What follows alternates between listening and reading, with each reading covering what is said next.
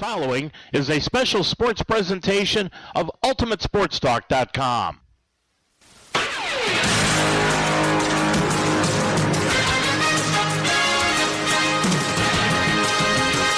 UltimateSportsTalk.com now presents Mount St. Joseph College Basketball.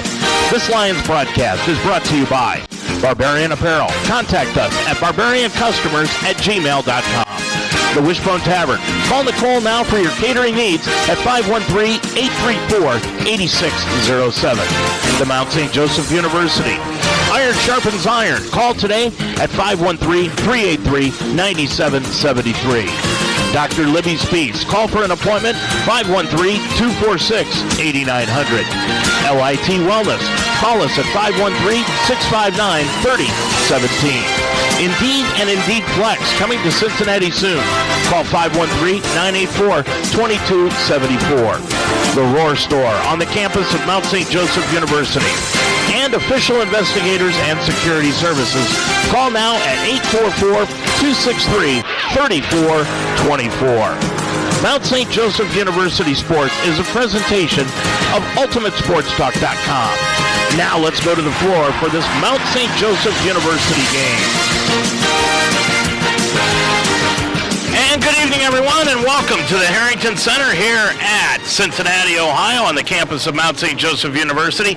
I'm Dave Mitchell. Good to have you along this afternoon on UltimateSportsTalk.com as we've got doubleheader college basketball action today for you from the Harrington Center. And game number one will pit the women's Mount St. Joseph Lions entertaining the Anderson Ravens. And then at game two, it will be the men taking on each other. That game will get underway at about 4 o'clock this afternoon. Well, should be a very entertaining afternoon of basketball here from the Harrington Center. Of course, a lot of college football going on today. It's Championship Saturday, but hopefully you'll be sitting back either raking leaves or watching some college football and listening in on these two ball games because they are paramount to what could happen in the Heartland Conference coming up this season. This will be game number 2 of the Heartland Conference schedule for the Lions and game number 1 for the Ravens here this afternoon. In game 1, as we told you, the Lion women will be taking on Anderson. The Lions come in with a record of 2-3 overall. They are 0-1 in the Heartland Conference. That is because they fell to Defiance about 10 days ago here at the Harrington Center, 83-70. The Yellow Jackets went on a 12-2 run in the second quarter, giving them a 27-16 lead. They extended that lead out to 42-25 at the half, and the Lions would get no closer in the second half. The Mount shot just 35% from the field in that game in the loss, and they were out-rebounded by 19 in the contest. And coming into this afternoon's ball game, the Lions really are no better.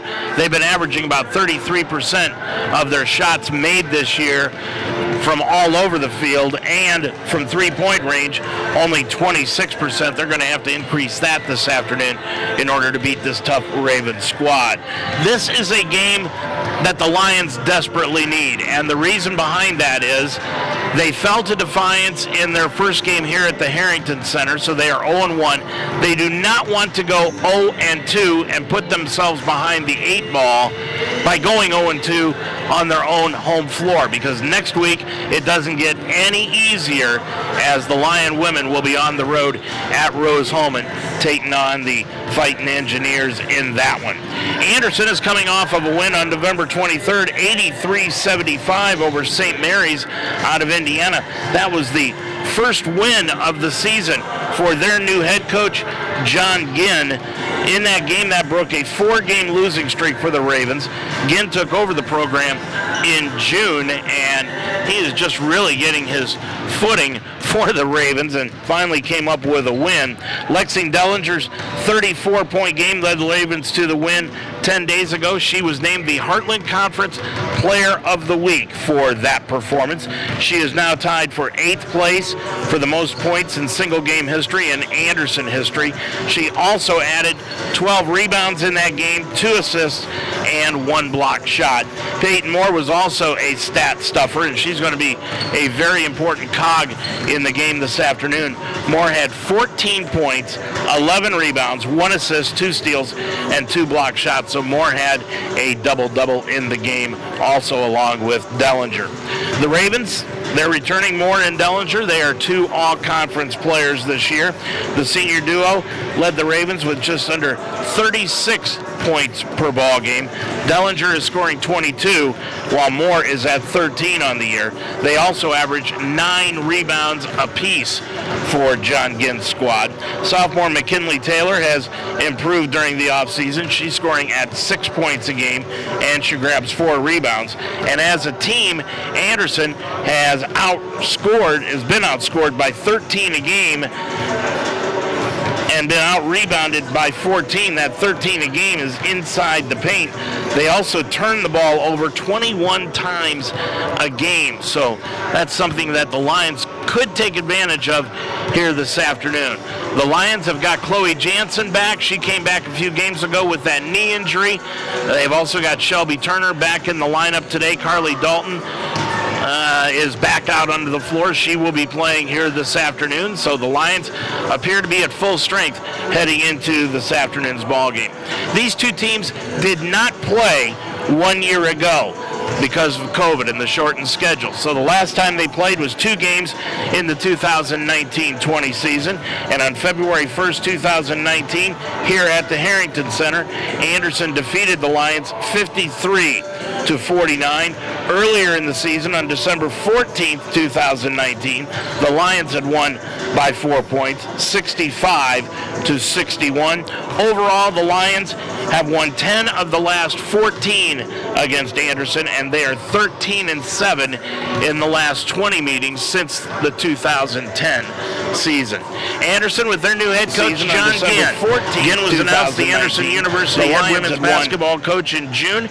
He comes to Anderson with 9 years of coaching experience, and he most recently held the role of assistant coach at NCAA Division III's Covenant College for 2 years, and he's going up against the Mount for the first time in his career. He's got a career record of 1-4, which is identical, of course, to the record that Anderson has this season. And for the Mount, Dan Benjamin in his 8th year, 57 overall wins, 111 defeats.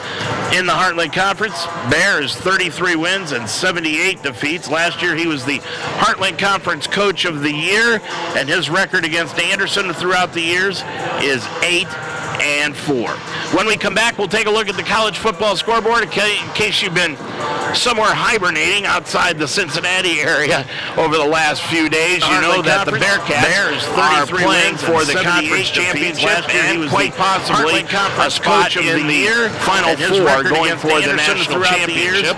We'll talk about that. We'll talk about some college basketball. When we come back, we'll take a look at the college football scoreboard. When we come back to the Heartland Conference, somewhere hibernating outside the Cincinnati area over the last few days, you know that the Bearcats are playing for the conference championship and quite possibly a spot in the Final Four going for the national. Matching your job description. Visit Indeed.com/hire. When we come back, we'll take a look at the college football. Now on the Mount St. Joseph campus, it's the Roar Store.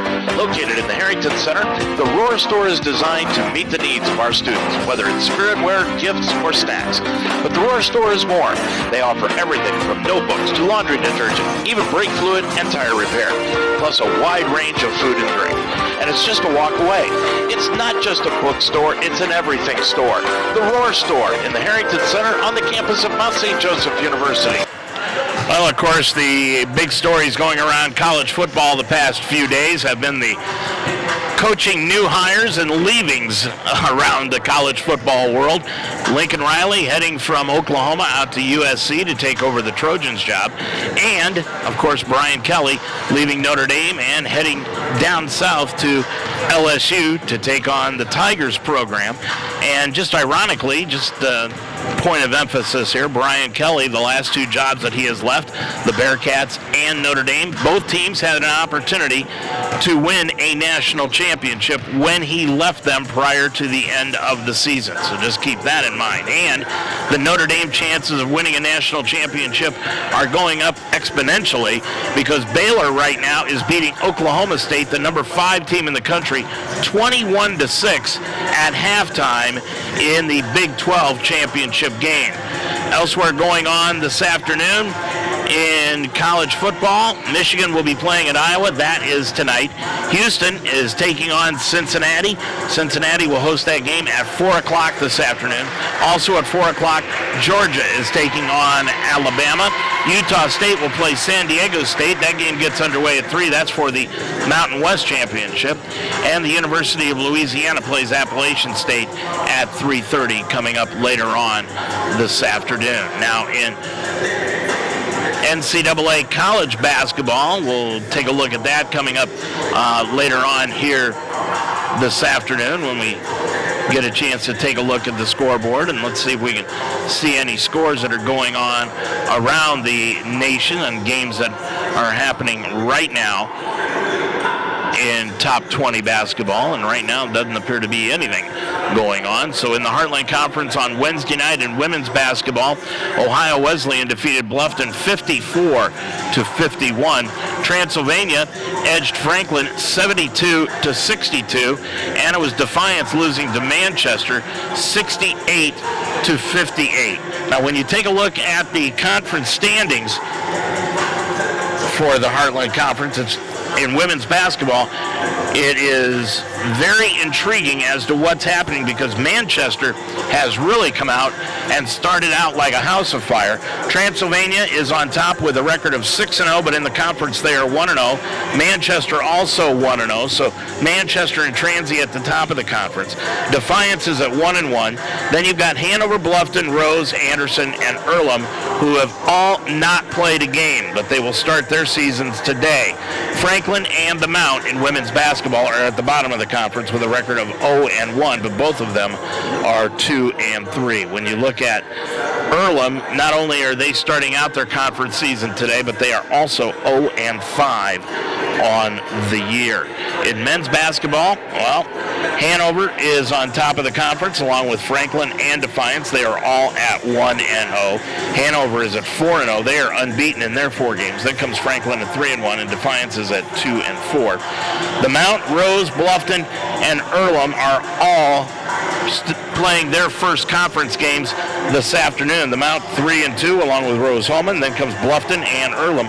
The Mount will be playing Rose-Hulman next Saturday in both men's and women's basketball, and we'll have that game for you coming up here on UltimateSportsTalk.com. That's next Saturday over in Terre Haute, Indiana. Hopefully it'll be a little warmer than the last time I was in Terre Haute, which was about 3 weeks ago, and we were outside the press box, and it was 30 degrees outside with winds gusting upwards of about 20 miles an hour, and Chris Morris and I really were frigid in the final football game of the year. But now here in Cincinnati, when you take a look outside, this is beautiful football weather. 52 degrees outdoors, bright sunshine, but we're inside, and we're going to be watching 2 games of basketball here this afternoon. That's the way the weather goes when you're in southern Ohio.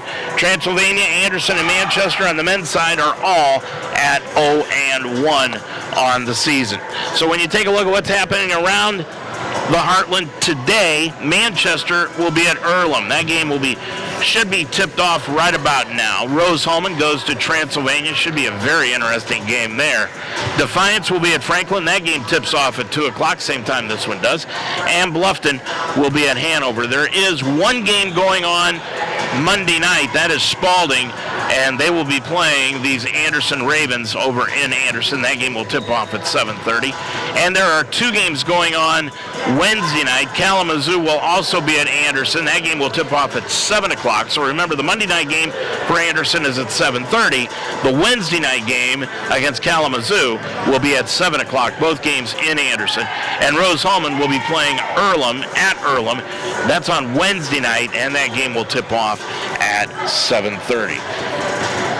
So a lot going on around the basketball world in the Heartland Conference. When we come back, we're going to take a look at wrestling, volleyball, and have a chat with head coach Dan Benjamin when we return to the Harrington Center. We're about 13 minutes away from the tip-off of this one. I'm Dave Mitchell, getting ready for Anderson taking on the Mount St. Joseph University right after this timeout. Changing lives is what great teachers do. Mount St. Joseph University's Reading Science program that uses highly effective research-based methods improved my students' lives and helped me climb higher in my career. Begin your ascent at msj.edu/read. Indeed presents Closing the Interview with Mariano Rivera. First, do some research on the team. That's a great lineup. And know what should work. Make sure that you have some good lighting. That works too. Then find the right grip and let it fly. Hi. You got this. Hi. Well, as far as what's going on in wrestling around the university here over the last couple of weeks, Mount St. Joseph fell to Lourdes University in a dual meet up at John Carroll last week, 30-9. The Lions struggled early on in this duel, but they owned the latter portion of it. Antonio McLeod made his return to the mat in the 184 weight class, and he did what he does best, and that is win. He defeated his opponent 6-1 on the afternoon. Following McLeod came Cameron Sauerwine, in the 197 weight class. Took care of business, defeating the opponent by a decision of 6-3. And then in the heavyweight class, Bradley Smith out of Beaver Creek fought hard and won 4-3. In the second duel of the day, John Carroll defeated the Mount 31-9. Much like the duel against Lourdes, the Lions struggled early but fought hard late to earn points. Antonio McLeod got things going for the Lions again in the 184 weight class by defeating his opponent by decision 12-5. Michael Addis also wrestled well and pinned his opponent in the first period to bring the Lions' score to 9 to finish off the duel. Today, the Lions are traveling to the campus of Ohio Northern in Ada, and they'll participate in the Ohio Northern Invitational. The Midwest Collegiate Volleyball League released their 2022 preseason coaches poll for men volleyball, and they voted by the league's 9 head coaches. Mount St. Joseph University was picked to finish 4th in the poll. Last season, the Mount finished 3rd in the regular season standings behind the season's preseason favorite, to repeat, the Griffins of Fontbonne and Mount Union. The Mount also welcomed back a trio of first-team All-MCVL performers from last season's team.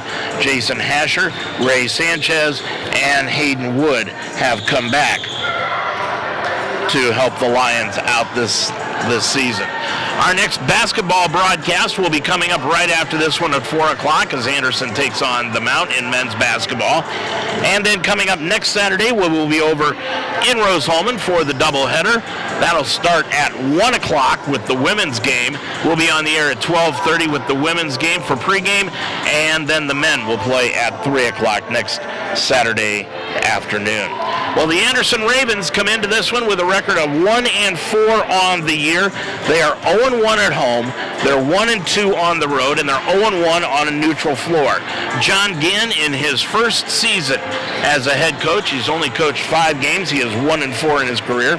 Anderson started out losing their first 4 games of the year as Ginn was finding his footing as head coach of the Ravens. They fell to Webster, Ohio Northern, and then Wittenberg by double digits. Then they lost to Augustana 73-65 before winning 10 days ago against St. Mary's by 8. And as we told you earlier, their next game will be coming up on Monday night at 7:30. They will be entertaining Spalding, a team that the Lions beat in double overtime a couple of Saturdays ago in the Laurel Hill Classic on a 3-pointer with 7 seconds to go in the second overtime by Matty Haberthy. The Lions are 2-3. They're 0-1 in the Heartland Conference. They're 2-3 here at home, and they have not been on the road as of yet. Dan Benjamin, in his 8th season, he is 33-78 in his 8 years in the Heartland Conference. The Lions have not played on the road. They started out with their first 6 games here at the Harrington Center, and that's why today is so important for the Lions to come out and take this game with Anderson. And we talked with head coach Dan Benjamin about that and more earlier today. Dan, before today's game against Anderson, first of all, the Defiance game that you played almost a week and a half ago, not a good outcome for you. What happened in that ball game? Yeah, we just didn't, all the way around, didn't play good basketball. We didn't do anything that we put on the scouting report. Our defense was really solid for the first quarter, but after that, it was like we were non-existent. Offensively, we were just putting pressure on ourselves, which in turn affected our defense because they were all worried about scoring and getting us caught up instead of playing defense and getting stopped so we can go down and have an attempt to score. And we shot the ball okay. I think we were 38 or 39% for the game, but they were almost 50-55, I think, and you're not going to win no matter what. I mean, they had 20 turnovers to our 9. So you would have thought that the game would have been a lot closer than 13 points, but we didn't put the ball in the hole and we didn't stop them. So that's two key things to win games. Well, you've had about 10 days off now. What have you worked on during that period? Defense, a lot of defense. They did really good over the last 4 days in practice, with our defense and our rotations and our 2-3 zone, and then in our man, we started working on man a little bit more, so hopefully we can run a little bit more of that where we can do that. And then we kind of dummied down the offense a little bit, but added a couple sets to where they can get into the flow of going from one set to the next without stopping. So, and that's pretty key for the Princeton offense. So if they can understand that with that constant movement, that makes it hard for teams to stop you. Two things I noticed when I was looking at the box score of the Defiance game was how well it appeared that Anaya Murphy played, and as you said prior to we went on tape, Chloe Jansen just couldn't throw the ball in the ocean that game. No, but she had a heck of a defensive game. She was one of only a few, but I think she also had 5 assists, 5 steals, which was big. She might have ended up with 6 points. So she was close to having a couple, double-double, triple-double. But Anaya had a great game. She had 18 points. As soon as she figures out how to play our defense, she's going to be pretty darn good to deal with. But we had, I think Anaya had 18, Maddie had 18. We had a couple with 9 and another 1 or 2 with 6. So we were well spread out offensively. We just couldn't put the ball in the hole enough. Dan, when you look at this ball game here this afternoon, you're 0-1 in the conference. That loss has come at home. Does this game put any added pressure on the team, added importance because it is at home and you don't want to drop 0-2 in the conference and have those 2 losses be here at home? Yeah, I don't know if I would use the word added pressure because sometimes I think we put pressure on ourselves for no reason. We're going to try and get these girls to understand we're approaching this as another game. Yeah, it's a conference game. Yeah, we want to win them all. But we want to also play good, If we win ugly, we'll take it. I'm not going to lie. But if we play well, I'm going to be really excited about that. But Anderson's good coming in. They got Peyton, who's pretty good. And then they got the Dillinger girl at the point, who's pretty good. But, we got Maddie. We got Anaya. We got Chloe. We got 4 or 5 other girls playing their role that are going to be key. Haley Scott has gone off on a game and hit 17, which she can do at any given time. Carly's done it before. Shelby Turner's done it. And I know with Ellie Oldendick coming back today, she's going to give us some additional power on the offensive end as well as grabbing some boards. Let's talk about Dellinger. She's the reigning Heartland Conference Player of the Week. How do you defend her today? Well, we just got to keep her in front of us. We can't let her penetrate. We can't let her start making her threes. We got to have our trust in our defense and knowing that we're going to pressure her and make her put the ball on the floor so we can, hopefully trap her a little bit more and get some more deflections as well. But she's going to get hers. I've been here before. A lot of people get nervous about that. And I just think if we just play our game, Peyton and Dillinger are going to get theirs. Mm-hmm. What we got to stop is the rest of the team not getting theirs. And if they can have their 40 points between the 2 of them, that's fine.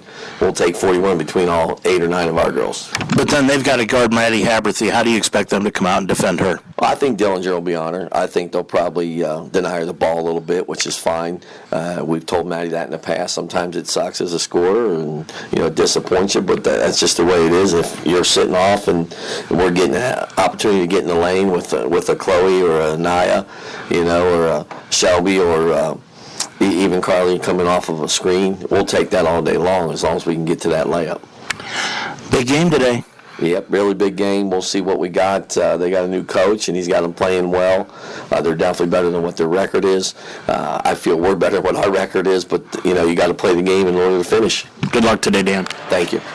Well, it is going to be how the Lions play defense against Lexi Dellinger here this afternoon. Dellinger is one of the premier players in the Heartland Conference this year alongside Maddie Haberthy.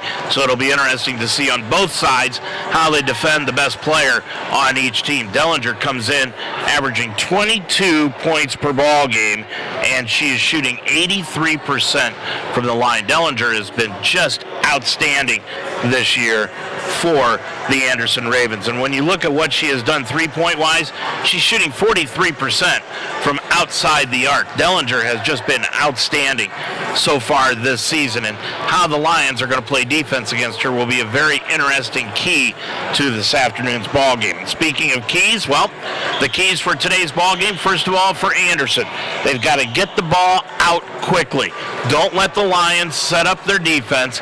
Go ahead and get the ball out, get it up the floor, and try to get as many baskets as they can in transition, and then get Dellinger off early here this afternoon and put pressure on the Lions defensively to try to stop her.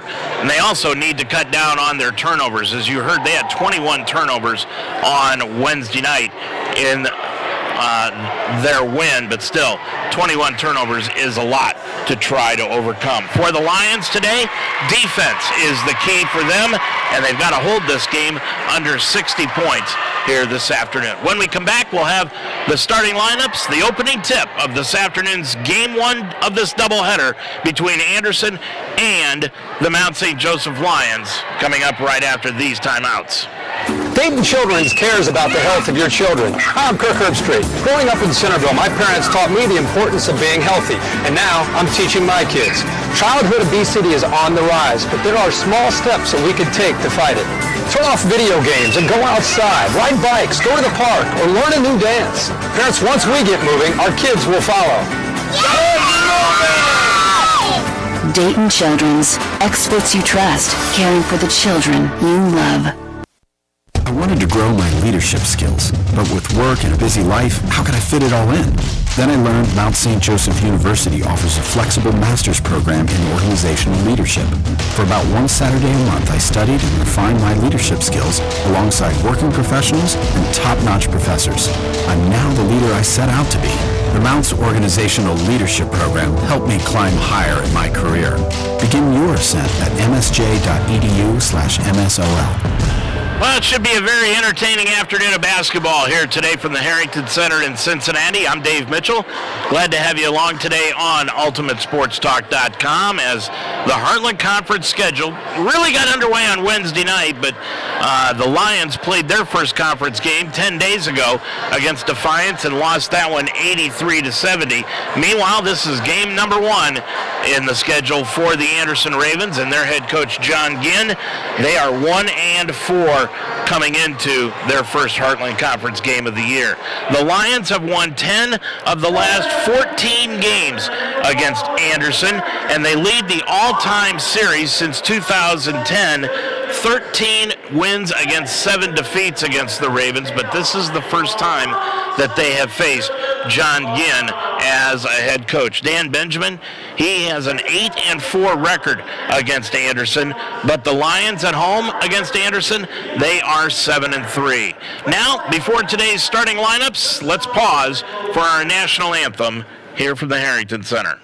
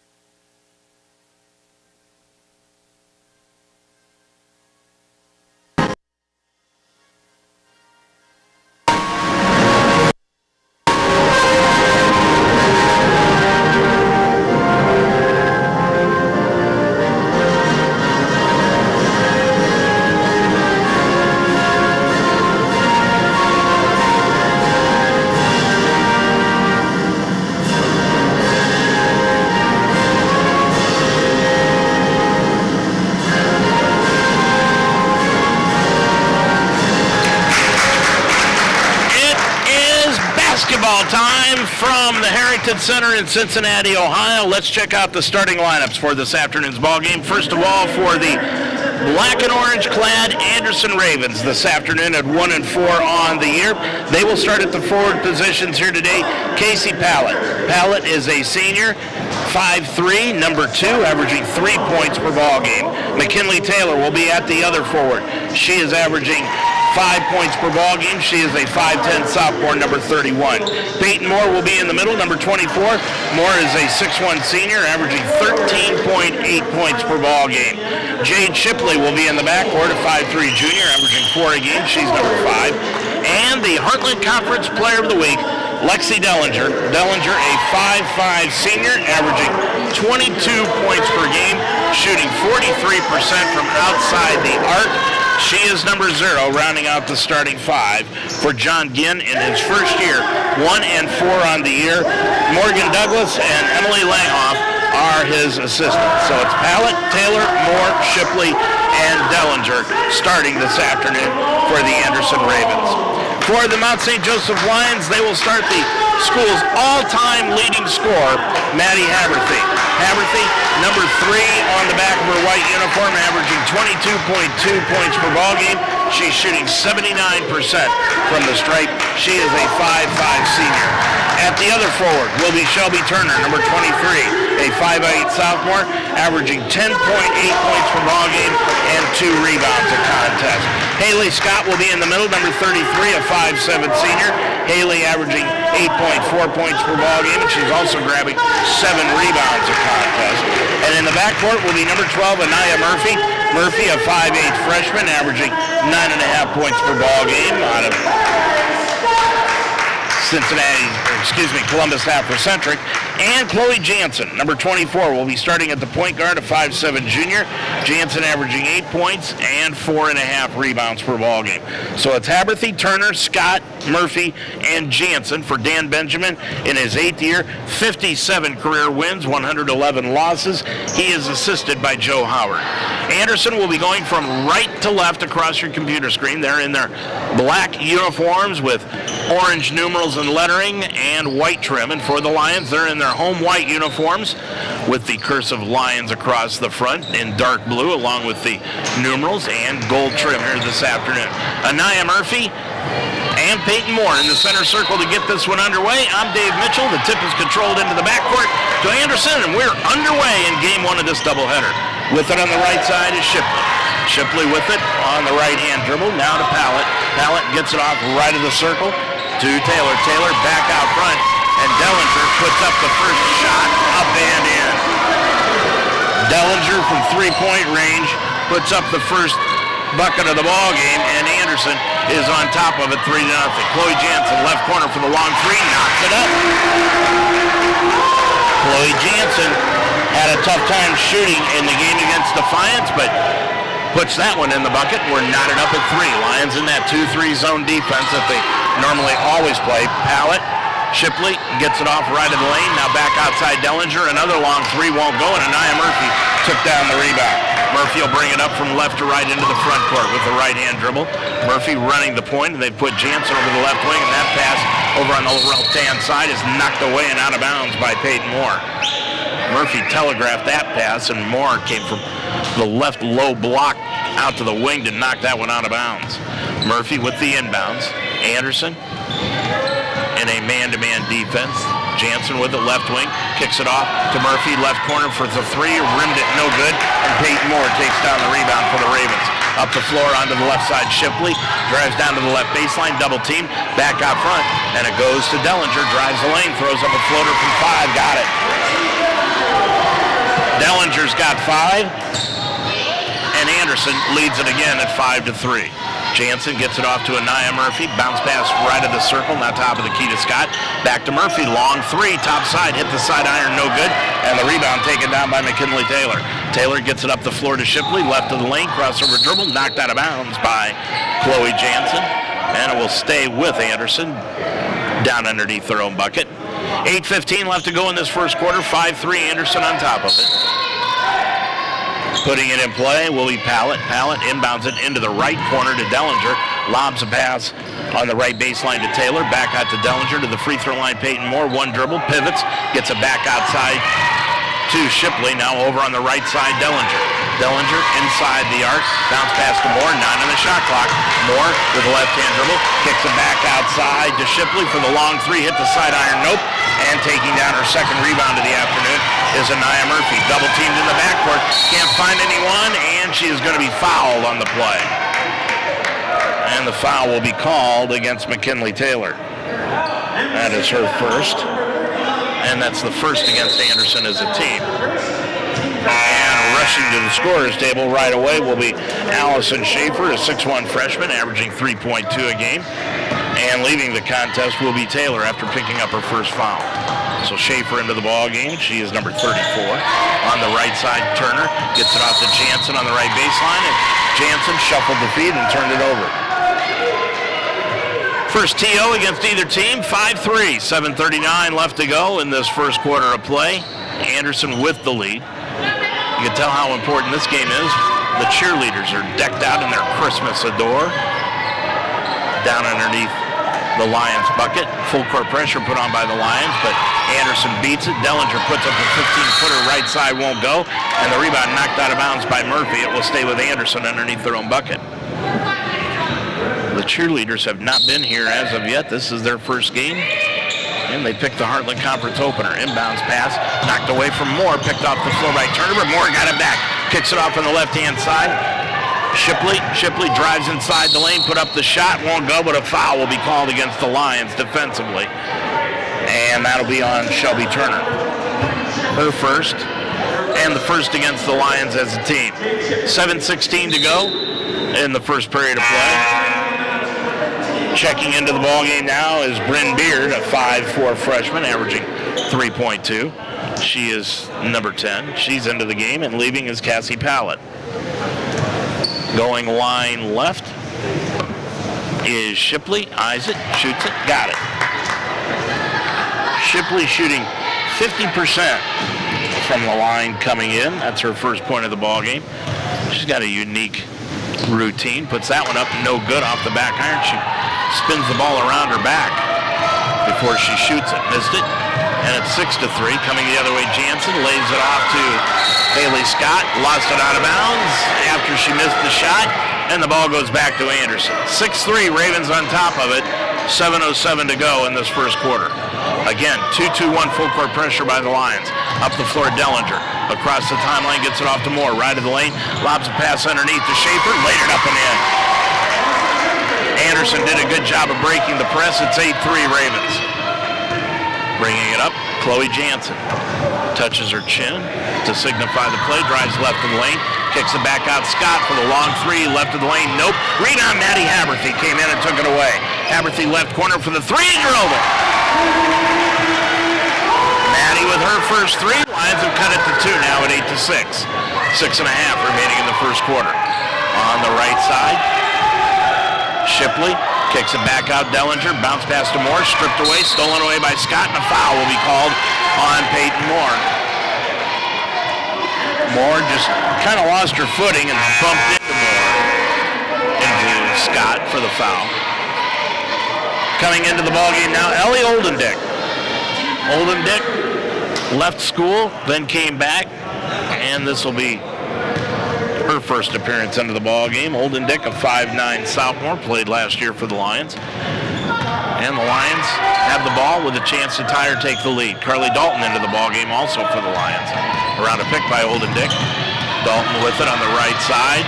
Good defense by Anderson. Underneath pass to Oldendick. Back to Dalton on the back door. Laid it up too hard. And the rebound taken down by Peyton Moore. Moore clears it off up the floor into the front court to Beard. Beard right wing to Dellinger. Put it up. Got it. Dellinger has got 2 threes, 8 points in the ball game, and it's 11-6. Anderson on top. 5:40 to go in the first quarter. Murphy sideline left, around a pick by Oldendick, drives the lane, lays it up off the glass and rim it in. Murphy with her first 2. And again, the full court pressure. Lions down by 3. Dellinger double teamed in the backcourt. Picks up the dribble. Goes on the left-hand side. Gets it off to Schaefer. On the right wing, Peyton Moore drives inside the lane. Ran into a double team, and an offensive foul will be called on Peyton Moore.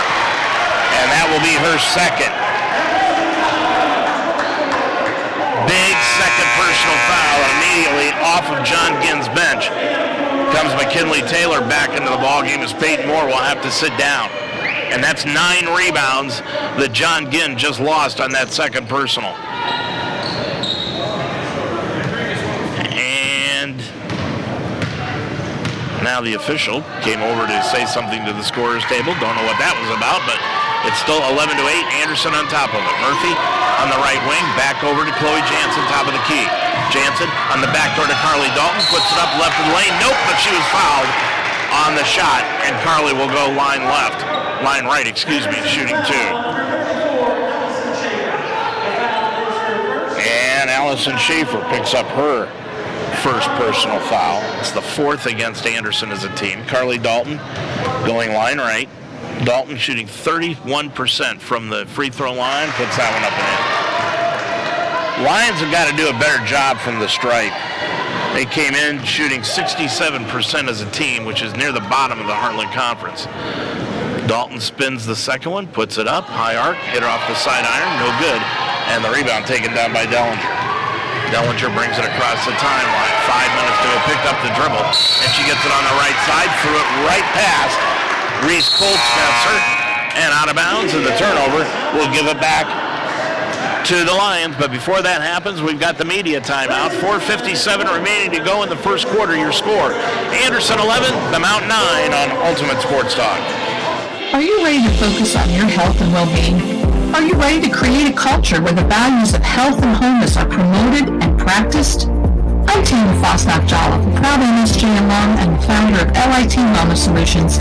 My years of experience as a registered and licensed dietitian nutritionist have taught me that lasting health transformation requires focusing on all dimensions of well-being and not just physical health. Check us out at litwellnesssolutions.com to learn more about how you can begin creating a culture of wellness for yourself, your family, and your business. Well, look at the scoreboard around Division I college men's basketball. Mississippi defeating Memphis this afternoon in the second half by 11, 60-49. Michigan is on top of San Diego State. They moved that game to a noon start because of the Michigan-Iowa national championship, Big Ten championship game. 45-38, Michigan on top of that one. Colorado beating Tennessee 8-4. That's early in the first half. And Wisconsin with 7 minutes to go, leading Marquette 66-53. Here in the first quarter, Lions down by 2, 11-9. But after that media timeout, Jansen will bring it across. Anderson in the man-to-man. Murphy's going to drive left of the lane, lay it up with a right hand shot, no good, spun out, and Oldendick picked up the foul as she knocked the ball out of bounds. So Ellie Oldendick with her first personal. And that is the second team foul against the Lions here this afternoon. Up the floor on the left-hand side is Cole Klesser. Cole Klesser puts it up, no good, and the rebound taken down by Maddie Haberthy. Haberthy gets it off top of the circle. Stop, look for the shot. Bounce pass underneath to Oldendick, right of the lane. Clears it off to Dalton in the right corner. Double team. Back out to Oldendick. Right wing Murphy all alone for the three. Drilled it. Adaya Murphy's got 5 in the ballgame on her first 3, and the Lions take the lead for the first time today at 12-11, and then they turn the ball over, and the Lions get it back. Up the floor, Oldendick, layup on a pass from Jansen, laid it up and in. Oldendick gives the Lions a 3-point lead at 14-11. Dellinger in the backcourt, gets it off to McKinley, now back to Dellinger, tried to put up the shot, blocked out of the air by Murphy. Pulled down by Jansen. Jansen brings it up on the run, kicks it off to Murphy, left wing three-pointer, hit the back iron, no good, and the rebound taken down by Beard. Beard will bring it up the right side, stopped shy of the half-court stripe, over on the left side to McKinley, now to Dellinger, left of the lane, kicks it off to Beard, top of the circle, 3, got it. Beard did not hesitate off the assist from Dellinger, and we're knotted up at 14. We knew this one was prone to be a good game, and so far it is at 14, tied up with it. Dalton on the right-hand side. Dalton dribbles out, shut off by Schaefer. Now crossover dribble, drives right into the lane, stops, and she walked with the basketball. That is the second turnover of the game. Now Shelby Turner comes back into the ball game. Julia Gooding checks in for the first time. And Haley Scott checks back in.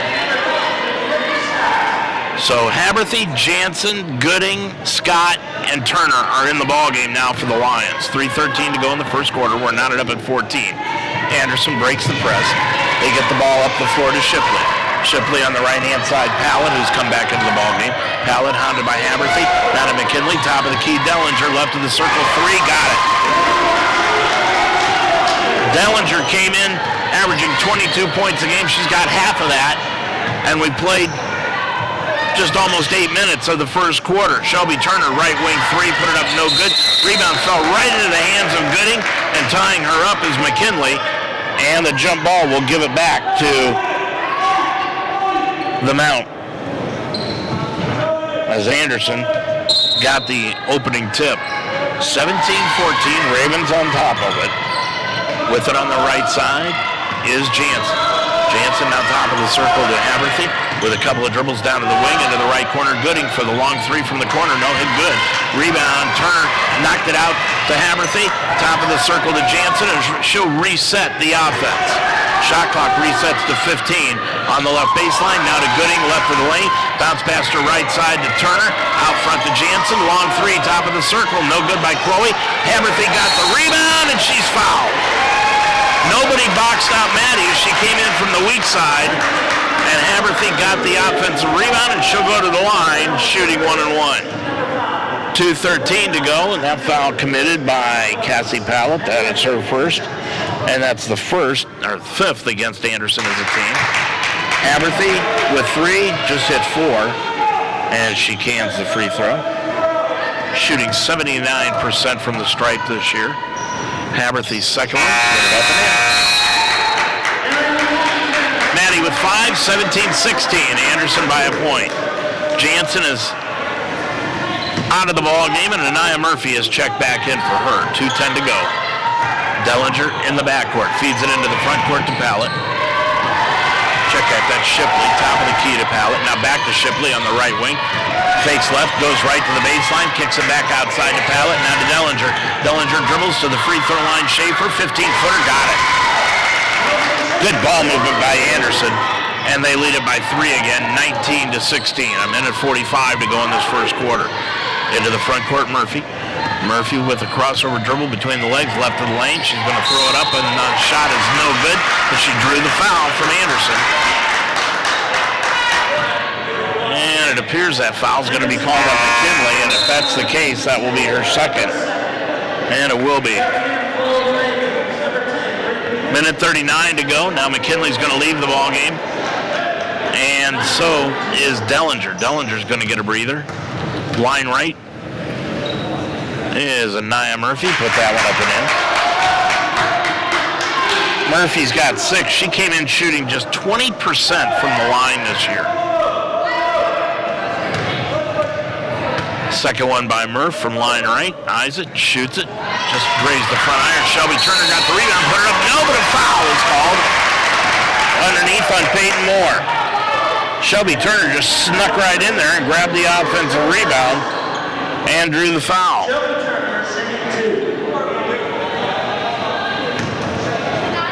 So going line right will be Shelby Turner. Turner shooting 71%, drills that one, draws the Lions to within 2 with her first free throw. That foul, by the way, was called against Bryn Beard. So the freshman picks up her first. And Turner hits the second one and draws the line to within a point. Up the floor is Shipley. Stops, pops a 14-footer right wing, no good. And the rebound, Anaya Turner. Turner throws a baseball pass up the floor and it went right through the hands of Peyton Moore. Incomplete. And the Lions will get the ball just to the left of the Anderson bench. 1:21 left to go in this first quarter. We're knotted up at 19. Inbounds pass to Haberthy. Haberthy looked right, now dribbles left between the circles. 20 on the shot clock. On the right side, Murphy. Murphy looking, goes around a pick by Scott. Between the legs dribble, bounce pass to Scott right of the lane, back to Murphy, laid it up too hard, and the rebound taken down by Schaefer. Clears it off up the floor into the front court to Peyton Moore. Now back outside, it goes to Bryn Beard. Beard off the pallet, right of the lane. 2 more, couple of dribbles, right of the lane, put it up from 5, no good, and a foul called on Haley Scott. Scott got just a little too much of the arm on Moore as she was shooting that shot. That'll be her first, team's third. 47 and a half seconds to go in this first quarter. And Peyton Moore goes line left. Dips, shoots, and got it. Moore shooting 83% from the stripe. That's her first point of the ball game, and it gives the Ravens the lead again at 20-19. Second one by Moore from line left, hit the front iron and the foul. Moore with her first 2, 21-19. Gooding out of the ball game, and Chloe Jansen will check back in. Jansen with the basketball with Murphy, Haberthy, Scott, and Turner with the ball right now with the Lions on the floor. Now Murphy, top of the key for the 2-pointer, put it up, no good. And the rebound taken down by Cassie Pallett. Pallett clears it up the floor into the front court to Shipley. Shipley kicks it back outside, and before she could do that, she walked with the ball. That is the 5th turnover of the ball game against Anderson, compared to just 2 for the Lions. Oldendick back into the ball game, and Scott will lead with 29 seconds to go. Lions can tie or take the lead here on this possession. And with 29 seconds on the clock, they can run it down and take the last shot. 21-19 Anderson. Jansen will bring it up from left to right, across the timeline in the center circle. Jansen with 20 seconds left to go in the first quarter. It is 21-19 Anderson. Jansen with a right-hand dribble against Beard, kicks it off into the left corner to Oldendick for the 3, missed everything. Rebound taken down by Schaefer, gets it back off to Beard. Beard with 5 seconds left, gets it up the floor, knocked away and out of bounds by Anaya Murphy, but it went off the hands of Anderson's Jade Shipley, and it will be the Lions' ball. So the Lions will get the basketball at midcourt, 2.6 seconds to go in this first quarter. Jansen will trigger it in, looking for Haberthy. Gets it to Haberthy. Haberthy, 1 dribble, throws it up, no good, missed everything, and that'll do it here at the end of the first quarter. And Anderson, in a fast and furious first quarter, has a 2-point lead. 21-19 Anderson over the Mount here on UltimateSportsTalk.com. For more than a century, Mount St. Joseph University has prepared nursing leaders who serve their patients with the heart of a lion. Whether entering the nursing field, changing careers, or expanding your professional skills, innovative simulation labs and a variety of clinical sites prepare you to deliver exceptional patient care. With flexible undergraduate and graduate programs taught by highly credentialed faculty, the Mount will help you climb higher. Begin your ascent at msj.edu/nursing. Well, the Lions shooting just 5 of 19 from the field for 26%, so their shooting woes continue, but they are down by just 2, 21-19. Anderson did a nice job from the floor, 7 of 13 for 54%, and 4 of 6 from three-point range for 67%. Lexi Dellinger leading the way with 11 points for Anderson, and Anaya Murphy is leading the Lions here this afternoon with 6 points. Maddie Haberthy, 5. 3 to Chloe Jansen, 2 to Shelby Turner and Ellie Oldendick, and 1 to Dalton. Pallett is out onto the floor with Shipley, McKinley, Dellinger,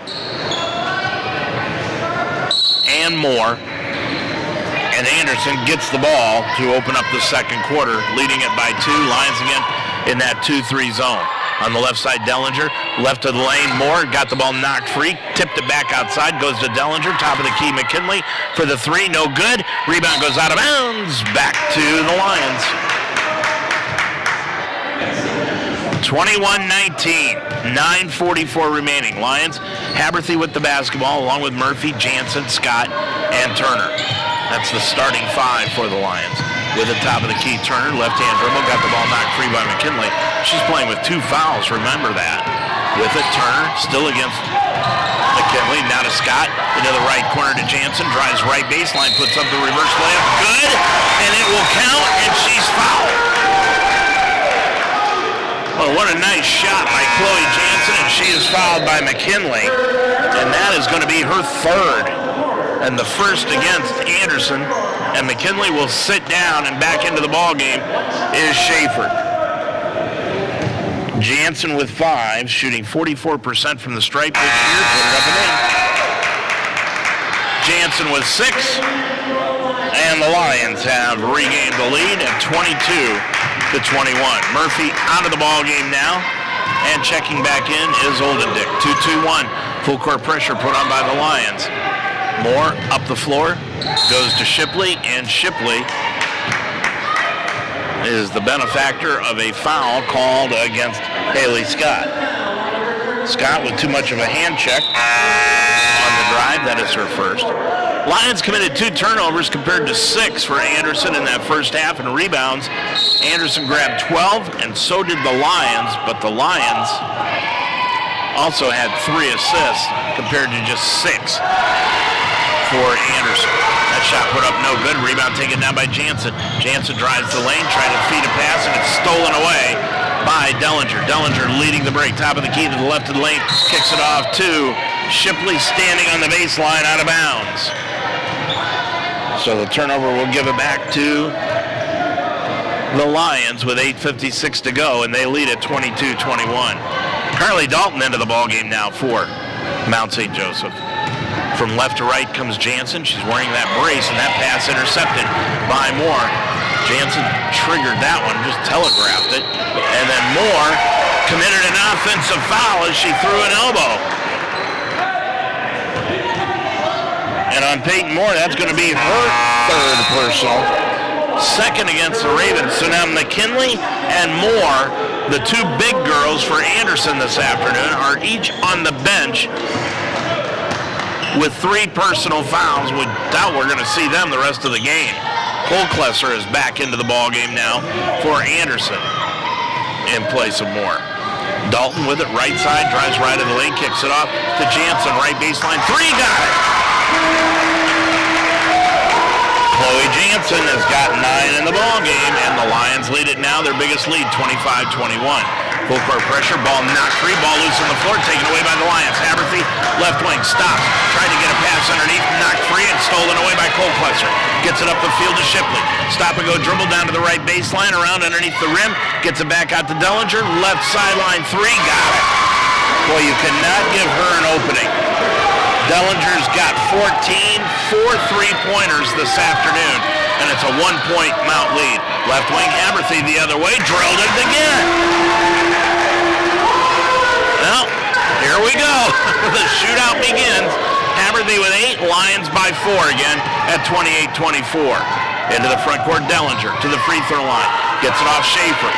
17-footer left of the circle, no. Dellinger got the rebound. Dellinger with the top of the circle, drilled it. That was Beard that got the rebound, but Dellinger now has got 17 on 5 threes, and it's 28-27. Mount leads it by a point. Right wing, Shelby Turner, top of the key. Turner spins to her left, drives the lane, throws up a floater off the back iron, bounced high, fell in. Turner's got 4. Lions lead it by 3 again, 30-27. Into the front court. Anderson, Dellinger, long 3, right wing, missed everything and goes out of bounds. Anaya Murphy will check into the ballgame. Maddie Haberthy will get a breather with 8 points. Murphy checks back into the contest with 6. Lions by 3, 6:53 to go in this second quarter. Bringing it across the timeline will be Chloe Jansen. Jansen guarded by Dellinger as Anderson is stuck in that man-to-man defense since we began this ballgame. Crossover dribble, Jansen drives the lane, stops, pops a 10-footer, got it.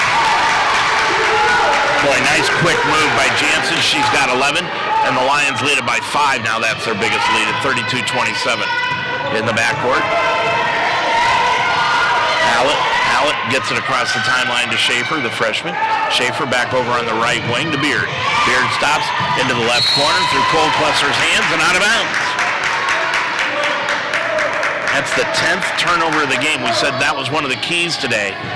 Anderson had 21 turnovers in their game on Wednesday night, and they couldn't afford to have a lot of those today. And right now they've got 10 here in the first half.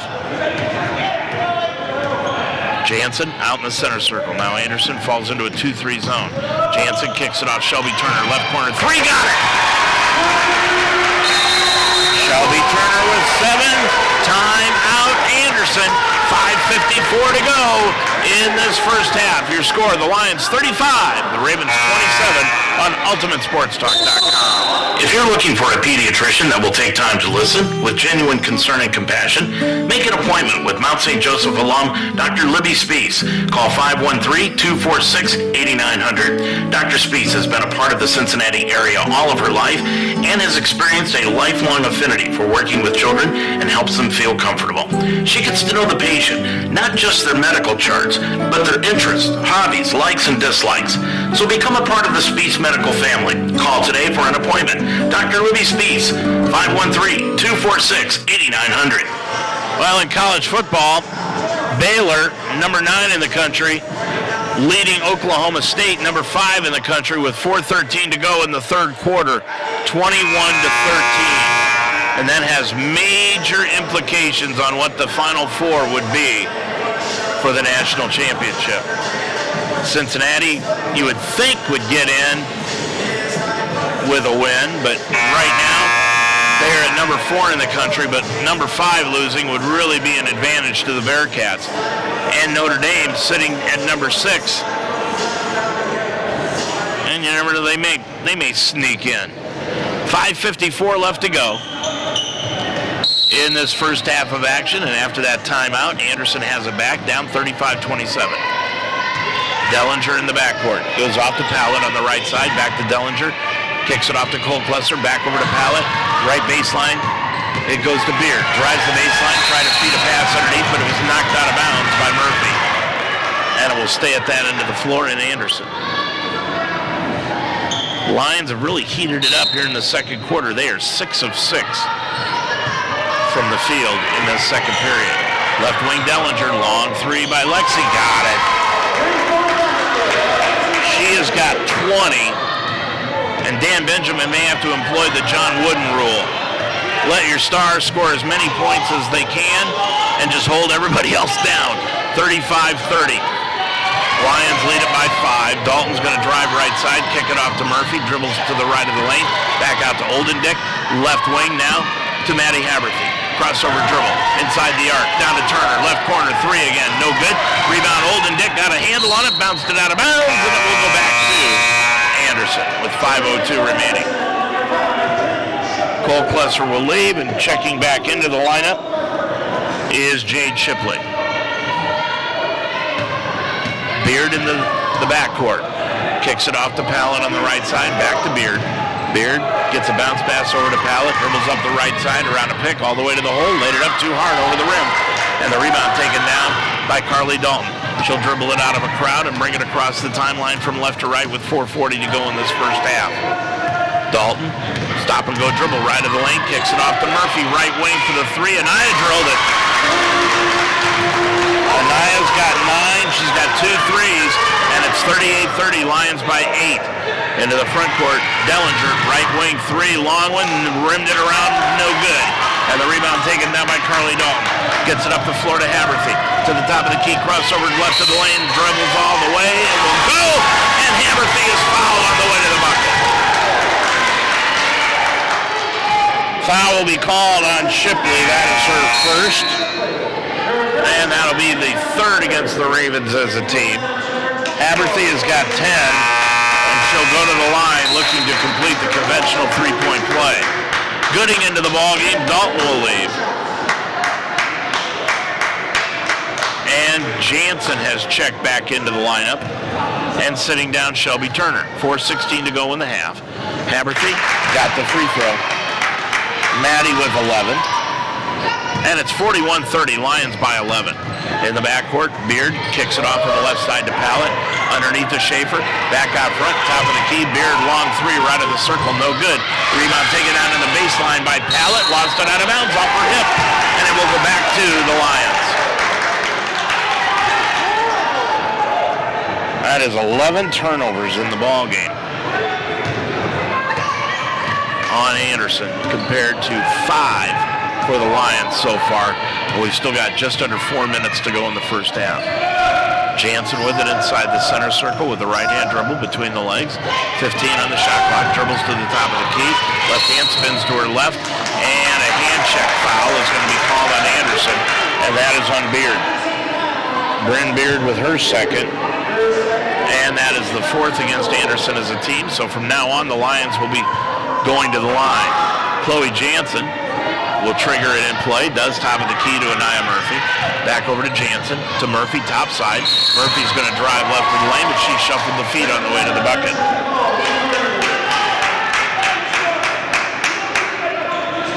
.338 to go. At halftime, we'll check all the scores happening around the Heartland and also around college basketball and football today. Bringing it across the timeline. Beard. Left wing to the arc, top of the key, Pallett. Now back over on the right-hand side, Shipley, outside to Beard, to Dellinger, down into the right corner. To Shipley, top of the key, Dellinger, back outside, Beard, 7 on the shot clock, into the corner, Gooding, and a foul will be called. I believe that's going to be on Gooding, and it will be. Julia Gooding, the 6-foot freshman for the Mount, picks up her first. And that will be the second against the Lions as a team. So Beard will put it in play right of her own bucket, underneath. Looking, gets a lob pass out to Schaefer. Top of the key, Dellinger. Shoots it with Murphy's hand in her face, no good. Rebound off the front rim and out of bounds. Goes back to the Lions with 3:05 remaining. Coming up after this one, the men's game between Anderson and Mount St. Joseph, and that one should be as equally fun to watch. 3 minutes exactly to go in this first half. Jansen brings it up the left side. Jansen running the point now, top of the key with the right-hand dribble, crossover, bounce pass, goes to Oldendick, back to Jansen, got the ball knocked away, and a foul is going to be called on Anderson, and that is against Cassie Pallett. And on Pallett, that is going to be her second personal foul. But that's the 5th on Anderson, so Pallett will leave. And checking back in is Colclusser, and going line right is Jansen, and she banked in that free throw, turned around and looked at everybody like, that is not what I wanted to do. Jansen with 12, shoots that one, and got that one. Well, sometimes you just got to have the shooter's touch, and on that one, Jansen did. 43-30, Lions by 13. Again, the full court pressure. Bring it across the timeline. Shipley tried to get a pass on the right side, knocked free, stolen away by Dalton. Up the floor to Jansen. It's 5-on-4. Left wing Oldendick for the 3. No good. Hit the back iron. Rebound going over the top is Carly Dalton, and picking up the foul as she went right over the back of Bryn Beard. Dalton with her first. And that's the 3rd against the Lions with 2.5 to go in this second quarter. Bounce pass, Colclusser, and a foul is going to be called against the Lions, and that will be their 4th. And it's going to be against Carly Dalton. Carly with her second personal. She'll leave the ball game. Julia Gooding will come back in. Now Anderson will be in the bonus for the rest of the half. Beard will put it in play right of her own bucket, and does to Dellinger. Top of the key, Schaefer. Back to Dellinger, right wing, long 3, got it. Boy, her range has no bounds. Dellinger with 23. She's got 6 threes in this first half, and it's 43-33. Mount with the lead. Top of the key, Jansen. Jansen kicks Kicks it off to Gooding, left baseline three, just grazed the front iron. Rebound knocked free, ball loose on the floor, picked up by Jansen, drives the lane, laid it up and in. Jansen with 15, and it's a 12-point Mount lead again. Into the front court. Jansen ran right over the top of McKinley, who's back into the ball game now. And Jansen picked up the foul on Chloe. That will be her first, but that puts the Lions over the limit. Boy, it's amazing. Anderson has committed 12 fouls in this game compared to just 6 against the Lions. McKinley goes line left, put it up off the back iron, won't go. McKinley shooting 33% from the stripe. 1:45 left to go in this first half. McKinley, the second one, got it. That's her first point of the ball game. And it's 45-34, 1:40 to go. Across the timeline will be Chloe Jansen. 20 seconds on the shot clock, 1:35 in the game clock. Jansen with the right-hand dribble against Dellinger. Jansen, 12 on the shot clock, top of the key, spins to her left, crossover, spins to her left again, got the ball knocked free, and we've got a foul called, I believe. Both of the officials blew their whistle at the same time, and that's going to be a foul called, I believe, on Chloe Jansen, and it will be.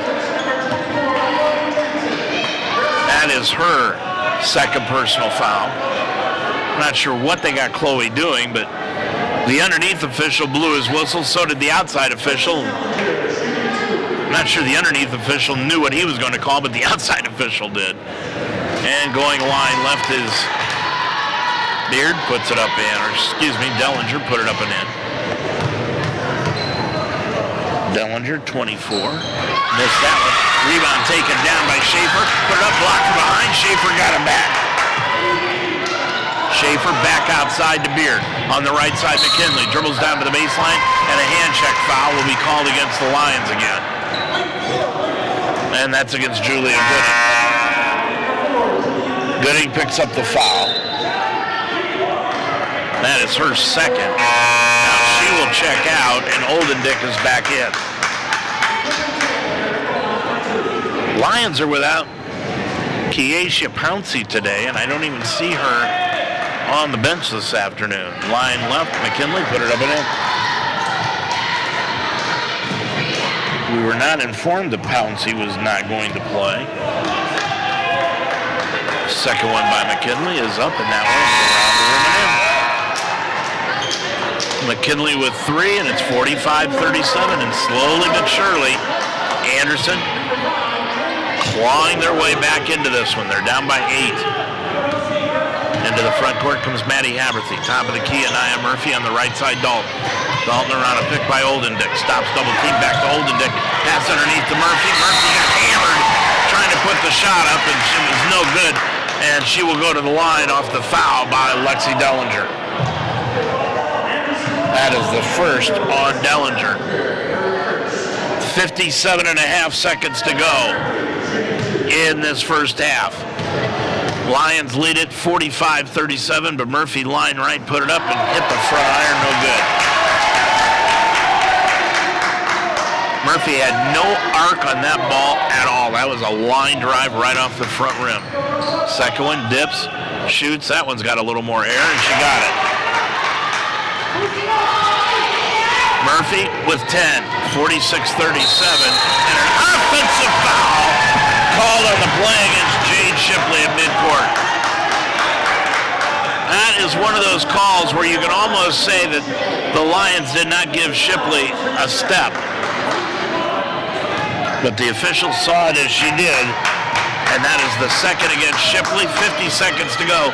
Lions by 9 with the ball. Jansen on the left-hand side goes to Murphy. Murphy crossover dribble, hands it off to Turner, bounce pass top of the key, Oldendick. Oldendick looks for the back door, clears it off to Turner, got the ball knocked free, ball loose, and a foul is going to be called on Murphy. Murphy got the ball knocked free and went for the ball, and evidently got Pallett on the arm, but the official actually made the signal like he was throwing somebody out. But the foul goes against Murphy. That is her first, and going line left is Pallett. Put it up, no good.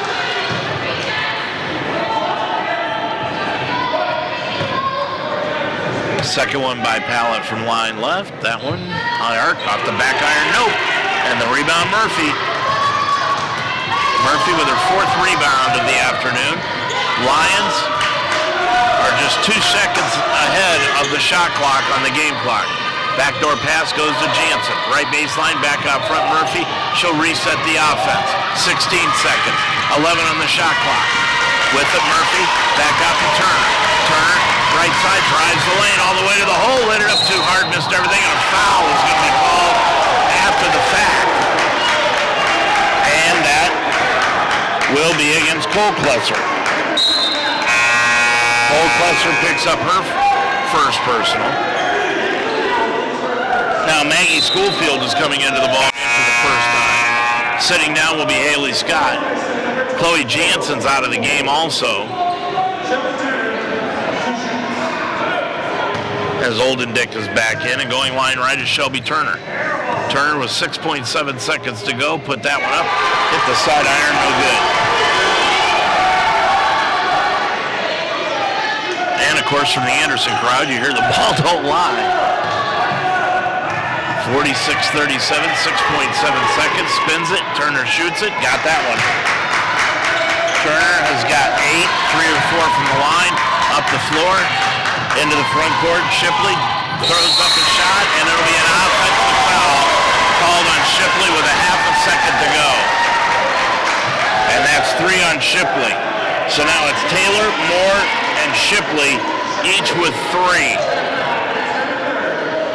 Heading into this second half of action, half a second to go, and the Lions will roll it in. It'll be grabbed by Haverty, and that's the end of the half. But the Lions, with a stellar performance, 28 points in this second quarter, and they shot 9 of 12 from the field in this second quarter, and they lead it by a score of 47-37.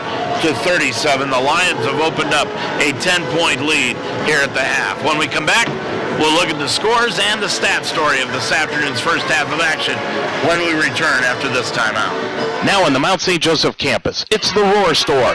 Located in the Harrington Center, the Roar Store is designed to meet the needs of our students, like when you need a textbook. Students can order books exclusively online that they can pick up at the Roar Store through our new eCampus site. eCampus includes 2 different shipping options. Free online shipping to Textbook Delivery Hub located in the Roar Store, or delivered to your off-campus residence. It's not just a bookstore, it's an everything store. The Roar Store in the Harrington Center on the campus of Mount St. Joseph University. Every day is a great day at the Wishbone Tavern in the Delhi Plaza. The Wishbone Tavern still serves the best wings and burgers in town, but now they offer brunch on Saturday and Sunday starting at 10 a.m.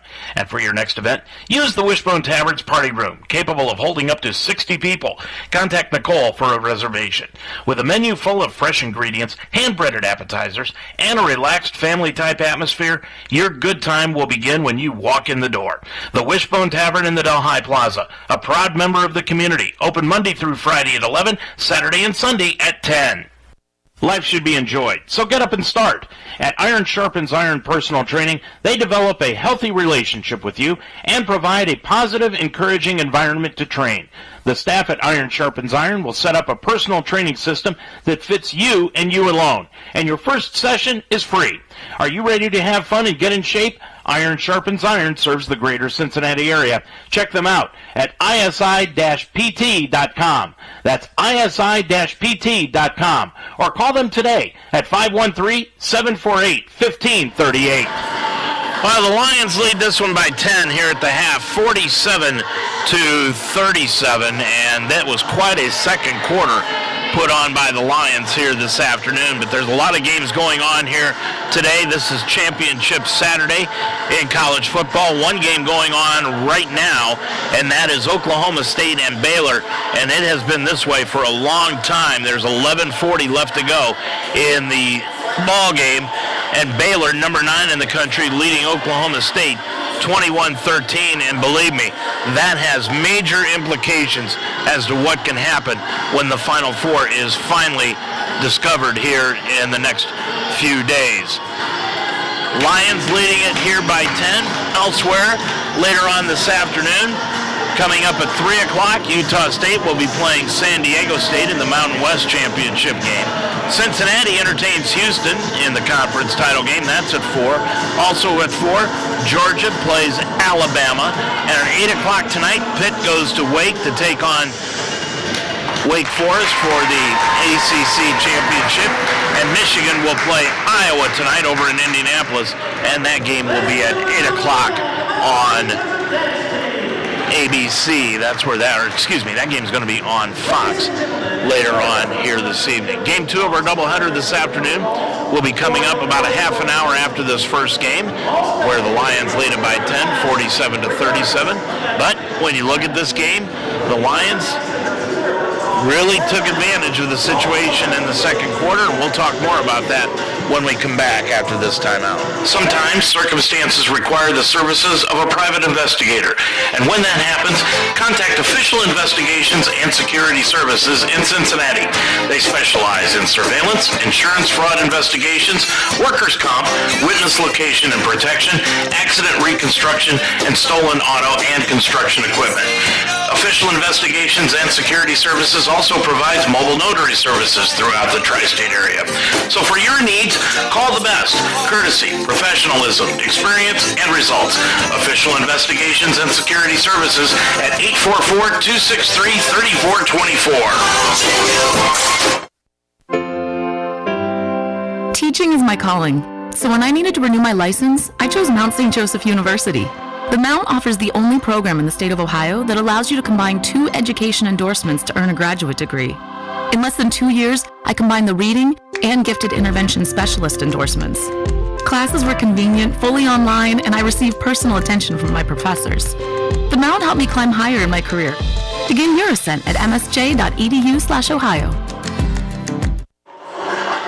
Well, in that second quarter, the Lions really started hitting their shots from the outside, and they, in that second quarter, they ended up shooting 75% from the field. They were 9 of 12 from the field in that second quarter of play, and the Lions ended up shooting 75%. They were 4 of 7 from three-point range for 57%, and they were 6 of 8 from the free throw line for 75% in that second quarter of play. But the difference was the defense that the Lions played between the first quarter and the second quarter, and that was the difference in this ball game. In the first quarter, the Lions gave up 54% of the shots that Anderson put up on 7 of 13 and 4 of 6 from three-point range for 67%. But in the second quarter, the defense stiffened, and the Lions only gave up 31% of the shots that Anderson put up that went in. Anderson was 4 of 13 in the second quarter for 31%, and they were 4 of 9 from three-point range for 44%, and that's why the Lions picked up the lead here at halftime by 10, 47-37. There's some other games going on in men's college basketball this afternoon. Let's take a look at those scores. A couple of finals. Mississippi defeated Memphis this afternoon, 67-63.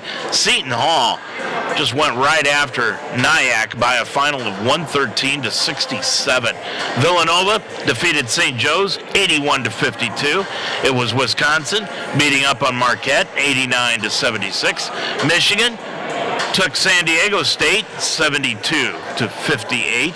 In the first half of action, Tennessee is leading Colorado 32-24.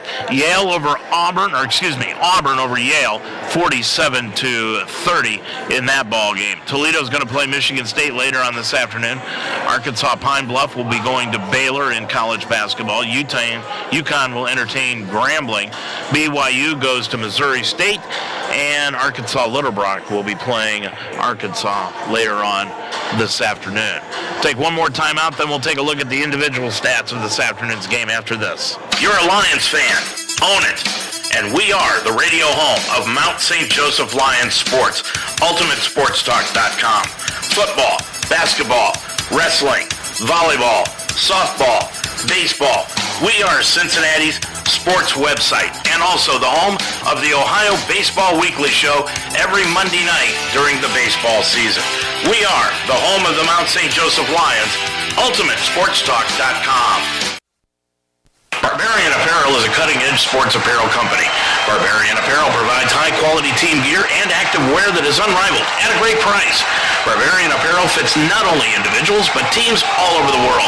And your team will stand out with Barbarian's custom sublimation, artwork, and screen printing. Each piece of team uniform is specifically designed with your preferences in mind, including graphics, color, logos, and fabric selections. Start your order today at barbarianapparel.com or email any questions at barbariancustomers@gmail.com. Barbarian Apparel, conquer the impossible. Now on the Mount St. Joseph campus, it's the Roar Store.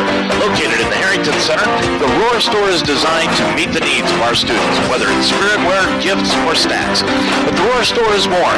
They offer everything from notebooks to laundry detergent, even brake fluid and tire repair, plus a wide range of food and drink. And it's just a walk away. It's not just a bookstore, it's an everything store. The Roar Store in the Harrington Center on the campus of Mount St. Joseph University. Well, when you take a look at this afternoon's individual stats, you've only really got to look at two different stats, and that's the matchup between Lexi Dellinger and Maddie Haberthy, two of the greats here in the Heartland Conference this year. And so far, it has been a shootout between those two.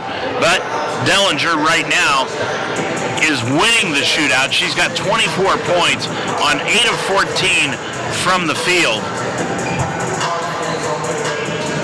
And she is 7 of 11 from three-point range and 1 of 2 from the free throw stripe. She's grabbed 2 rebounds. She's got 24 points in the ball game. And for the Lions, Maddie Haberthy has scored just 11 points in the ball game, but her team leads by 10 at 47-37. Dellinger with those 24 points, and then everybody else the Lions have really held down. 4 points going to Allison Schaefer. Schaefer was 2 of 4 from the field. She grabbed 5 rebounds in the first half. Schaefer with 4 points in the first half. 3 points each going to Taylor, and also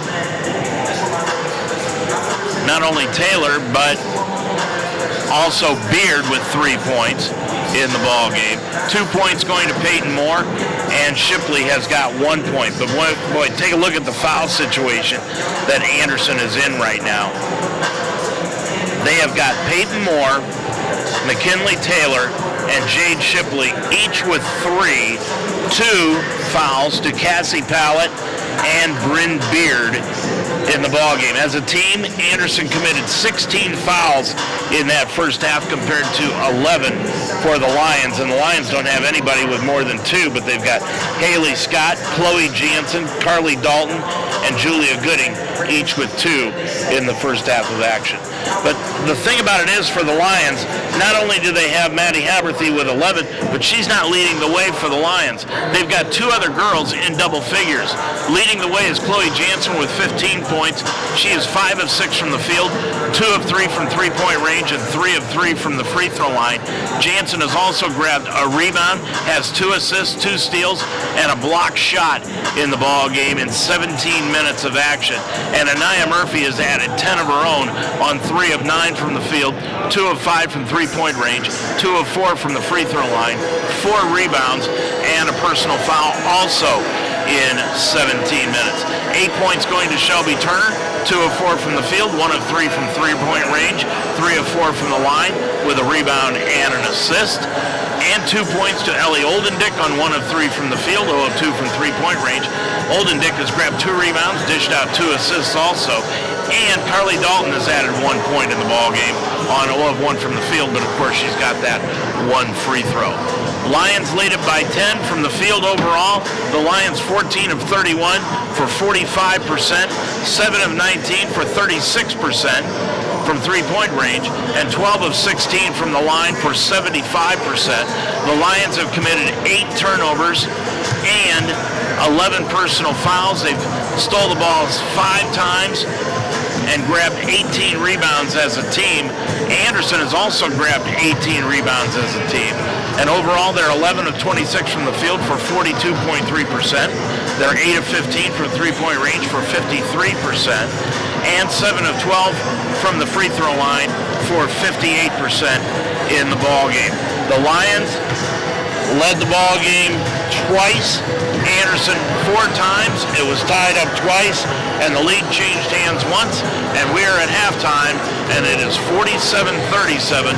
The Lions lead it here at the half by 10 over Anderson. And don't forget, coming up after this one, the second game of the afternoon, where the Lions will be taking on Anderson, and that game will get underway about a half an hour after this one. I'm Dave Mitchell. Second half action is coming up next. It's the Mount 47, the Ravens 37 on UltimateSportsTalk.com. Odyssey now has hundreds of new exclusive music stations for you to discover your new summer soundtrack. Get moving with worthy workouts for a cardio sesh fueled by today's top artists. Hang in with your crew? Throw it back with Picnic Party for old school jams for your cookout. Or sail away with Odyssey's new yacht rock station, Juggernaut. For summer barbecues, road trips, or relaxing poolside. Hundreds of new exclusive stations, plus all your favorite local radio stations and podcasts. It's all on Odyssey. America, your children have an amazing superpower. That's right, they can help save lives by simply washing their hands. Just 20 seconds of thorough hand washing after they've coughed or sneezed or been outside can help fight against the dastardly spread of germs. Armed with only soap and water and hands, your superhero can protect you, your family, and everyone out there in America land. Amazing! Find out more at coronavirus.gov. A message from the CDC and the Ad Council. Well, here is where the loss of Peyton Moore and McKinley Taylor has hurt Anderson this afternoon. The Lions have outscored Anderson 14-2 in the paint here this afternoon.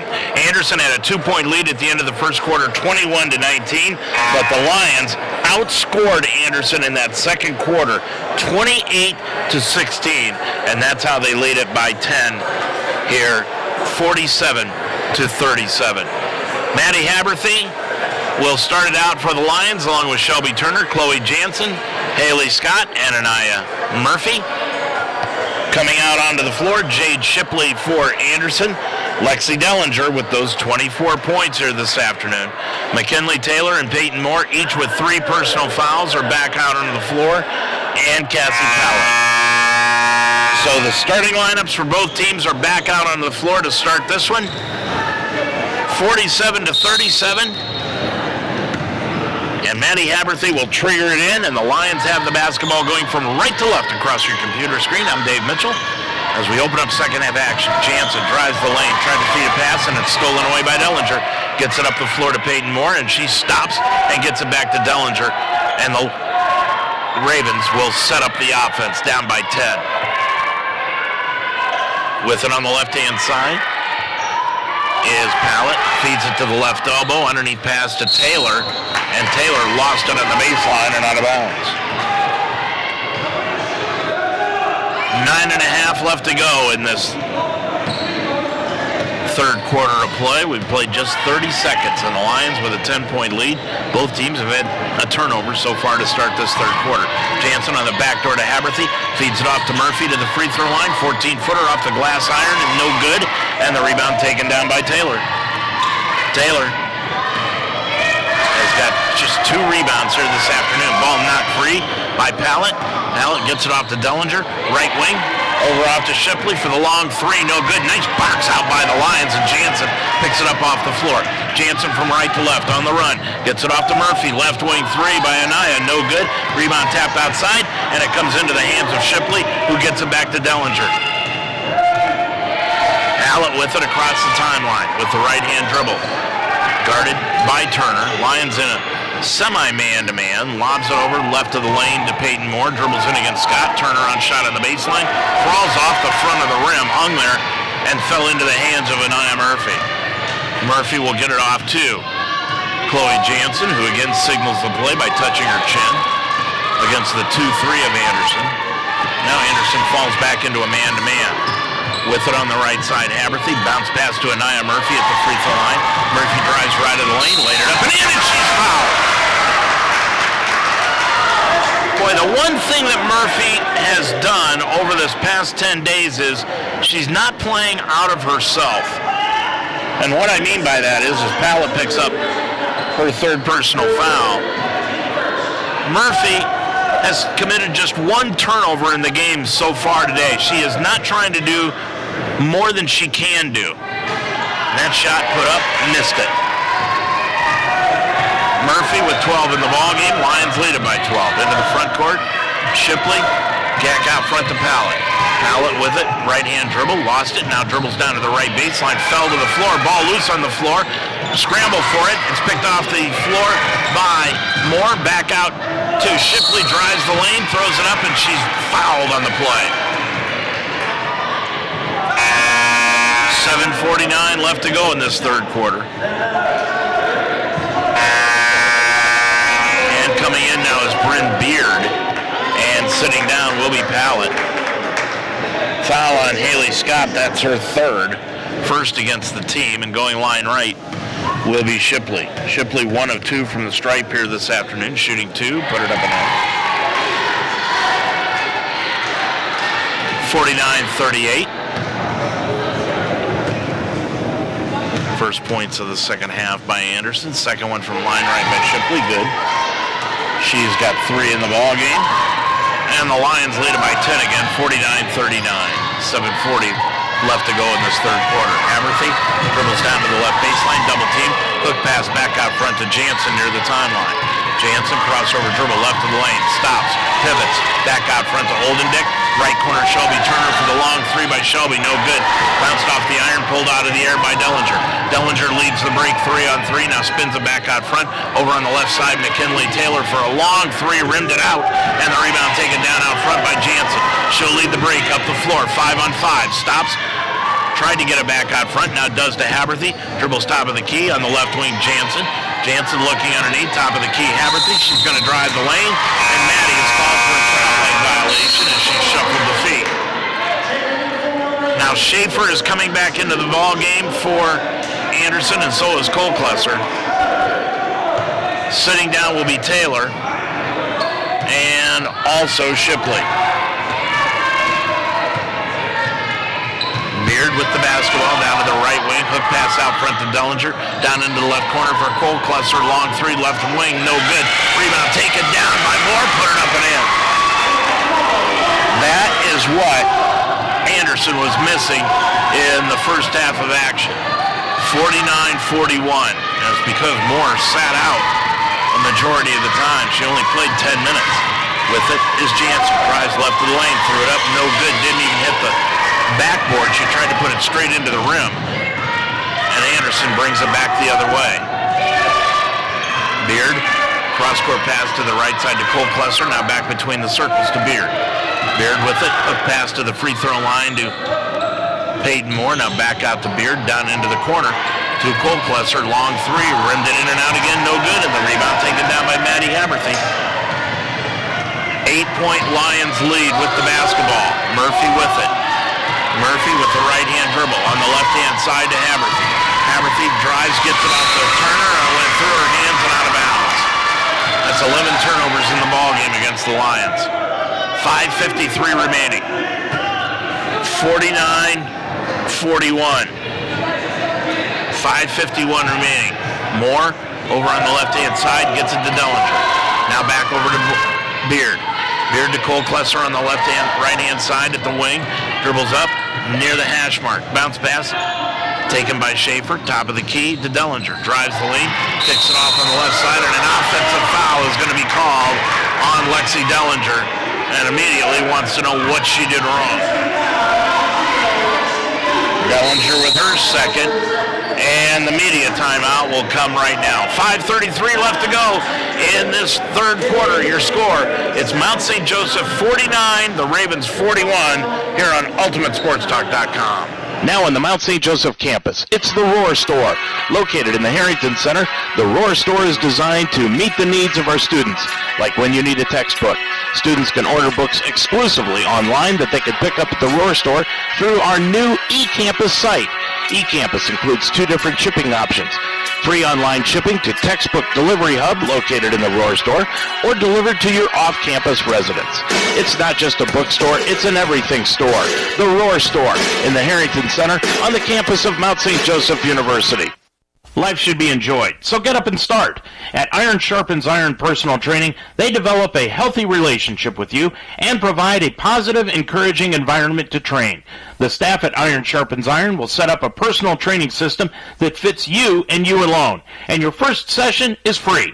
Are you ready to have fun and get in shape? Iron Sharpens Iron serves the greater Cincinnati area. Check them out at isi-pt.com.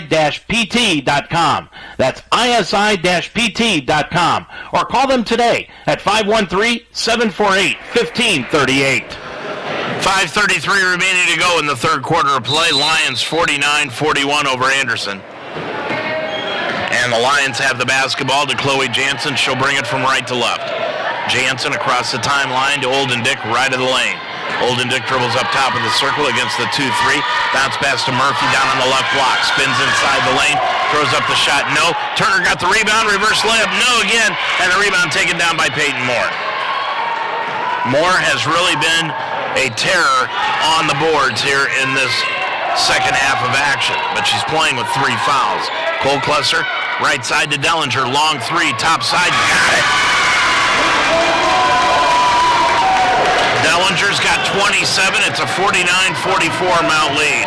Carly Dalton will come in at the next buzzer. Chloe Jansen, bounce pass to Anaya Murphy. Murphy's going to drive the lane, throw up a floater from 10. Got it! Murphy's got 14. And the Lions again by 7, 51-44. Beard will bring it across on the right-hand side, gets it off to Cole Klesser. Cole Klesser dribbles down to the right corner. Cole Klesser spins, double-teamed, and a timeout will be taken by John Ginn. It will be a 30-second timeout with 4:26 remaining to go in this third quarter of play. Lions just 2 of 8 shooting from the field for 25% here in this third quarter. And for Anderson, 2 of 7 from the field for 28%, and now we will have a full timeout. So 4:26 to go in the third quarter. It's Mount St. Joseph 51, the Ravens 44 on UltimateSportsTalk.com. Where are you headed? Where would you like to go? New heights, right? That's why you're going to college in the first place. At Mount St. Joseph University, we integrate academic excellence, real-world experience, and individual attention so that you can go further than you ever thought possible. In fact, over 96% of our graduates over the past 3 years were employed or pursuing graduate studies within 6 months of graduation. Are you ready to climb higher? Begin your ascent at msj.edu. Lions lead it by 7, 51-44. I'm Dave Mitchell, 4:26 left to go in this third quarter of play. Game 2 coming up a half an hour after this one. And that will have the Mount St. Joseph men at 3-2 on the year, taking on Anderson. They are 4-2, but they are also 0-1 in the Heartland Conference, but we'll break all that down coming up in between games. Putting it in play, Anderson, Beard looking, lobs a pass into Schaefer. Schaefer gets it to Moore at the free throw line, knocked free by Haverthy, ball loose on the floor. Moore picks it up, it'll be a jump ball, and the ball will go back to Anderson. 4:20 remaining. Anderson will put the ball in play underneath their own bucket on the left-hand side. Lions in that 2-3, and they go with a 1-4 stack underneath. Inbounds pass to Moore. Ball knocked free, loose behind Moore.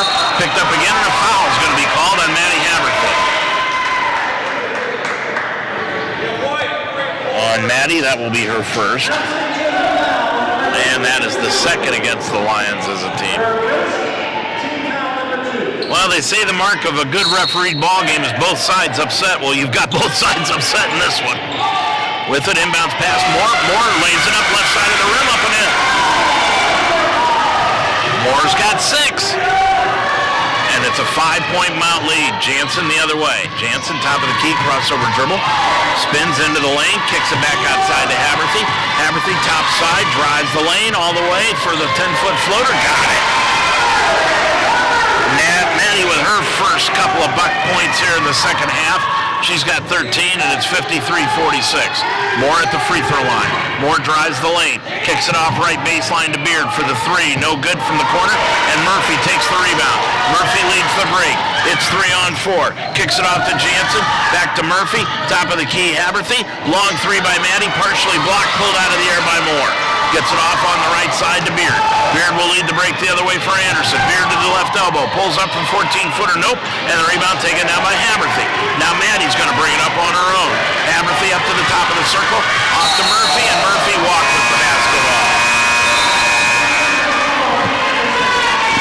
She just took that extra little step. And that caused the turnover, the 12th of the game against the Lions. Oldendick will leave the ball game for the Lions, and checking back in, Carly Dalton. Lions will drop off the pressure, and bringing it across the timeline will be Pallett. Cassie Pallett checks back into the ball game for John Ginn of Anderson. Now off on the right-hand side, Shipley, top of the key. Shipley can't find anyone. Now back to Pallett, right wing. Anderson overloads the left side of the front court. They lob a pass underneath the Moore on the right block, dribbles inside the lane, fell down. A foul will be called on the Lions. And that will be on Carly Dalton, and that will be her third. Well, they usually say that things will even itself out. Well, it's been evened out here in the second half. Putting it in play, Anderson. Inbounds pass to Moore. Moore, one dribble, left of the lane, laid it up, no. Rebound knocked outside, and a foul is called underneath under all the commotion. And the foul is called on Allison Schaefer. That is her second. And that's the third against Anderson as a team. 53-46. Lions with the lead and the ball. Right side, Shelby Turner. Back out top of the key, Jansen. She'll pump fake. Drive left of the lane. Back outside, Turner. Gets it off to Haberthy. Lobs it pass to Murphy. Murphy, one dribble. Lost it. Got it back. Down into the left corner. Turner for the three. Drilled it. Shelby Turner with 11. And it's 56-46. Again, full court pressure put on by the Lions. With it on the left-hand side, top of the key. Moore, long three by Peyton Moore. No good. Rebound taken down by Schaefer. And Schaefer walked with the basketball. 2:13 remaining in the third quarter. Anderson showing a little panic on that trip. I don't think John Ginn wanted a three-pointer from that area by Peyton Moore. Bringing it across will be Chloe Jansen, right wing to Murphy for the long three. No good off the side iron. And I don't think Dan Benjamin wanted that one either. Scramble for it on the floor. On the baseline, it'll be a jump ball as Carly Dalton went to the floor and is tied up by Shipley. And the ball will go back to the Mount. A minute 56. And they'll put 20 on the shot clock. And now the officials, well, I thought they were going to confer, but they won't, so they'll put 20 on the shot clock. Inbound to Haberthy, left corner. Dribbles out to the left wing, top of the key, Murphy. Baseball pass into the left corner to Turner. Left wing, Haberthy, pump fake, left elbow, 17-footer by Maddie, no good. And the rebound taken down by Shipley. Shipley will bring it up on the run. Gets a pass to Pallett. Lobs it to the free throw line to Moore. Moore at the line. Got the ball knocked free. Stolen by Haberthy. Ball knocked free by Haberthy. And the ball is going to be a foul called on the sideline. And that will be on Cassie Pallett. And that's number 4 on her. Pallett came up from behind and just ran into Haberthy going after that loose ball. So Pallett will check out with those 4 personals with a minute 31 left to go in this third quarter. Lions leading it by 10. They entered the second half with a 10-point lead, and they still have a 10-point lead. So far this quarter, both teams have scored 9 points. Putting into play Jansen, left of the scorer's table, does to Dalton, back to Chloe. Minute 29 to go in the third quarter. Jansen Between the legs dribble with the right hand. Jansen with the top of the key. She's going to drive the lane. Goes all the way. Laid it up. Blocked out of the air. Jansen got it back. Top of the key. Turner. Long three by Shelby. No good. And the rebound taken down by Moore. Clears it off to Beard. Beard will bring it the other way from left to right. Stops. Gets a pass knock free. Ball loose on the floor. Picked up, though, by Dellinger. Drives the lane. And a foul is called on. No bucket will be called. It was before the shot. And the foul called on Shelby Turner. On Shelby, that is her second, and the fourth against the Lions. Anderson has got 4 also. Olden Dick is going to come back into the ball game. And leaving will be Carly Dalton. 1:02 remaining in the third.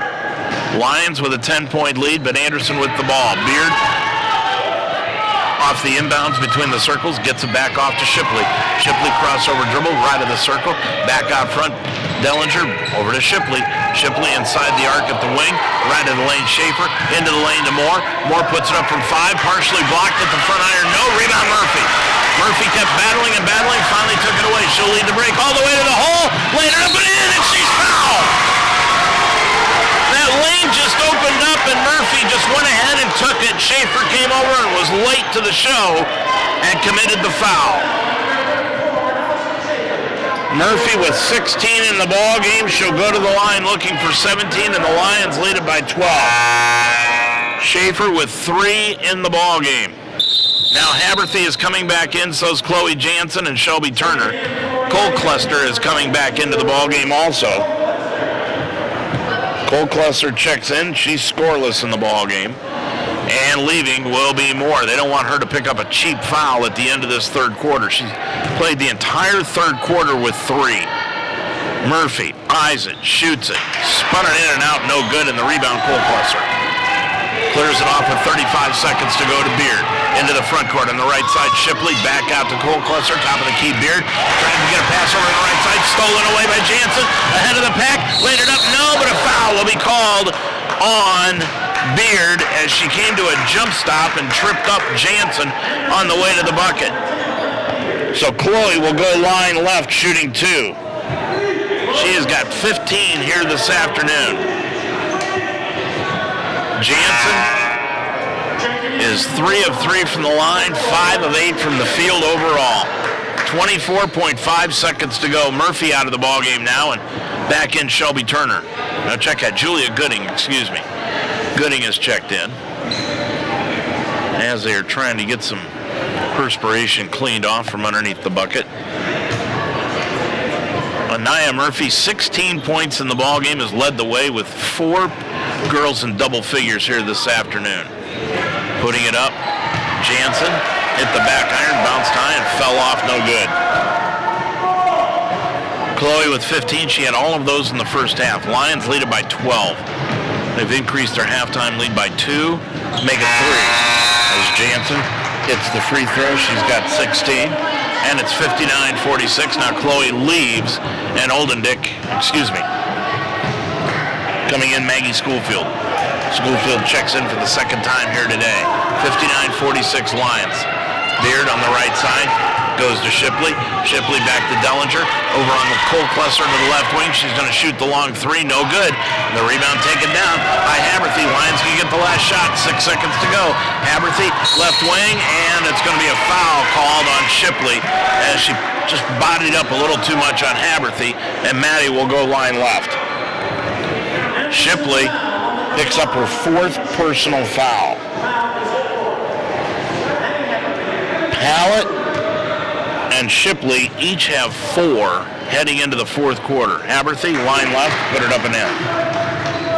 Maddie with 14 in the ball game. Haberthy, 4 of 4 from the line. Line left for the second one. Lions lead it by 14. Make it 15 with 3.8 left to go in the third quarter. It's 15 in the ball game by Haberthy. Taylor's back into the ball game. Now Haley Scott's coming in. Ellie Oldendick will sit down.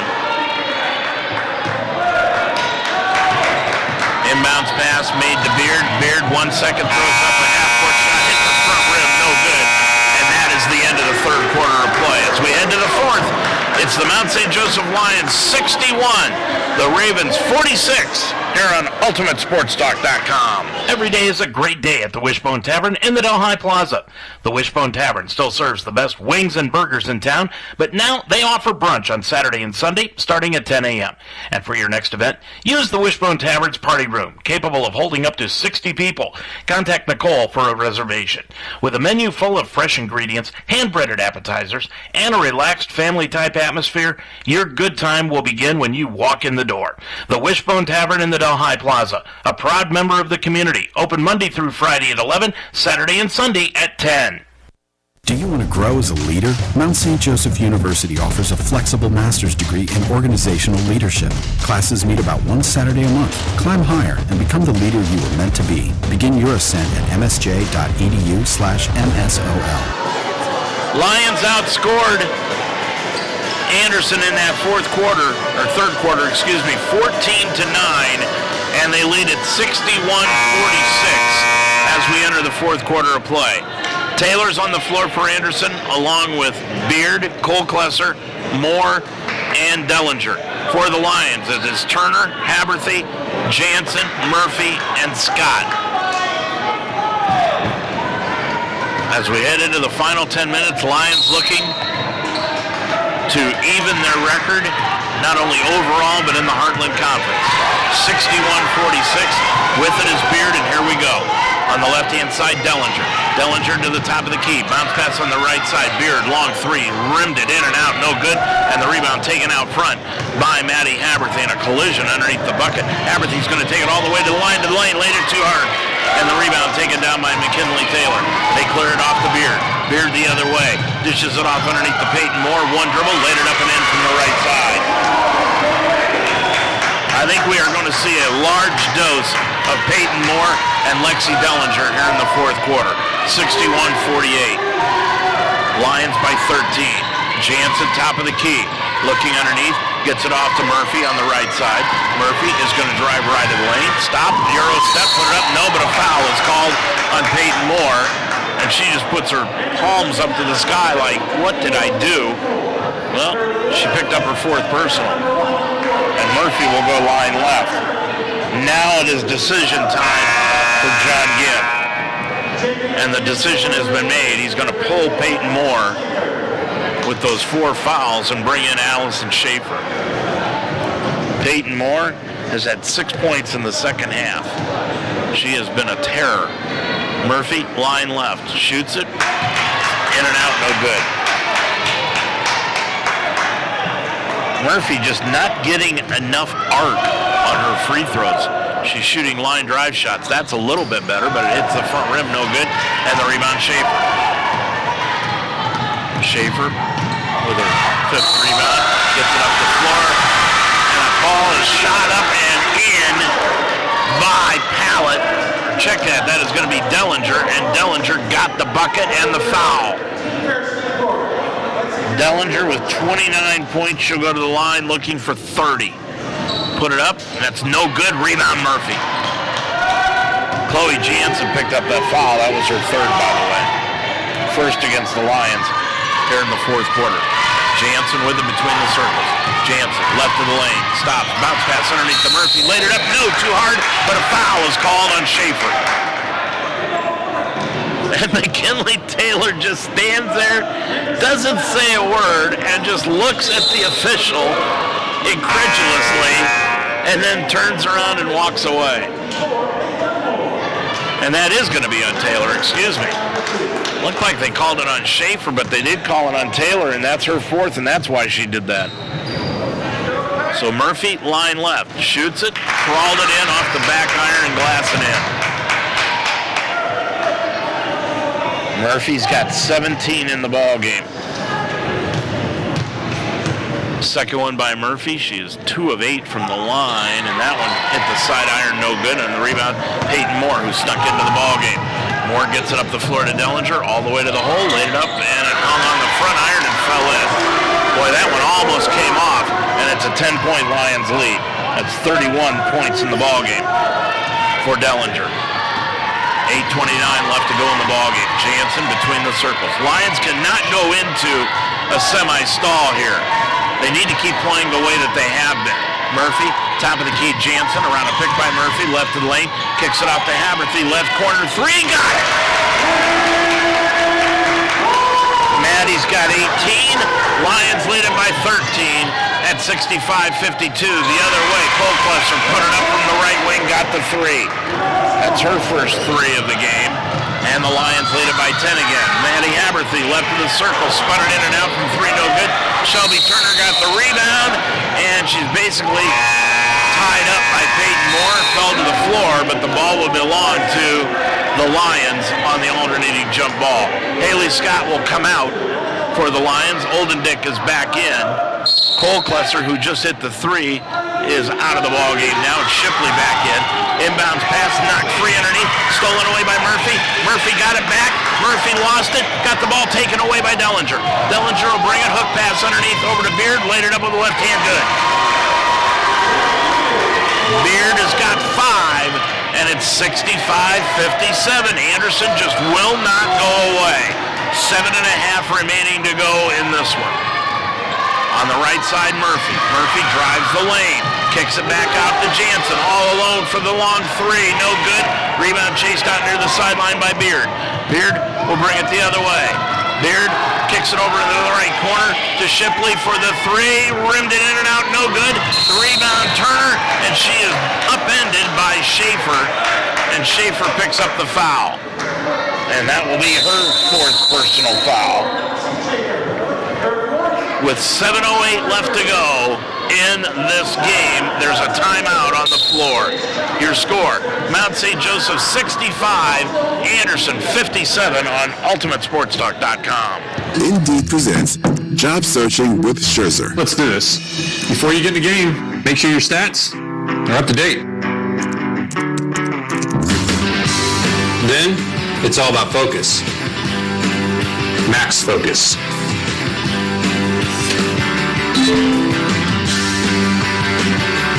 Yes!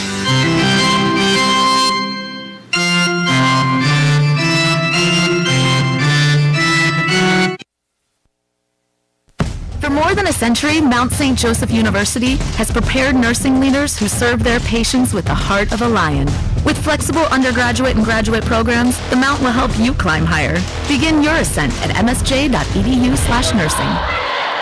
7 minutes, 8 seconds left to go in this one from the Harrington Center in Cincinnati. 65-57, the Mount. And it's all because of that second quarter where the Lions outscored Anderson 28-16. And that's how they've built this 8-point lead. 65-57. With it on the right side, Jansen off the Haberthy. Long three, left corner, no good. And the rebound taken down by Dellinger. And then Dellinger is fouled on the play by Shelby Turner. Turner just reaching in, trying to get the ball away. Collects the foul. Her second. Excuse me, that's her third. And that's 2 against the Lions as a team. Into the front court, Beard. Beard with it, with the right elbow. Gets it back off on the right side to Schaefer, and coming in and knocking the ball away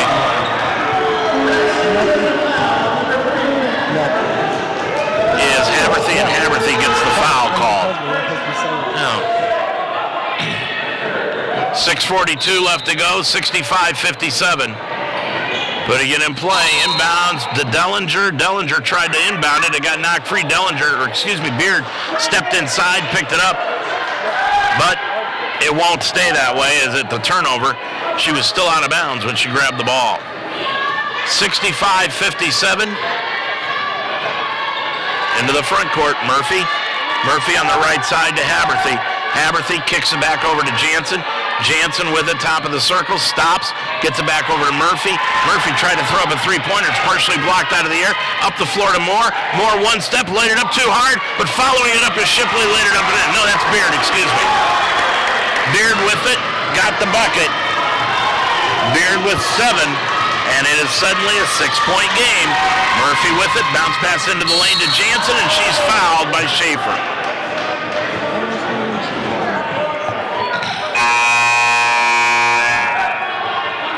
Schaefer putting it over on the right-hand side. 6:04 remaining. 65-59. Jansen will put the ball in play. Jansen left of her own bucket. Lobs it out front to Haberthy.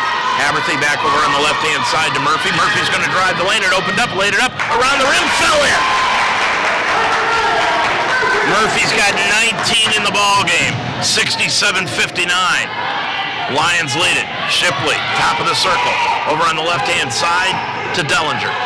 Dellinger, long three, top side, no good. Rebound, chased down by Jansen. Gets away from a double team. She's leading the break. It's 3-on-2. Jansen bounced pass to Haberthy, laid it up and in. Haberthy with 20 in the ball game. Lions by 10 again. 5:26 to go.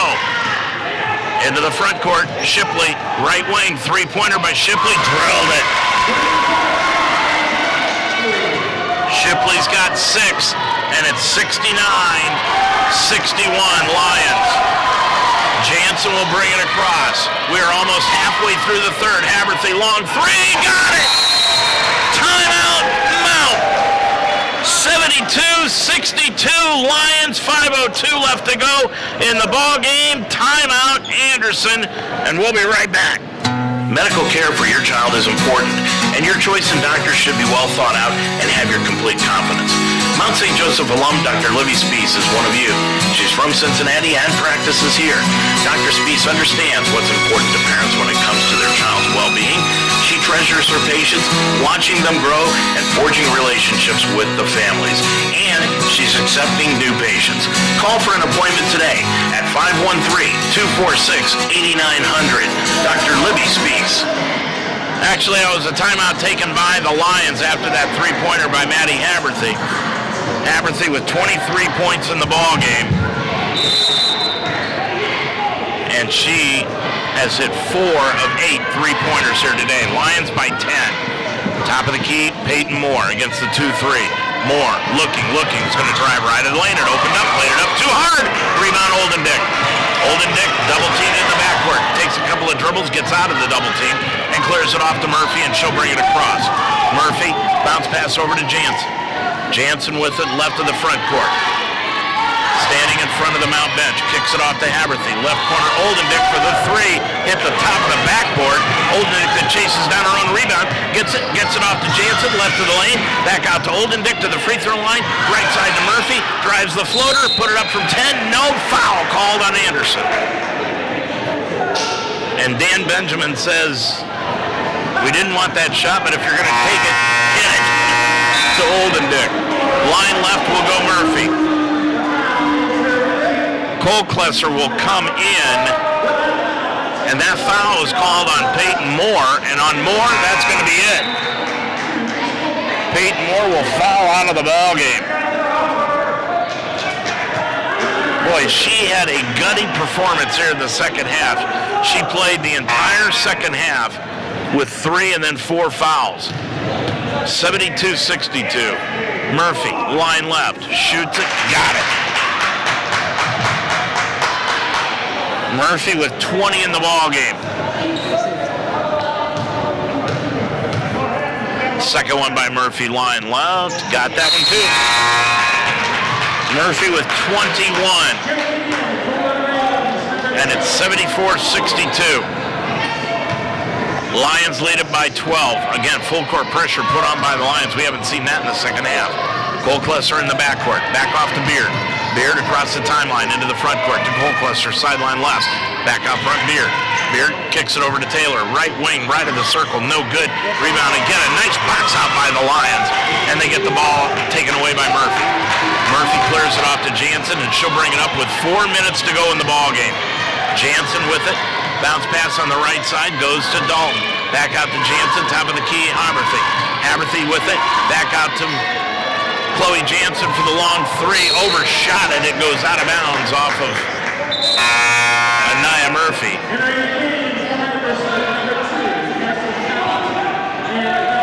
.345 left to go.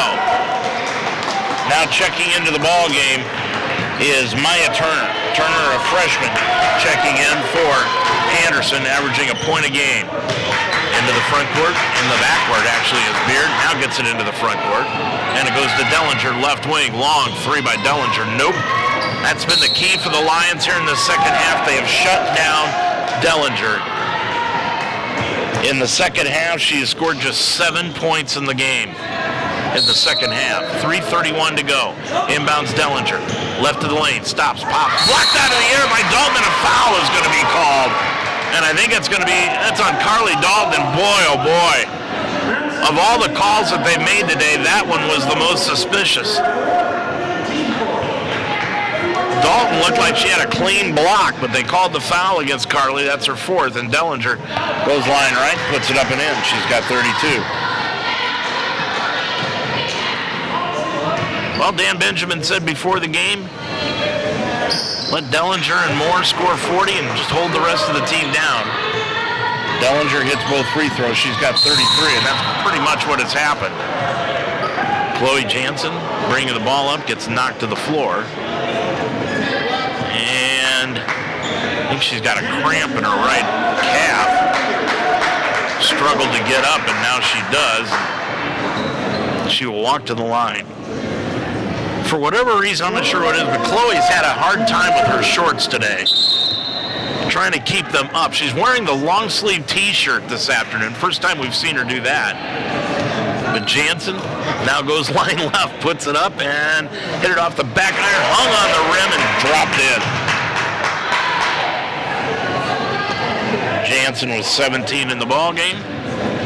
Chloe, 5 of 6 from the line, make it 6 of 7 as she cans that one. She's got 18. 4 girls in double figures here today for the Lions. 76-64. Pass stolen away by Jansen. Ahead of the pack, all the way to the hole. Laid it up, no, but she's knocked down to the floor by Lexi Dellinger, and Jansen will go to the line again. 3:15 remaining. 76-64. Dellinger with her third personal foul. Anderson already over the limit and going to the line. 2 shots again for Chloe Jansen. She's got 18, making 19. And the Lions trying to mop this one up with 3 throws in the final 3 minutes and 15 seconds. Game 2 coming up at 4. Second one, good again by Jansen. She's got 20. Lions have got 3 girls this afternoon with 20 points or more. Haberthy, Murphy, and Jansen. Into the front court, Beard gets it off to Cole-Klesser, now on the right side to Dellinger, put it up from the right wing, no good from 3, and the rebound came out front to Haberthy. Haberthy gets it off to Jansen. Jansen now spins it back out near the center circle. We're under 3 minutes to go in the ballgame. Bounce pass to Oldendick. Oldendick, triple team foul called against Anderson, and that'll be against Dellinger. Nope, check it. That's going to be against Beard. And that is going to be all on Beard. So Beard fouls out with 7 points in the ball game. And I'll tell you, John Ginn went primarily with her in the second half. That one put up, and it is no good by Oldendick at the point guard position, as I was trying to say. Oldendick with 2 points in the ball game, missed the second one, and the rebound taken down by Cole-Klesser. Up the floor, Dellinger. Dellinger stop and go dribble. Stops top of the key to the line, kicks it off into the left corner. Shipley for the long 3, got it. Shipley has got 9. She's got 2 threes today, and it's 78-67. Jansen picks up her dribble, fell to the floor, gets it off to Oldendick, left corner, gets it into Harley Dalton. Dalton with a long 3, overshot the bucket, and it's pulled out of the air by Pallett. Pallett fell down, no call, gets it up the floor to Haberthy. Haberthy with it left wing, to the line, to the lane, lays it over the right hand, it'll go, and she's fouled from behind, and that should be the coup de grace. 2:13 left to go. Haberthy with 25 in the ballgame. She'll go to the line looking for 26. And the foul was called against Carly Holly, a 5'10 sophomore who just snuck into the ballgame. Holly, number 30. picks up the foul. John Ginn has Pallett. Check that. Shipley will leave the ball game, and Taylor will come back in. Lions are just going to put Shelby Turner on the line for this free throw. 2:13 left to go. Line left Haberthy, put it up, got it. Maddie with 26 in the ball game. 81-67 Lions by 14. Into the front court. Cole Klesser, long three, hit the back iron. No, rebound Jansen. 2 minutes to go in the ball game. Jansen bumped by Taylor from behind, no call. Jansen without near the free throw timeline. Dribbles to the left corner, off to Shelby Turner for the three, drilled it. It is stat time here for the Mount St. Joseph women. 84-67. Ball stolen away by Turner. Turner to the bucket, laid it up. It won't go, and the rebound tapped over to Anderson. Taylor brings it up across the timeline to the line, stops into the lane, got the ball knocked free, and a foul called against Chloe Jansen. Chloe picks up her fourth personal foul with 1:29 remaining. We'll talk with Dan Benjamin after this one. Maybe one of the girls for the Mount after they even their record here this afternoon. And now Anderson was putting the ball in play. The official scorers were trying to, at the scorers table, were trying to get the officials' attention, signaling that it should have been a 1-and-1 situation. But it wasn't on the scoreboard, evidently. And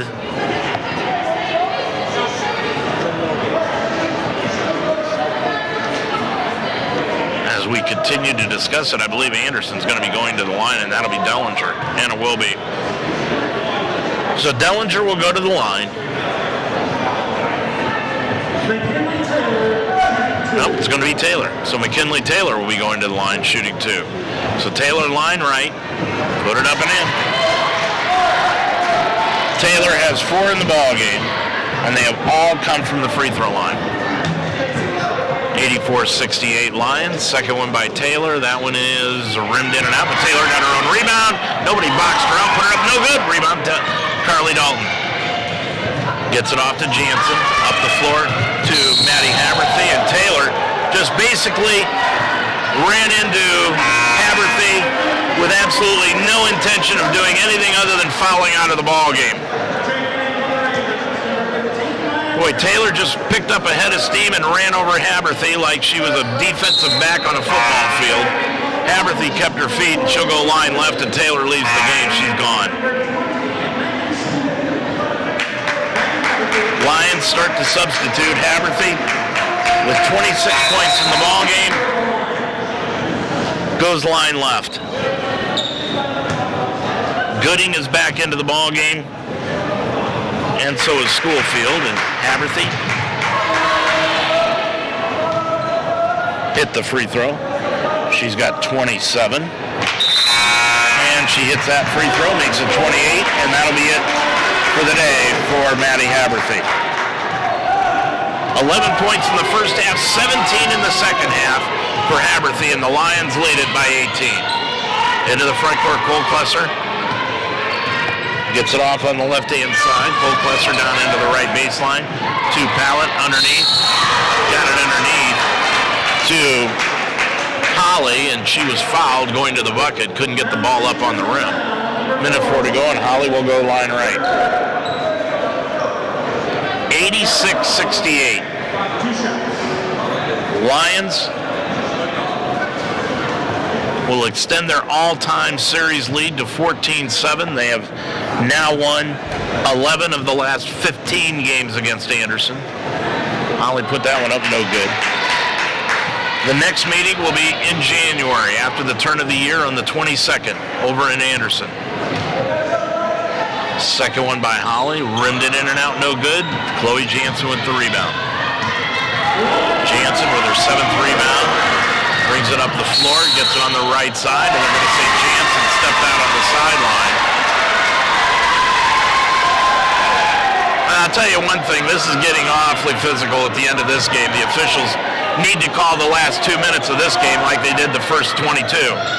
With it on the right side, putting it up and in is Reese Colclusser from the left corner, and it's 86-71.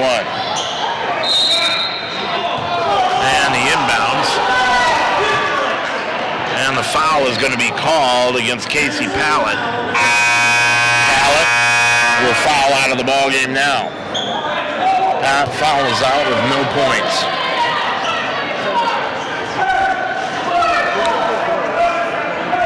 John Ginn really giving the officials an earful. And he's going to take the full 30 seconds that it takes for him to put in somebody for Pallett.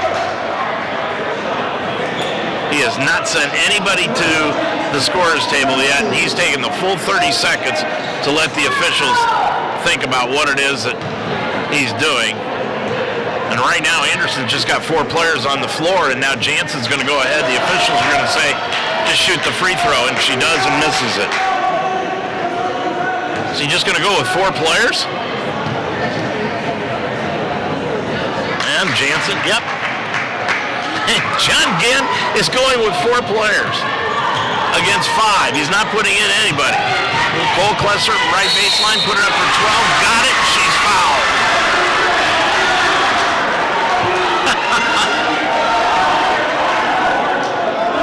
I'm not sure he's got any more left. Everybody on their bench is fouled out. Yeah, you're right.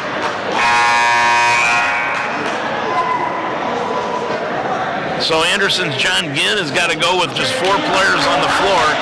Olden Dick will come in. 41.2.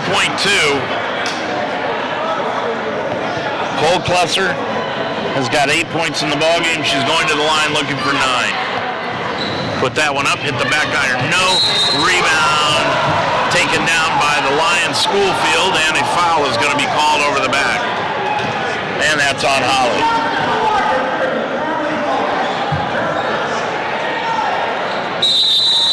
And now Anderson is going to use a timeout. 40.2 seconds to go in the ballgame.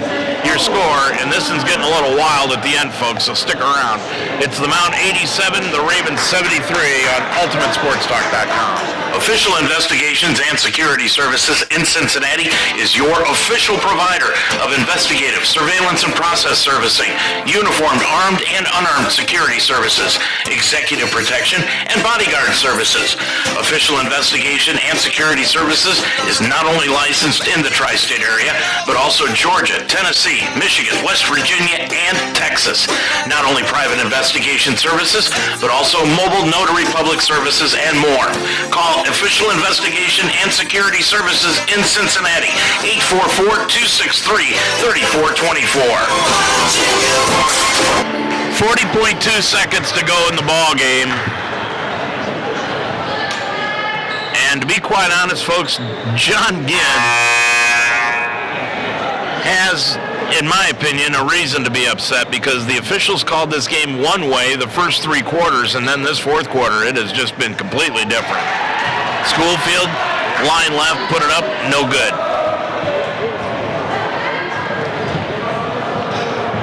And the second one by Schoolfield, no good again. And the rebound taken out by Holly. Holly gets it up the floor to Dellinger on the left-hand side.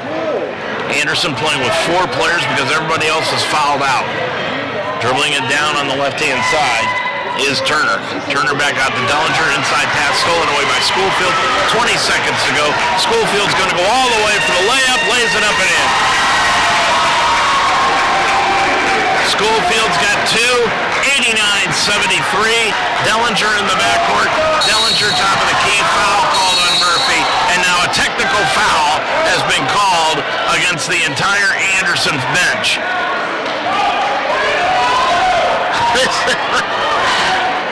So you wait until there's 10.8 seconds to go and then slap a T.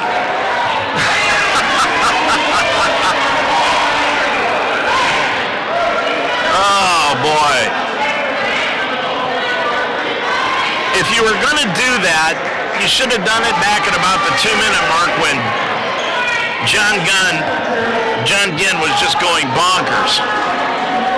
Dellinger will shoot 2 shots. And that one is up and good. Dellinger's got 34 in the ball game. Second one by Dellinger. That one is up and no good off the side iron. Anaya Murphy will leave the ball game. Well, check it. I think that technical, was that against the Mount? That was a technical foul against the Mount. It might have been against Anaya Murphy. I'm not sure what it was, but nonetheless, with 10.8, it was against Anaya Murphy. So now Dellinger, well, it's a 15-point lead, and now 89-74. We're going to have a conference in the middle of the key by the officials to decide what they are going to do here.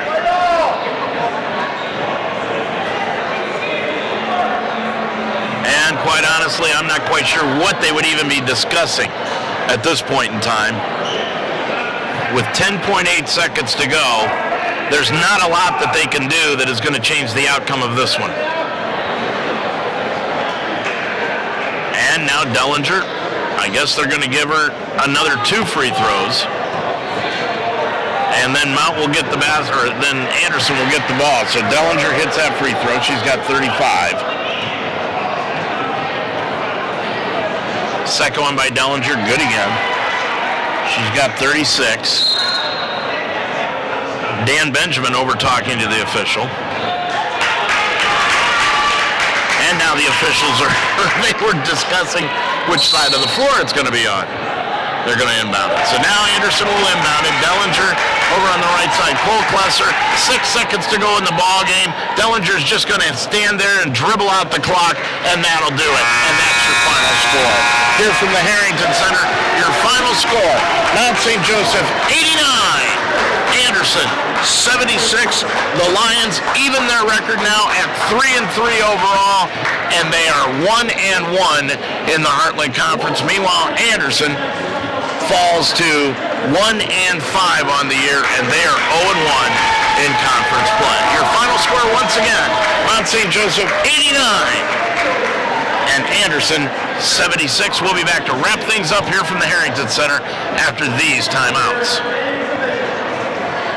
Changing lives is what great teachers do. And as I saw more students struggling to read, I looked to Mount St. Joseph University for help. The Mount is a national leader in reading science with highly effective research-based methods. Their faculty equipped me to teach students with a range Assist, 4 steals, 1 block shot. She did everything but sell popcorn at halftime. Jansen, coming back from that knee injury, ended up fouling out of the game with after playing 36 minutes and with 21 points. Anaya Murphy, what an outstanding performance by the freshman from Afrocentric. Murphy with 21 points in the ball game, 7 of 18 from the field on 2 of 6 from three-point range. She was 5 of 12 from the free throw line. That's the only thing that she did not do well here this afternoon. Murphy with 9 rebounds, 1 assist. She had 3 turnovers. She's really done well since the last time we saw her taking care of the basketball even better in 34 minutes of play. And finally, Shelby Turner with 14 points in the ball game, 4 of 10 from the field, 3 of 6 from the three-point range, 3 of 4 from the line. She had 4 rebounds, 1 assist, 1 steal, and had 2 turnovers in the ball game in 32 minutes of play. Rounding out the scoring for the Lions, Ellie Oldendick had 2, Maggie Schofield had 2, and Carly Dalton 1. Haley Scott and Julie Gooding both played but did not score in the ball game. The Lions as a team, 26 of 63 from the field for 41%, 11 of 32 from three-point range for 34%, and 26 of 41 from the line for 63%. For Anderson, 24 of 61 from the field for 39%, 13 of 35 for 37%, and 15 of 26 from the free throw line for 58% in the ball game. The Lions as a team committed 24 fouls compared to 35 fouls in the ball game for Anderson. And when we come back, we'll talk with Dan Benjamin and also Chloe Jansen right after this timeout. Where are you headed? Where would you like to go? New heights, right? At Mount St. Joseph University, we integrate academic excellence, real-world experience, and individual attention so that you can climb higher. Begin your ascent at msj.edu. The following is a special... So back here at the Harrington Center, I'm Dave Mitchell, and alongside Dan Benjamin and Chloe Jansen, and we're going to talk with Chloe here first of all. Chloe, I mean, when you look at this stat sheet, for crying out loud, I mean, you did just about everything. Did you sell popcorn at halftime or what? No, my teammates wouldn't let me. I mean, you had three girls with 20 or more points, 4 girls in double figures, but the stat line that you had, I don't know if you've seen it yet or not. No, I haven't. But in the ball game, you had 21 points, 5 of 10 from the field, 2 of 5 from three-point range, 9 of 11 from the line, 7 rebounds, 6 assists, 4 steals, a block shot, and you fouled out of the ball game. That's the only thing you screwed up today. I know. What the heck? He told me not to, too. I should have listened, maybe. Well, I mean, you're really coming back. You're starting to get the feel for what's happening on the floor now, aren't you? Yeah. It's an adjustment coming off of like 3 to 4 weeks out, so it kicked my butt, but here we are. My teammates are pushing me through it for sure. Yeah, I mean, in this ball game, you came out, and in that second quarter, what was different between the defense in the first quarter and the second quarter, Chloe? I feel like we just need to adjust. We were on our toes. We know what to expect, but I feel like we didn't put it into action until second quarter just to see how they were feeling, how they were going to play their offense against our defense. So I feel like that was a huge adjustment to our top 2 guards, and Maddie, Shelby, and Anaya did a great job. Yeah, Anaya seems to have taken a hold of that point guard position and let you flip over to the wing. How does that feel for you? Oh, yeah, it released some stress. It gives me a little breather here and there, but I feel like she's handling it very well. For sure an adjustment because with the pace and with how many people we have in our team, we just got to settle it down and get into the shot clock a little bit more and handle the pressure. It's good having some players that you can bring off the bench, isn't it? Oh, yeah, it gives us a little boost for sure. Energizer bunnies. Now you've got Rose Holman to deal with next week, but you got a few days to celebrate this one. Yes, we do. Good game. Thank you. Chloe Jansen, our guest here after the game, and we'll talk with Dan Benjamin here in just a second as he has a few words for Chloe. But this one, a big win for the Lions as they win it here by a final score of 89-76. Dan Benjamin joining us now. Dan, I asked her the same question. What was the difference between the first quarter defense and the second quarter defense for you? Did we do any good?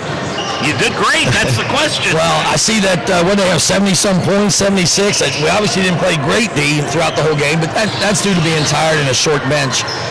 We picked up our intensity. We went full court pressure a little bit more early on, not to steal the ball, but to slow the tempo of the game down for us, just to get breathers. And, when we had a chance to run, we took good opportunities. Yeah, and in that second quarter, by the way, I don't know if you saw this or not, but in that second quarter, you outscored them 28-16, and that really was the impetus for the rest of the game. Yeah, and they came out with smart game plan in the third quarter, stacked their guards, and kind of confused us. All we did was bring a girl into the block and put our 5 on the block, said one of you make a choice to go to the elbow, the other one will make a decision to go to the corner. And we missed quite a few backdoor cuts out of the corners. And the girls that were cutting said, "Coach, it's open." I said, "I know, but you got to go tell them. You can't tell me. I ain't passing the ball." Dellinger was really a fun. But at the beginning of the game there, you said, let Moore and Dellinger score 40. We'll just hold the rest of the team down. And that's pretty much Dellinger had the 40 almost by herself. Yeah, she had 33. She's a solid player and a heck of a shooter.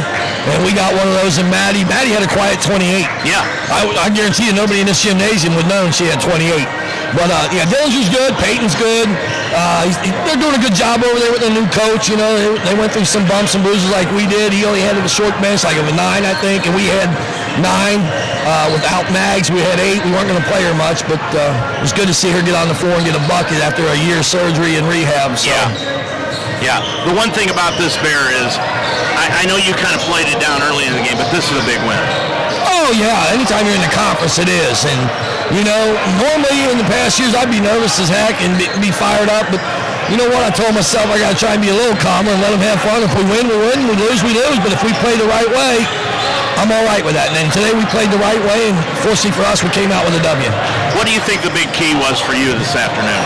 Our offense, we tweaked a couple things. We ran a lot of chin starting out to get us in our offense because we're having trouble getting the ball to 5.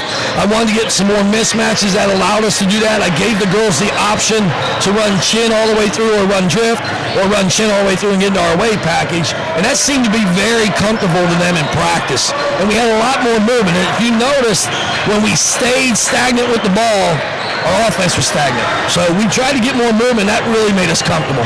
Do you remember the last time you've had 4 girls in double figures the way you did today? No. The last game we almost did, but not like today. So a great contribution. Even told Julia Gooding that she played 6 minutes and 10 seconds, but she doesn't understand that's 6 minutes and 10 seconds. Somebody gets a breather, if not 2 people. So she did a nice job as a freshman. We're going to keep grooming her, and we played like a good team today. My last question, I thought Anaya Murphy has really started to play the game inside herself and really has learned how to play within herself. Yes, and that's one of the big things we talked about with her. Quit trying to do too much. Let the offense fly. A lot of people look at me and go, you let them too free. Yeah, but if I don't let them free to make mistakes, we're never going to make them and get better. She's just now coming out of her shell, making good decisions, like you said, and when she does that, we're going to be good. Bear, great win today. Thanks, Dave. Bear, Dan Benjamin, our guest here after this one, where the Lions have won it by a final score of 89-76. That evens up their season mark at 3-3, and they are now 1-1 in the Heartland Conference.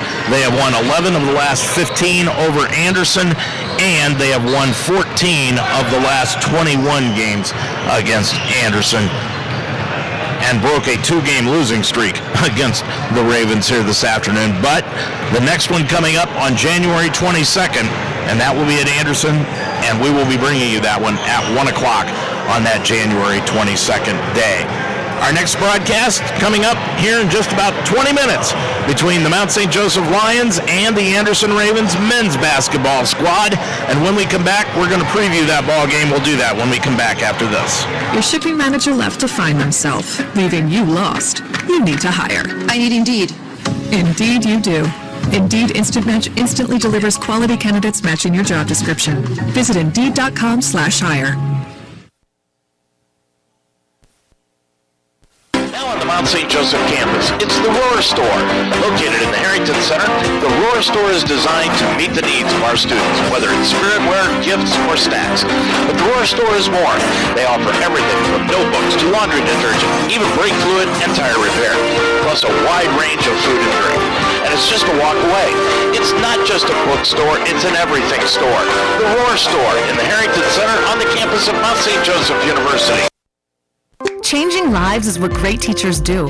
Mount St. Joseph University's Reading Science program that uses highly effective research-based methods improved my students' lives and helped me climb higher in my career. Begin your ascent at msj.edu/read. Well, it's time now to switch our attention to men's basketball, and this afternoon it is game 2 of our doubleheader, and the Lions are getting set to take on the Anderson Ravens here this afternoon. Anderson comes into the game with a record of 4-2 overall.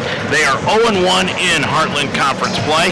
Meanwhile, the Mount St. Joseph Lions are 3-2 overall, and they head into this one with this being the first game that they will be playing inside the Heartland Conference this season. This is going to be the first meeting between these two conference foes since February 22nd, 2020 in Anderson, which was an 82-78 Ravens win.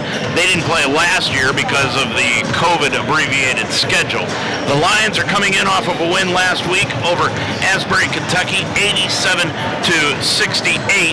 Devin Young and Brady Thomas each had 26 in that win. Young and Evan Weehee combined for 14 rebounds, and transfer Jack Kolar added 11 points in the win. Now, with this being the first Heartland Conference game of the year for the Lions, it's time to go back and take a look at the non-conference schedule that got them ready for this. Trine was the first opponent in Angola, and the Lions hung with the number 7 team in the country before losing 61-52.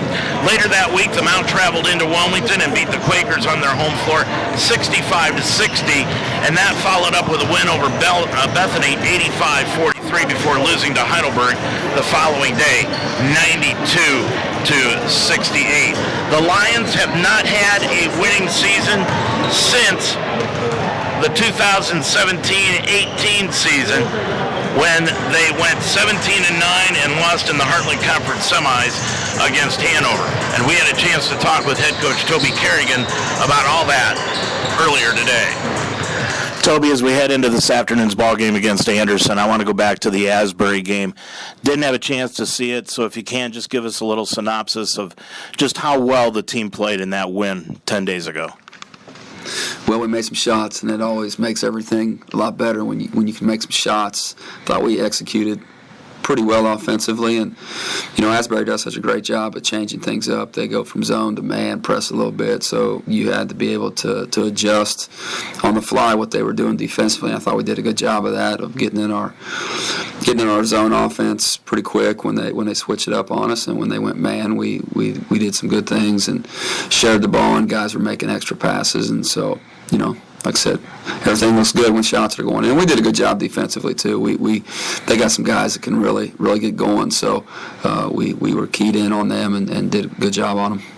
That's the one thing I heard somebody say the other night. The only thing that you can really control on the basketball floor is your defensive effort, and that's really true, isn't it? It is. We actually have a little saying. We say EAT when we break it down, and that just stands for effort, attitude, and toughness, and those are the three things that you can control. So when you talk about controlling your effort defensively, I mean, you 100%. Like, you're either going to play hard or you're not, and that's completely up to you. So, and we did a good job of that. Devin and Brady seemed to really play well together in the game against Asbury the other night. Yeah, those guys were, they were both making shots. They were both sharing the ball, and guys around them were getting them the ball in spots where they could be effective. And again, they made shots, and that's a big deal. Now you've got Anderson, one of the top two teams that the coaches picked in the Heartland Conference this year, and they've got a great defensive player coming back in Maurice Knight. Talk a little bit about him and the problems that he poses today. Well, Maurice is so athletic. He's 6'4". He's long. He plays on the perimeter and in the post. He's a tremendous shot blocker, and now they've added a five-man who is 6'6", who is as good, if not better. Right now, he's got more blocks than Maurice. So, they have two guys down there that make it awfully hard for you to score around the rim, and we really stressed about using shot fakes, not only in the post but on the perimeter today, because they are going to try to block your shot. There's no question about that. So they do such a good job defensively. They get after you and pressure the ball and try to take out of what you want to do. So we'll have to make sure that we slow things down and go at our pace and do what we want to do. What do they do with Uzora? That's who you were talking about. What do they do with him defensively? I mean, he just really stays around the rim a lot. I mean, he'll get out and guard a little bit on the perimeter, which I guess I don't know how they'll match up. They may go with Maurice on Devin today because he shoots it so well. But he's really around the basket and his timing is really good. Like, I was watching a clip this morning. Like, he fell down. He gets up and he goes to the other side of the lane and blocks the guy still. So, like, I mean, he's got a high motor. He plays hard, and like I said, has great timing. They're coming in off a loss, though. What happened in their game against Hanover on Wednesday? Hanover didn't foul him. I mean, that's the bottom line. Anderson averages 30 attempts a game. That's a ton of free throws, and they make 19 of them. So that's 19 points. Hanover had him 5 for 8 from the line for the game. So that's a big deal, and we've really talked about that a lot. You got to play without the foul. You can't hand check them. You can't send them to the line. When they get in the lane, you can't hammer down. So, if we're fouling them a lot and they're in the bonus with like 10 minutes to go, which they typically are in their games, we're not doing what we need to be doing because they do a tremendous job of getting to the foul line. Just how good are they? Pretty doggone good. They were really on a roll, and they hit a little road bump up in Calvin. Calvin beat them pretty good, but they did a great job on them defensively, and again didn't send them to the foul line. And then Hanover's just Hanover's Hanover. They're hard to beat at Hanover. They do what they need to do. Like I said, when you don't send them to the foul line and you do a great job defensively, you got a chance. And they made some shots, but I mean, Coach Handy will have them ready to go today. I can guarantee you that. Toby, as you head into the first game of the Heartland Conference schedule, do you feel like this team is more prepared for the Heartland this year than they have been in the past 2 or 3 years? Yeah, I think so. Just because of our depth, we have more guys that are capable scorers and shooters, and of course that you can have the best offense in the world, but if you can't make shots, then it doesn't matter what you're doing. So we've got some guys that stepped up and made some shots, and I think we're better defensively too, and we're a tremendously better rebounding team. We might have out-rebounded every opponent we've played this year so far, and I'm not sure we've done that in the past 3 years. Not once. Mm-hmm. So we have a group of guys that are doing a great job on the boards, both offensively and defensively. And, you put all those things together, then the answer would be yes. Like, we're probably more prepared than we have been. Well, get off to a good start today. Good luck. Thank you. Toby Kerrigan before this afternoon's ballgame. When we come back, we'll talk about the Anderson Ravens right after this timeout. Indeed presents Closing the Interview with Mariano Rivera. First, do some research on the team. That's a great lineup. And know what you work. Make sure that you have some good lighting. That works too. Then find the right grip and let it fly. Hi. You got this. Hi. Dayton Children's cares about the health of your children. I'm Kirk Herbstreit. Growing up in Centerville, my parents taught me the importance of being healthy, and now I'm teaching my kids. Childhood obesity is on the rise, but there are small steps that we can take to fight it. Turn off video games and go outside, ride bikes, go to the park, or learn a new dance. Parents, once we get moving, our kids will follow. Dayton Children's. Experts you trust, caring for the children you love. Dave Mitchell back here at the Harrington Center. Well, as far as the Anderson Ravens are concerned, they were picked along with Hanover to finish first in the Heartland Conference preseason coaches poll. The Ravens went 8-6 during the abbreviated schedule last year, which included a 6-1 home record. In addition to returning 72.9% of its minutes from last year, Anderson brings back an additional 2 starters and 3 total veterans from the 2019-20 season. Senior Maurice Knight, we already talked about him with Toby Kerrigan earlier. He's being tabbed the 2019-20 Heartland Conference Defensive Player of the Year, and he was a first-team All-HCAC player a year ago. He brings experience and physicality to this Ravens squad, along with Francis Uzora. Now, Uzora is a big man in the middle. Uzora, when you look at him, Francis is 6'6", and he is a junior, and he came in this year, and he is quite a physical specimen on the inside for the Ravens. Now, the Mount fans are going to remember this following name, Avery Paddock. Paddock was with the Lions the last 2 years, transferred during the offseason. Anderson coach Owen Handy says Paddock and Brayton Kane have already had a major impact on this team with their maturity, their practice habits, and their team-first attitude. And speaking of Hanover, well, the Ravens played the Panthers Wednesday night to open up their Heartland Conference schedule, and they lost that game 67-52. Maurice Knight had 25 points in that loss. Hanover jumped out to a 10-0 lead during the first 3 minutes as Matt Munoz drained 2 3-pointers during the run. Anderson then scored 7 in a row, but Hanover closed out the half on an 8-3 run to enter the halftime with a 6-point 30-24 lead. They held a 55-49 lead with 6:17 left to go in the game, then created a 10-0 run during the 4 minutes and 31 seconds left to go up by 16.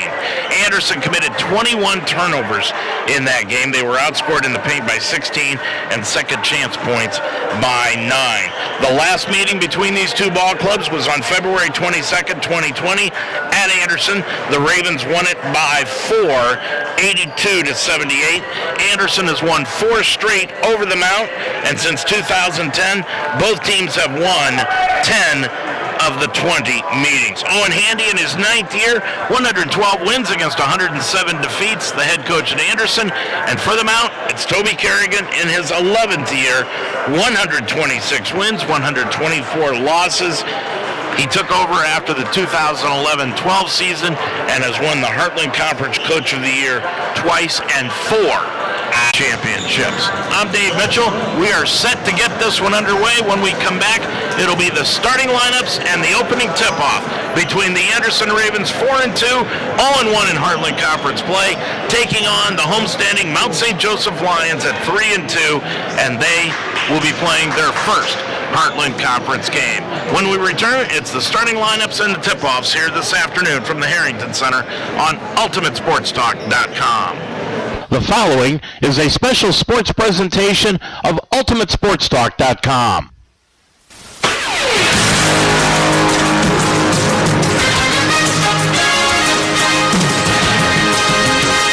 UltimateSportsTalk.com now presents Mount St. Joseph College Basketball. This Lions broadcast is brought to you by Barbarian Apparel. Contact us at barbariancustomers@gmail.com. The Wishbone Tavern. Call Nicole now for your catering needs at 513-834-8607. The Mount St. Joseph University.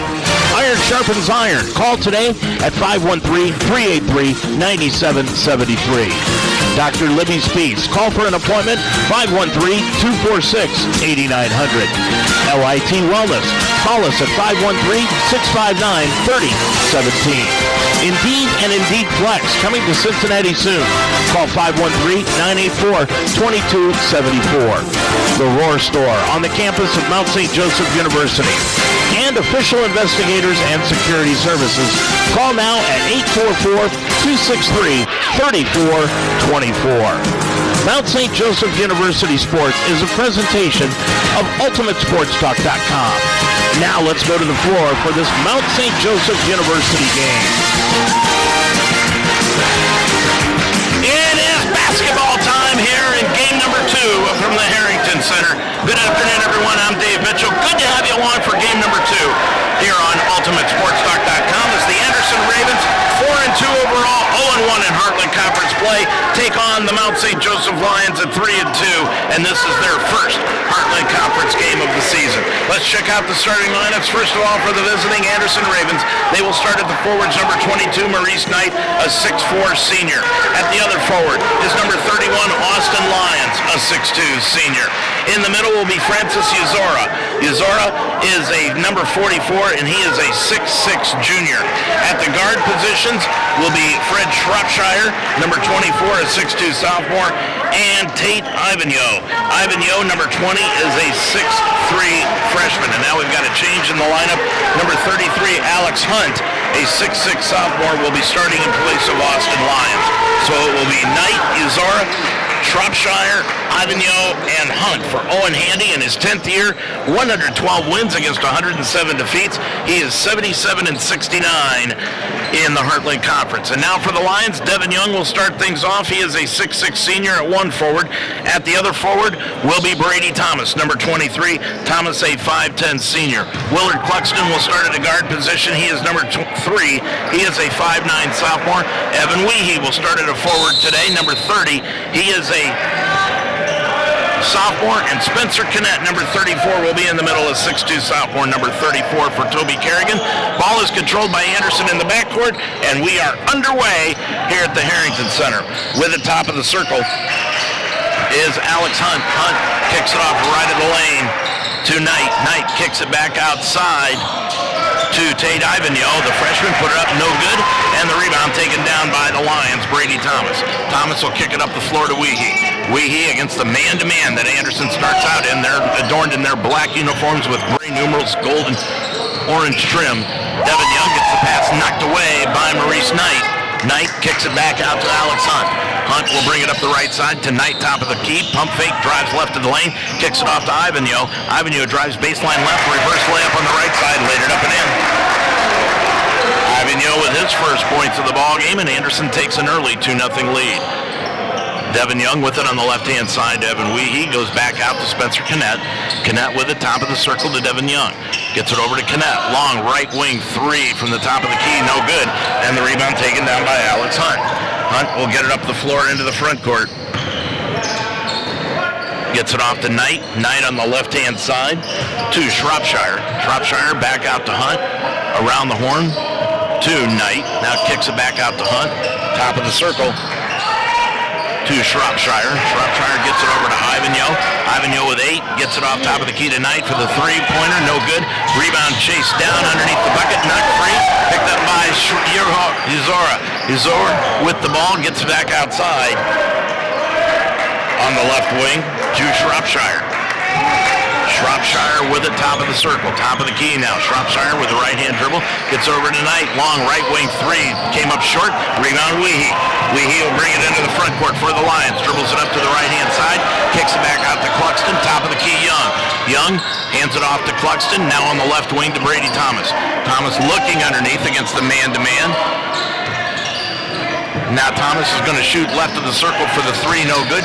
Weehee had the rebound, lost it in the corner. Spencer Knet chases it down, but it goes out of bounds, and it will go back to Anderson. They lead it 2-0.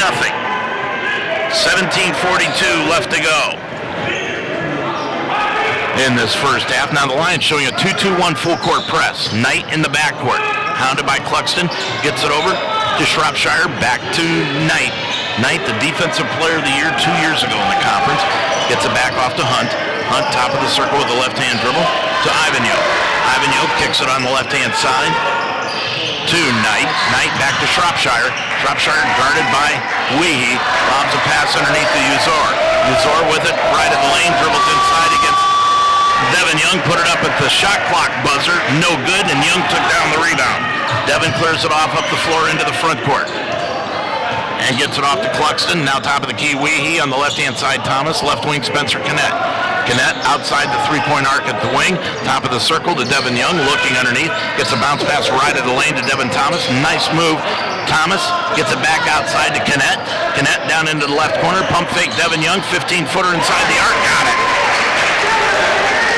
Devin Young ties the ball game up at 2 apiece. 16:35. Into the backcourt, Ivanyo brings it into the front court in front of the scorer's table, up to the left-hand side in front of the Mount bench. Now gets it back off to Knight, back to Ivanyo, all alone, long three, got it. Ivanyo has got 5 in the ball game, and it's 5-2 Anderson, 16-19 to go in the first half. Young between the circles on the right side, Weehee. Weehee clears it off to Willard Cluxton, top of the key, Devin Young. Young with it, top side, looking underneath, gets it back off to Cluxton. Cluxton dribbles around a Young pick, now sideline left Weehee, left of the lane to Devin Young, guarded by Ivanyo.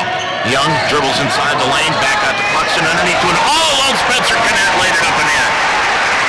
Boy, good find by Willard Cluxton, and the Lions are down by a point now at 5-4. Ivanyo into the front court. On the left side, gets it off to Maurice Knight. Knight with it between the circles to Shropshire. Back out to Knight, all alone. Top of the key three. Hit the back iron, no good. Rebound over the top is Shropshire. Check that, Alex Hunt.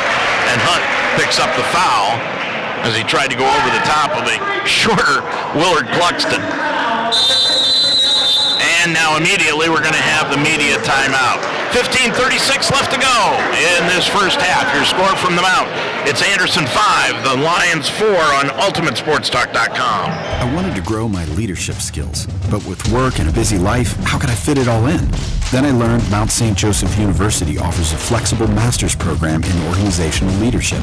For about one Saturday a month, I studied and refined my leadership skills alongside working professionals and top-notch professors. I'm now the leader I set out to be. The Mount's organizational leadership program helped me climb higher in my career. Begin your ascent at msj.edu/MSOL. Are you ready to focus on your health and well-being? Are you ready to create a culture where the values of health and wholeness are promoted and practiced? I'm Tanya Fosnock-Jolliffe, a proud MSJ alum and the founder of LIT Wellness Solutions. My years of experience as a registered and licensed dietitian nutritionist have taught me that lasting health transformation requires focusing on all dimensions of well-being and not just physical health. Check us out at litwellnesssolutions.com to learn more about how you can begin creating a culture of wellness for yourself, your family, and your business. Well, there are 3 championship college football games going on right now, and the one that most people here in Cincinnati are watching, Cincinnati is leading Houston 7-3 with 4:45 left to go in the first quarter of play, so we'll keep an eye on that one. Georgia's also leading 3-0 over Alabama. Weehee with the basketball to Kennett. Kennett drives right of the lane, in against Uzor. Now kicks it back out front to Weehee. Weehee, long 3, right of the lane, missed it. He followed his own shot, kicked it over to Spencer Kennett, right of the lane. Kennett back out to Weehee, around the horn to Cluxton. 16 on the shot clock. Underneath the Kennett, knocked free and stolen away by Uzor. Gets it off to Shropshire. He'll bring it into the front court from right to left. Shropshire with the basketball to Alex Hunt, right of the lane, now top of the key. Over on the left side to Maurice Knight. Kicks it into the corner to Ivan Yo from the left wing. Left corner shot, no good. Rebound taken down by Kennett. Behind the back dribble. Gets ahead of himself and now hands it off to Brady Thomas. Thomas with it back out front to Devin Young. Young's going to drive the lane, throw up a shot. Boy, he got hammered, and finally a foul is called after all that goes on. So Devin Young will go line right on the foul committed by Tate Yavanio. That is the first foul of the game against Anderson. Going line right, Devin Young. Young with 2 points in the ball game, put it up, and he hit the back iron, front iron, no good. Cade Gentry coming in, a 6-foot junior. Also checking in Camden Smith for Anderson. And Jordan Gaddis. Gaddis is 6-foot sophomore, so Gaddis into the ball game, number 5. Second one by Young. He is up and good. He's got 3. And the Lions have mounted the score at 5 apiece. And now coming into the ball game for the Lions is David Lewers. Lewers has been in the starting lineup for most of the year, and today, not starting the game, Brady Thomas will check out. Again, 2-2-1 full court pressure put in. Into the backcourt, Gentry with the basketball, back over to Gaddis, over to Gentry. Gentry right sideline, brings it across the timeline, guarded by Weehee. Lions in a man-to-man defense. Now off on the right side, Gaddis. Gaddis clears it off to Gentry on the left side of the lane. Back out front to Gaddis. Gaddis gets it off to Maurice Knight. Knight guarded by Lewers. Picks it off now to Gentry. He'll drive right of the lane. Lay it up too short, and the rebound taken down by Spencer Kennett. Kennett will get it into the front court for the Lions. Off to Lewers' left wing. Now top of the key, Kennett. Looking underneath, can't find anyone. Clears it off to Weehee. Top of the key, Devin Young, guarded by Knight. Hands it off to Weehee. Top of the key for the long 3. Drilled it. Evan Weehee with his first points of the ball game. And the Lions have taken the lead at 8-5. 13:58 left to go in this first half. Gaddis with it. Looking over on the right-hand side. Can't find anyone. Goes over to Knight. Knight sideline right, back out to Gaddis to Gentry. Gentry to Caden Smith. Smith with the top of the circle. Hook pass over on the right side to Gaddis. Back to Smith. On the left wing, Knight. He'll drive inside the lane against Cluxton. Put up a shot. Nobody's fouled on the shot. And the foul will be called against Willard Cluxton. That is his first foul. And the second against the Lions as a team. So going line left will be Maurice Knight. He's scoreless so far, but just ended that. He's got his first point of the ball game. Knight, line left. Jack Kolar's into the ball game for the Lions, and sitting down is Weehee. And the second one by Knight, put it up, no good. Rebound battered around, and it will come down into the hands of Jack Kolar. Kolar will bring it up from left to right for the Lions. Into the front court, the sophomore. Hands it off to David Lewers, the senior. Now to Cluxton. Right wing, Spencer Kennett looked for the 3. Uzor was going to let him shoot it, but Kennett thought better of it. Gets it back out front to Devin Young. Hands it off to Kolar. Long 3 by Jack. Hit the side iron. Nope, and the rebound Gaddis. He'll bring it up on the run. Gaddis into the front court. Goes off to Gentry. Gentry with it left baseline, and he stepped on the sideline and out of bounds. Houston now leading Cincinnati 10-7. 4:23 left to go in the first quarter of that one. Baylor defeated Oklahoma State 21-16. Georgia leads Bama 3-0. And Utah State over San Diego State 14-3. So that brings you up to date as what's happening in the college football games here so far today. Lions lead at 8-6 here. Cluxton sideline left. A run and pick by Young. Cluxton with it. Right of the circle to David Lures. Lures looks back out front, gets it off to Devin Young, and an arm bar is going to be called on the foul against Anderson, and that's Camden Smith. Smith with his first. 12:46 left to go in this first half of action. 8-6 Lions lead it by 2. Kolar with it. Jack gets it off to Devin Young. Long top of the key three. Missed it. Rebound chased down in the corner by David Lures. Out to Cluxton. Now to Kolar down on the right-hand side to Dwayne Gardner, who's into the ball game now. And a traveling violation will be called against the Lions. 12:32 left to go in this first half. Lions lead it by 2. Smith in the backcourt will bring it across the timeline. Token 2-2-1 full court pressure put on by the Lions, by the way. Knight with it between the circles. Gets it on the right side to Dalton DuBois. DuBois with it now over to Gentry. Gentry to Gaddis. Drives baseline right. Back to Gentry. To Gaddis right wing. Around a pick by DuBois. Gets it into the left corner. To Smith. Dribbles up to the left block. Back to Gaddis. Long left wing three. Missed everything. Saved in by Knight in the corner. Knocked out of bounds. Last touched by the Mount. Jack Kolar got his hands on it. Anderson will have it 1 on the shot clock, by the way. There's just 1 on the shot clock. Gentry's going to put it in play. On the baseline to the right of his own bucket. Looking. Gentry looking. Gets it inbounds. And the shot put up. Rimmed in and out. No good by DuBois. Boy, he had that halfway down. Gardner with it. Kicks it off left-hand side to Cluxton. Now on the right wing, Lures. Lures looks down underneath. Goes baseline right to Kolar down in the corner. Kolar's going to left all alone. He'll take the shot. Nope. Rebound comes out front. Taken away by Lures. Gets it off to Cluxton. Cluxton between the circles on the right wing, Kolar. Kolar gets it back over to Gardner. Right baseline, dribbles up to the free throw line, inside the lane, spins to his left, blocked out of the air. By Young, linked up off the glass rim, and he's fouled. Devin Young got the bucket. He was fouled by Camden Smith, his second. And Young gives the Lions a 10-6 lead, and he'll go to the line looking to complete the three-point play when we return. 11:29 to go in this first half. It's the Lions 10, Anderson 6 on UltimateSportsTalk.com. For more than a century, Mount St. Joseph University has prepared nursing leaders who serve their patients with the heart of a lion. Whether entering the nursing field, changing careers, or expanding your professional skills, innovative simulation labs and a variety of clinical sites prepare you to deliver exceptional patient care. With flexible undergraduate and graduate programs taught by highly credentialed faculty, the Mount will help you climb higher. Begin your ascent at msj.edu/nursing. If you're looking for a pediatrician that will take time to listen with genuine concern and compassion, make an appointment with Mount St. Joseph alum Dr. Libby Spees. Call 513-246-8900. Dr. Spees has been a part of the Cincinnati area all of her life and has experienced a lifelong affinity for working with children and helps them feel comfortable.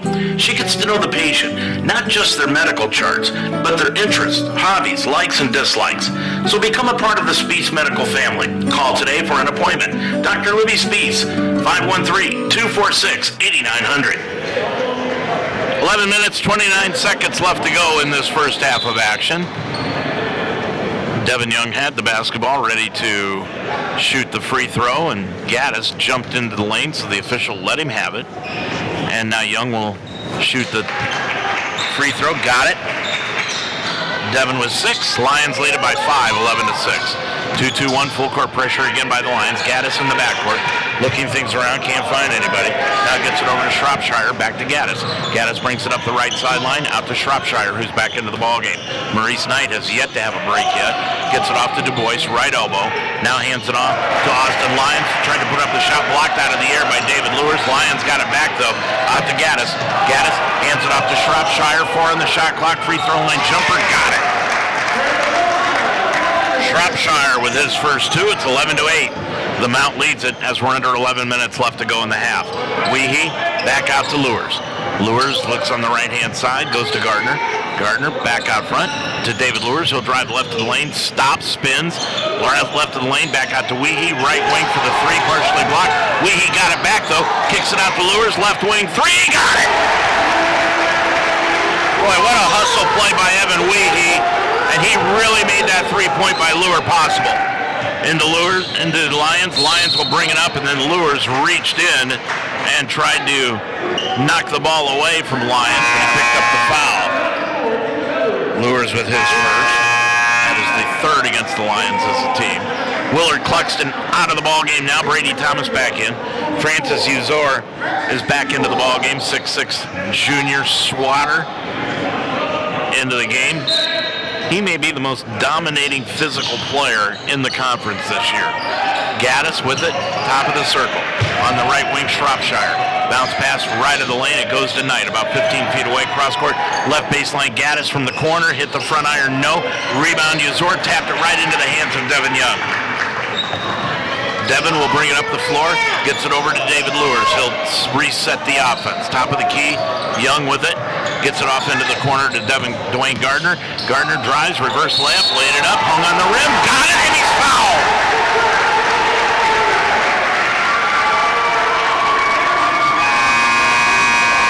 Dane Gardner with his first two. He'll go to the line looking for three. Foul on Uzor, that's his first. Well, he did a nice job of using the rim to protect him away from Uzor. Into the contest now, Phil Basecki. Basecki, a 6'4" senior. And Shropshire stepped into the lane, and now there's a lane violation. As Gardner missed the free throw, Shropshire was leaning in for the shot.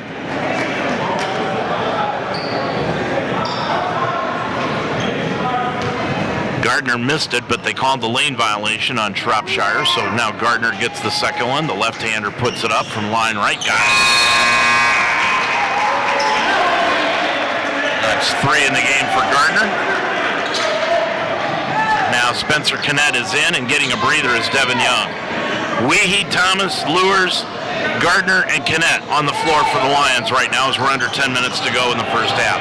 Lions is going to bring it up the other way. Around Kinnett, lays it up and in.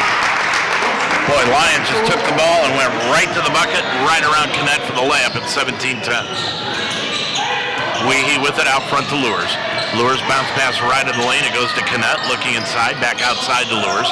Lures around and picked by Kinnett, pulls up, 17-footer in the key, spun it in and out, no good, and the rebound tipped over to Knight. Knight will bring it up from right to left on the run. Kicks it over to Shropshire for the long three, right wing, missed everything off the bottom of the backboard, pulled down by Thomas. Thomas is going to bring it back the other way, force the action, gets it outside to Kinnett, and Kinnett will reset the offense with 9:10 to go in the first half. Kinnett with it, right-hand dribble, hands it off to Brady Thomas. Thomas over on the left sideline to Lures, underneath to Kinnett. Kinnett backing into the lane, put up the shot from the right side, put it up too hard off the iron, and the rebound taken down by Gardner. Top of the key, Thomas for three, no good, and the rebound taken down underneath, and a foul will be called on the Lions, and I think it's going to be on Spencer Kinnett. And it will be on Kinnett. Spencer picking up his first personal foul. Now Willard Cluxton is going to come back into the ball game. 8:54 left to go. Anderson shooting 4 of 16 from the field for 25%, while the Lions 6 of 17 for 35% so far early in this game. With it is Shropshire, brings it up, and now gets it over to Ivanyo, who's back into the contest. On the left wing to Alex Hunt. Hunt back out front to Lyons. Lyons looking underneath over to Hunt, left wing. Hunt 6'6", but he plays out around the wing for Anderson. Hunt kicks it over on the left side to Lyons. Lyons with 5, 15-footer left baseline, nope. Hunt got the offensive rebound, one dribble, laid it up too hard, tipped it up again, no. Ball loose on the baseline, picked up by Ivanyo, laid it up, it will go, and he's fouled. Boy, Anderson just kept bouncing that ball around up near the rim, and they finally got the beneficiary. Ivanyo got the bucket and the foul. Man, that makes it 17-12. Ivanyo with 7 points. Devin Young will come back in. Dane Gardner will leave, and Gardner did a fine job out there. He's got 3 points. Devin Young comes back in with 6. Ivan Yo line left.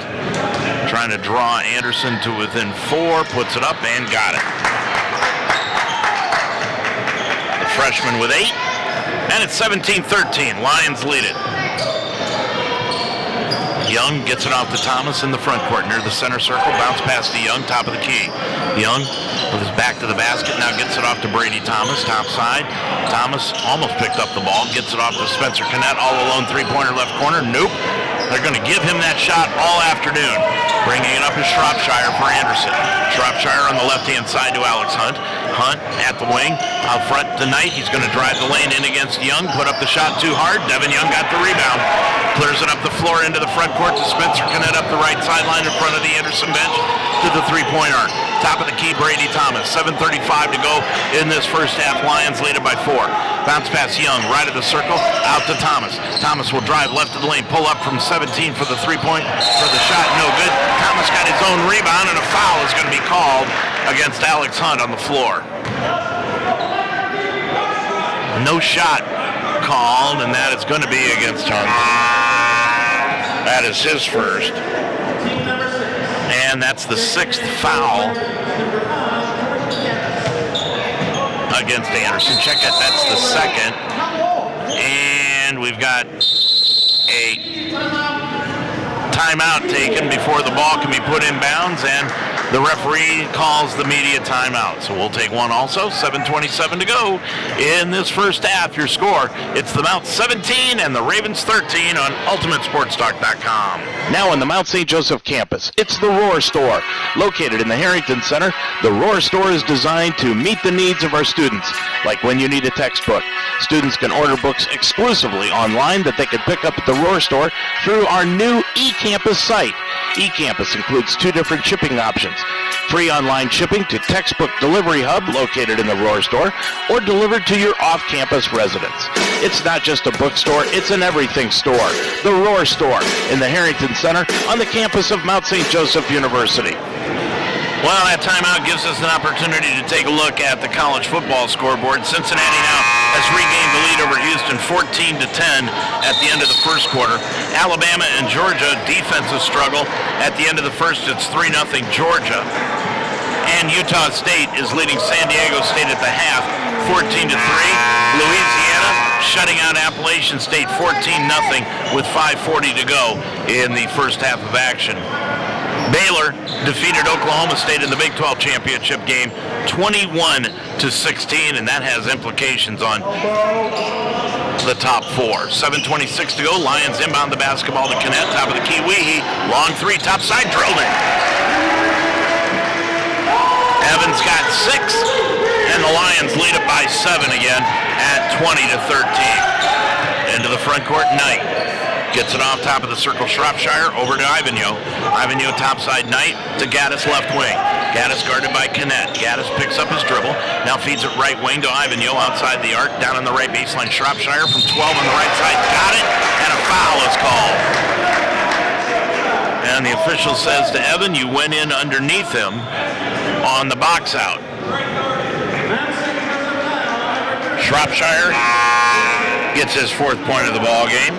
And now he'll go to the line looking to complete the 3-point play. We have had a plethora of 3-point opportunities here this afternoon. And I'm not talking about outside the arc, the conventional way. 20-15, Lions lead it, and Shropshire drills the free throw. He has 5 in the ball game, and it draws Anderson to within 4 at 20-16. Lures with it, who just came back into the ball game, gets it off to Kennett, now left wing. Kennett off to Cluxton, top of the key, Young.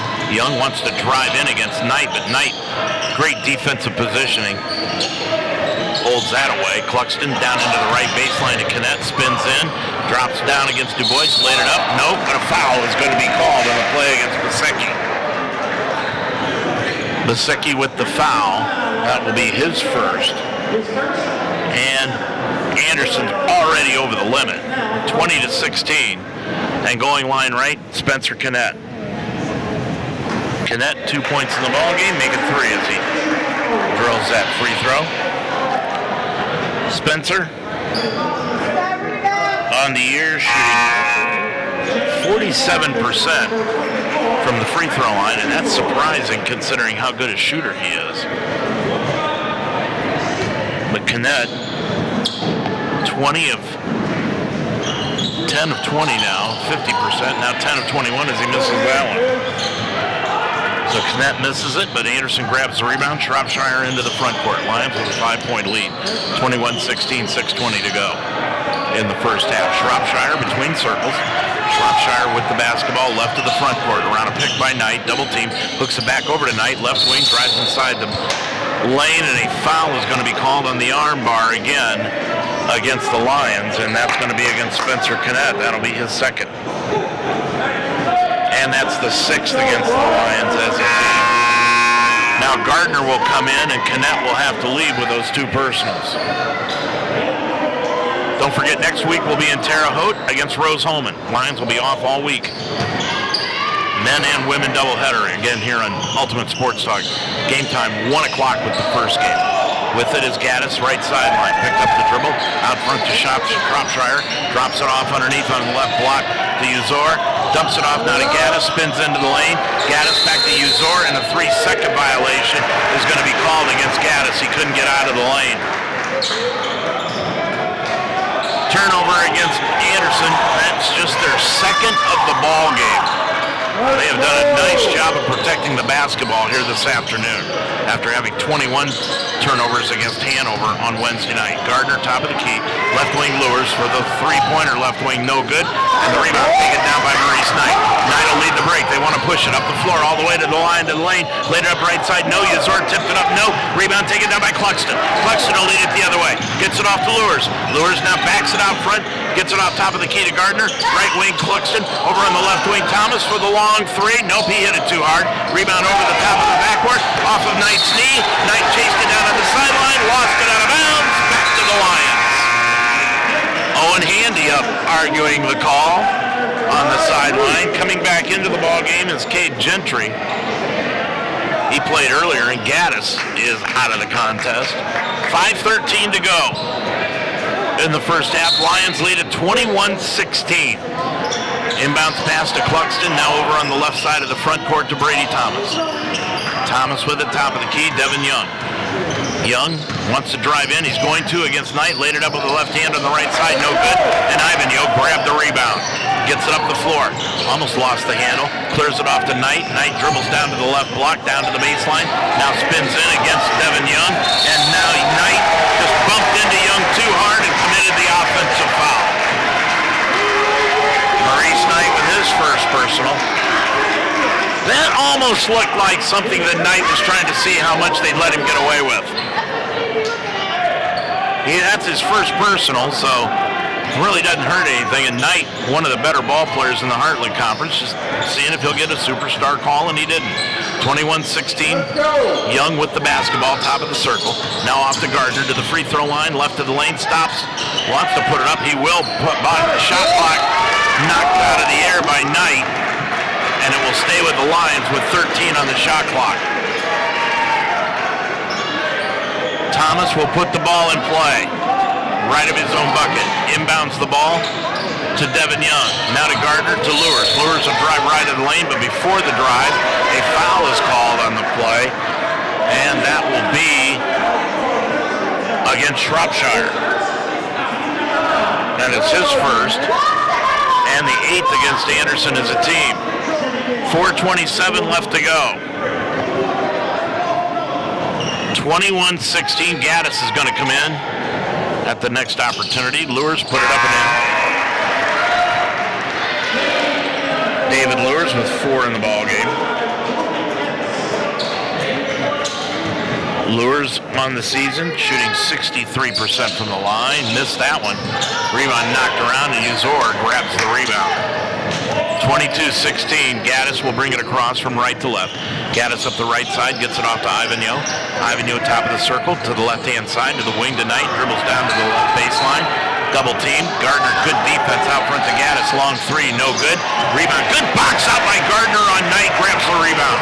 Gardner brings it up the right side. Now over on the right wing to Brady Thomas. Back out to Gardner. Left wing to Lures near the sideline. Lures top of the key to Devin Young. Lions lead it by 6. Young looking over on the left sideline. Brady Thomas. David Lures fell to the floor. Bounce pass on the back door to Cluxton. Laid it up and in!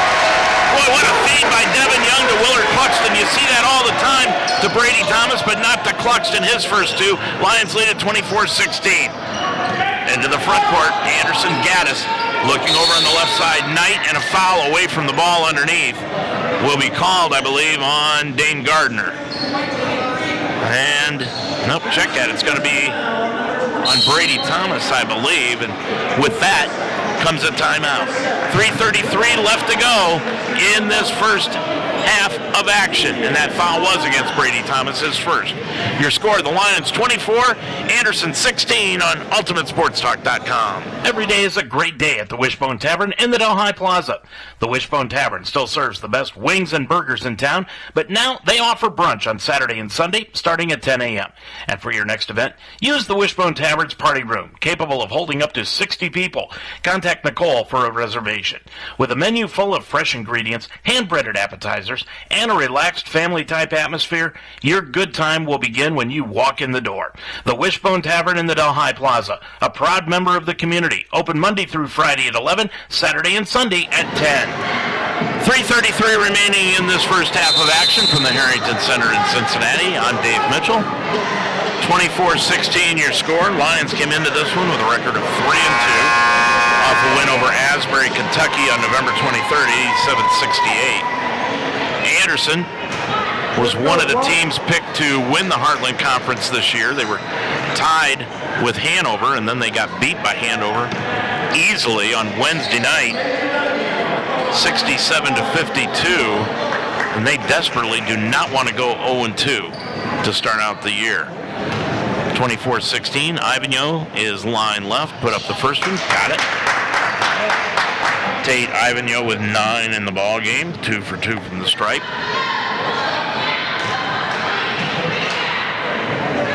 He is 3 of 5 from the field so far in this one. Second one, good again.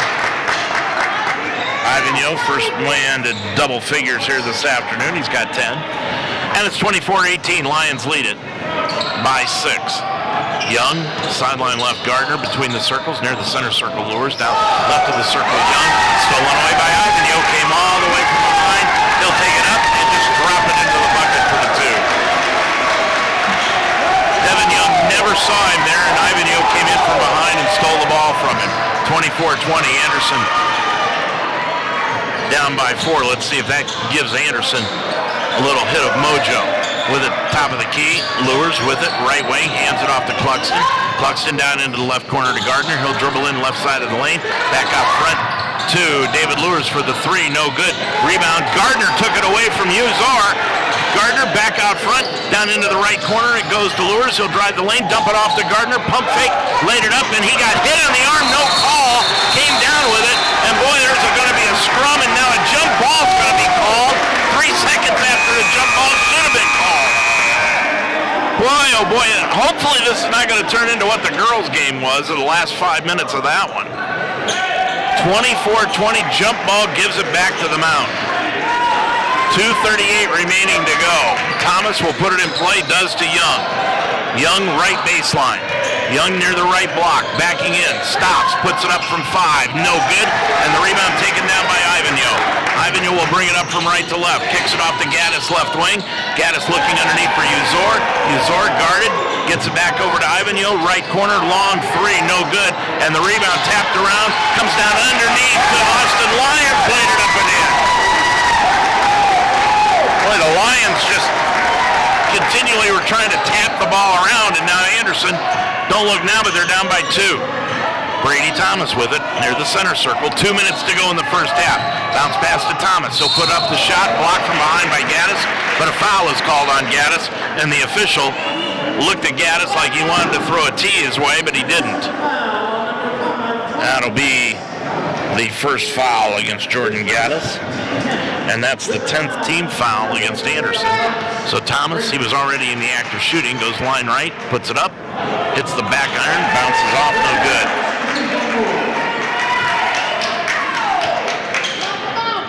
Brady, 83% from the line this year, but missed that one. Second one, good. Thomas with his first point of the game, 25-22. Lions with a 3-point lead, but Anderson with the ball, they can tie the game on a three-pointer. A minute 45 to go in this first half. Ivan Yo, sideline right, guarded by Cluxton. Gets it off to Maurice Knight. I don't think Knight's had a break in this first half. Gaddis left of the lane to Uzor. Backing in, spins around Knight. Young put it up, no good. And Young got the rebound. Up the floor to Thomas. Thomas into the front court. Stop and go dribble around Lyons all the way to the hole. Laid it up, won't go.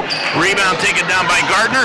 Gardner will dribble it out of a crowd. Back out to Jack Kolar, who's into the ball game. Now out front to Devin Young. Young, long three-pointer, top side, no. Kolar had his hand on the ball, but Gaddis took it away from him. He'll bring it back the other way for the Ravens. Up the court goes the Lions, right side. Kicks it back to Knight in the right corner, right wing. Knight, long three, missed everything. Rebound saved in by Ivan Yo. Ball knocked free, taken away by Cluxton. Out to Young. Young will bring it up on the run to the line, to the lane, all the way to the hole. Threw it up, no, but a foul on Young. Check that on Lions, excuse me. Young will go to the line. Austin Lyons with his first personal.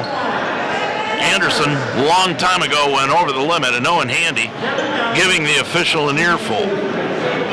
54.5 seconds to go. Line right, Devin Young. He's got 6. Shoots it, got it.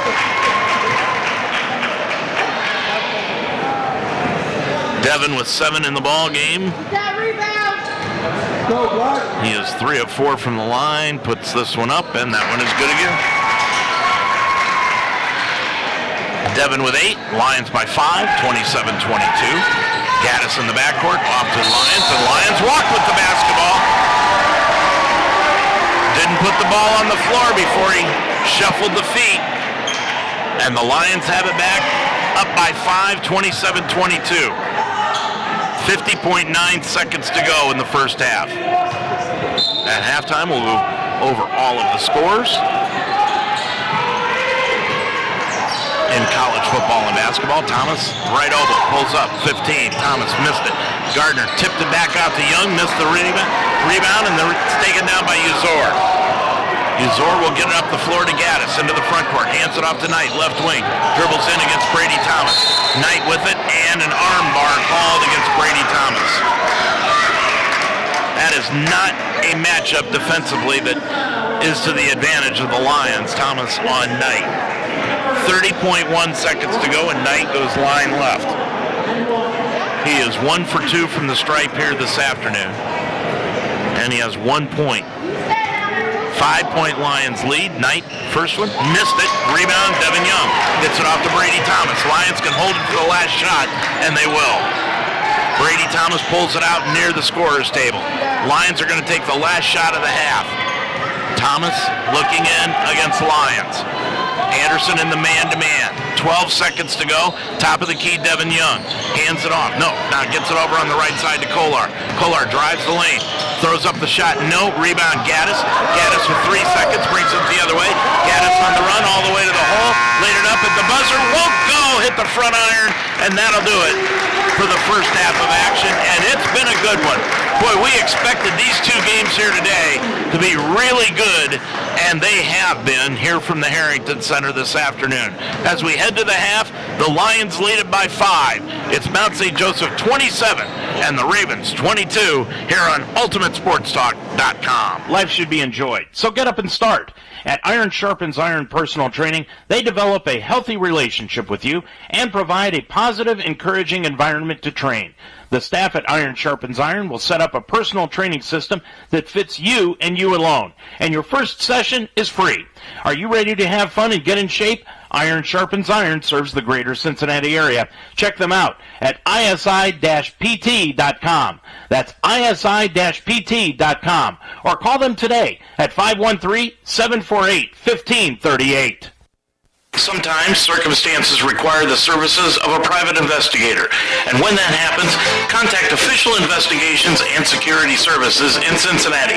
They specialize in surveillance, insurance fraud investigations, workers' comp, witness location and protection, accident reconstruction, and stolen auto and construction equipment.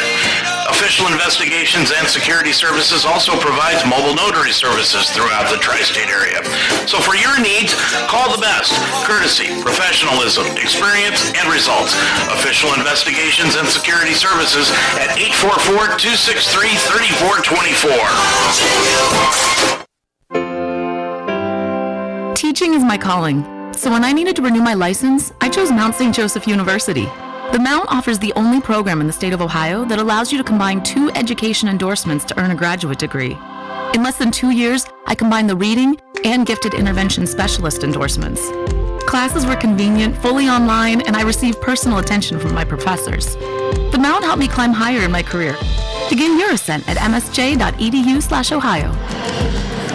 Well, let's take a look at the college football scoreboard here this afternoon. First of all, the game that everybody wants to see here around the Cincinnati area.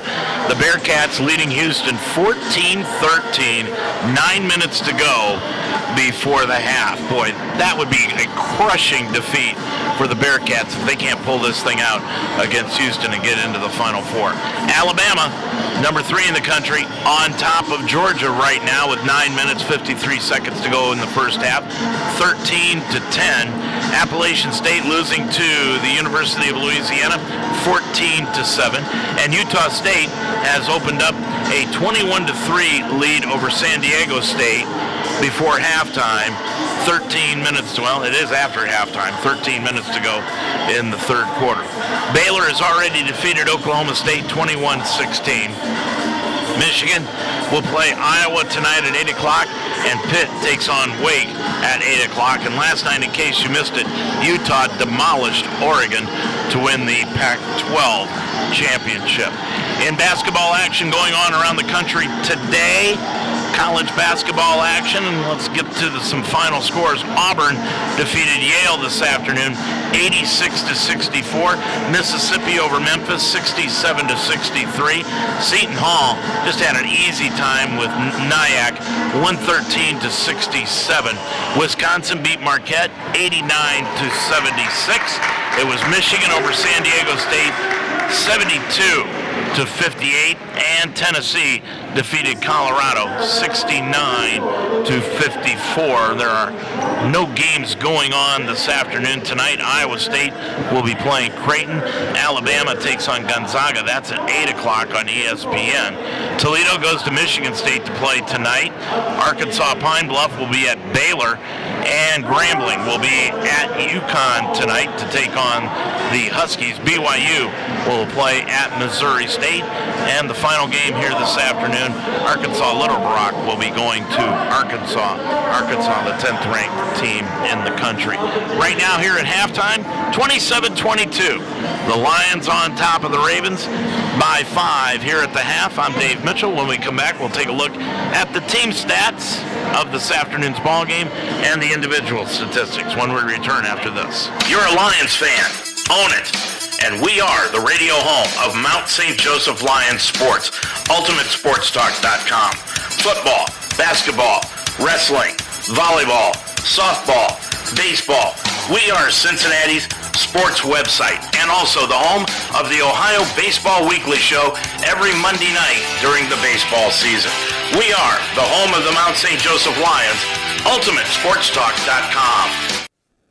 Barbarian Apparel is a cutting-edge sports apparel company. Barbarian Apparel provides high-quality team gear and active wear that is unrivaled at a great price. Barbarian Apparel fits not only individuals, but teams all over the world. And your team will stand out with Barbarian's custom sublimation, artwork, and screen printing. Each piece of team uniform is specifically designed with your preferences in mind, including graphics, color, logos, and fabric selections. Start your order today at barbarianapparel.com or email any questions at barbariancustomers@gmail.com. Barbarian Apparel, conquer the impossible. Well, for the Lions so far in the first half of action, they are 8 of 27 from the field for 30%. From three-point range, they were 3 of 14 for 21% and 5 of 8 from the line for 62.5%. The Lions committed 7 fouls in that first half to 10 for Anderson. For the Ravens, 8 of 27 from the field for 30%, 1 of 11 from three-point range, and you know that's not going to stay. Now it's 1 of 12 for 8.3% from three-point range, and again, you know that is not going to stay the same. And from the free throw line, Anderson 5 of 7 for 71% in the ballgame, and they've updated the personal fouls now. The Lions, 8 personal fouls compared to 11 for Anderson in the ballgame. Rebounds, the Lions have grabbed 26 rebounds in the ballgame compared to 24 for Anderson here this afternoon. Lions have 6 assists to just 3 for Anderson this afternoon. And turnover-wise, the Ravens committed 6 turnovers compared to 4 against the Lions here this afternoon. When you take a look at the points in the paint, Anderson with the advantage, and you would expect that, but not by so little. Anderson has got 10 points in the paint compared to 8 for the Lions, and points off turnovers. Well, Anderson's got 4 points off of the 4 turnovers that the Lions have committed here this afternoon. And for the Lions, they've got 3 points off the 6 turnovers that Anderson has had here this afternoon. 27-22, Lions lead it here by 5 at the half, and when we come back, we'll take a look at the individual stats of this afternoon's ballgame after this. Now on the Mount St. Joseph campus, it's the Roar Store. Located in the Harrington Center, the Roar Store is designed to meet the needs of our students, whether it's spiritware, gifts, or snacks. But the Roar Store is more. They offer everything from notebooks to laundry detergent, even brake fluid and tire repair, plus a wide range of food and drink. And it's just a walk away. It's not just a bookstore, it's an everything store. The Roar Store in the Harrington Center on the campus of Mount St. Joseph University. Odyssey now has hundreds of new exclusive music stations for you to discover your new summer soundtrack. Get moving with worthy workouts for a cardio sesh fueled by today's top artists. Hanging with your crew? Throw it back with Picnic Party for old school jams for your cookout. Or sail away with Odyssey's new yacht rock station, Juggernaut. For summer barbecues, road trips, or relaxing poolside. Hundreds of new exclusive stations, plus all your favorite local radio stations and podcasts. It's all on Odyssey. Well, nobody in double figures here this afternoon for the Lions, but they do have well-balanced scoring here today. Devin Young is leading the way with 8 points on 2 of 7 from the field. He has not hit a three-pointer, 4 of 5 from the charity stripe. Devin has grabbed 7 rebounds in the ball game and has 2 assists in 18 minutes of play. Evan Weehee has got 6 points on 2 of 4 from three-point range, 2 rebounds and assists for Evan in 11 minutes of action. 4 points for David Lewis here today as he has hit a field goal and one three-pointer and a free throw here this afternoon. He's also got a blocked shot and a personal foul in 10 minutes of play. Lewis did not start this afternoon's ballgame. 3 points each to Spencer Cannett on 1 of 4 from the field, and Dane Gardner on 1 of 3 from the field and 1 of 1 from the charity stripe. Gardner has also grabbed 4 rebounds, while Cannett has grabbed 3 rebounds and doled out 2 assists in the ballgame. Willard Cluxton on a nice feed from Devin Young on a reverse layup has 2 points in the ballgame on 1 of 1 from the field and a couple of rebounds, an assist and a steal for Cluxton, and 1 point to Brady Thomas from the free throw line, 1 of 2 in 15 minutes of play. For Anderson, they've only got 4 players that have scored for them today. 12 points to Tate Ivanyo on 4 of 7 from the field, 3 of 3 from three-point range, 4 rebounds, an assist and a steal in 15 minutes of play. 5 points to Fred Shropshire. Shropshire, 2 of 3 from the field, 1 of 1 from the line, a rebound and a steal in 12 minutes. 4 points to Austin Lyons off the bench on 2 of 4 from the field and 2 rebounds in 7 minutes. And Maurice Knight. The Lions have done a nice job of holding him down after 25 against Hanover on Wednesday night.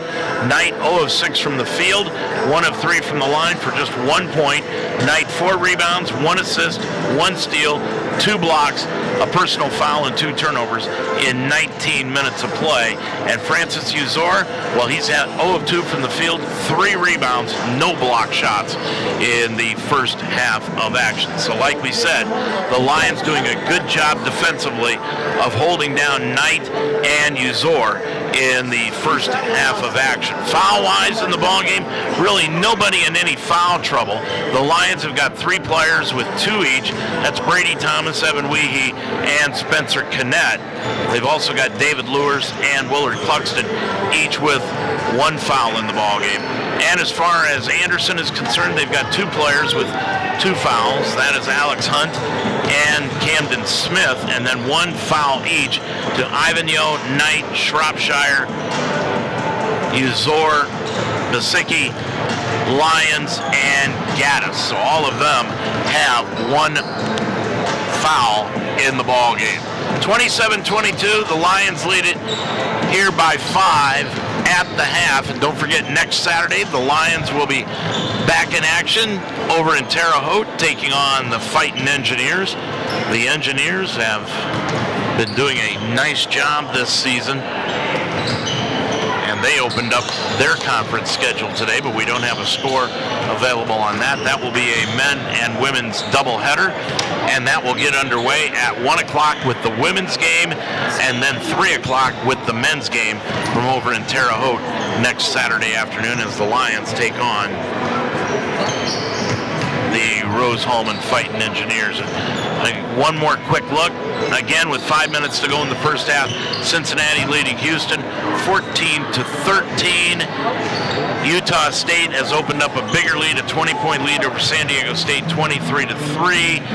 Georgia now is down by 4 to Alabama, 7.5 minutes to go in the first half, 14-10. And as we told you, Cincinnati leads by a point over Houston with 4:55 remaining to go in the first half, 14-13. Here back at the Harrington Center, 27-22. Lions lead the Ravens by 5, and we'll see if they can hold on here in the second half and pick up their first conference victory of the season. I'm Dave Mitchell. Second half action is next on UltimateSportsTalk.com. America, your children have an amazing superpower. That's right. They can help save lives by simply washing their hands. Just 20 seconds of thorough hand washing after they've coughed or sneezed or been outside can help fight against the dastardly spread of germs. Armed with only soap and water and hands, your superhero can protect you, your family, and everyone out there in America land. Amazing! Find out more at coronavirus.gov. A message from the CDC and the Ad Council.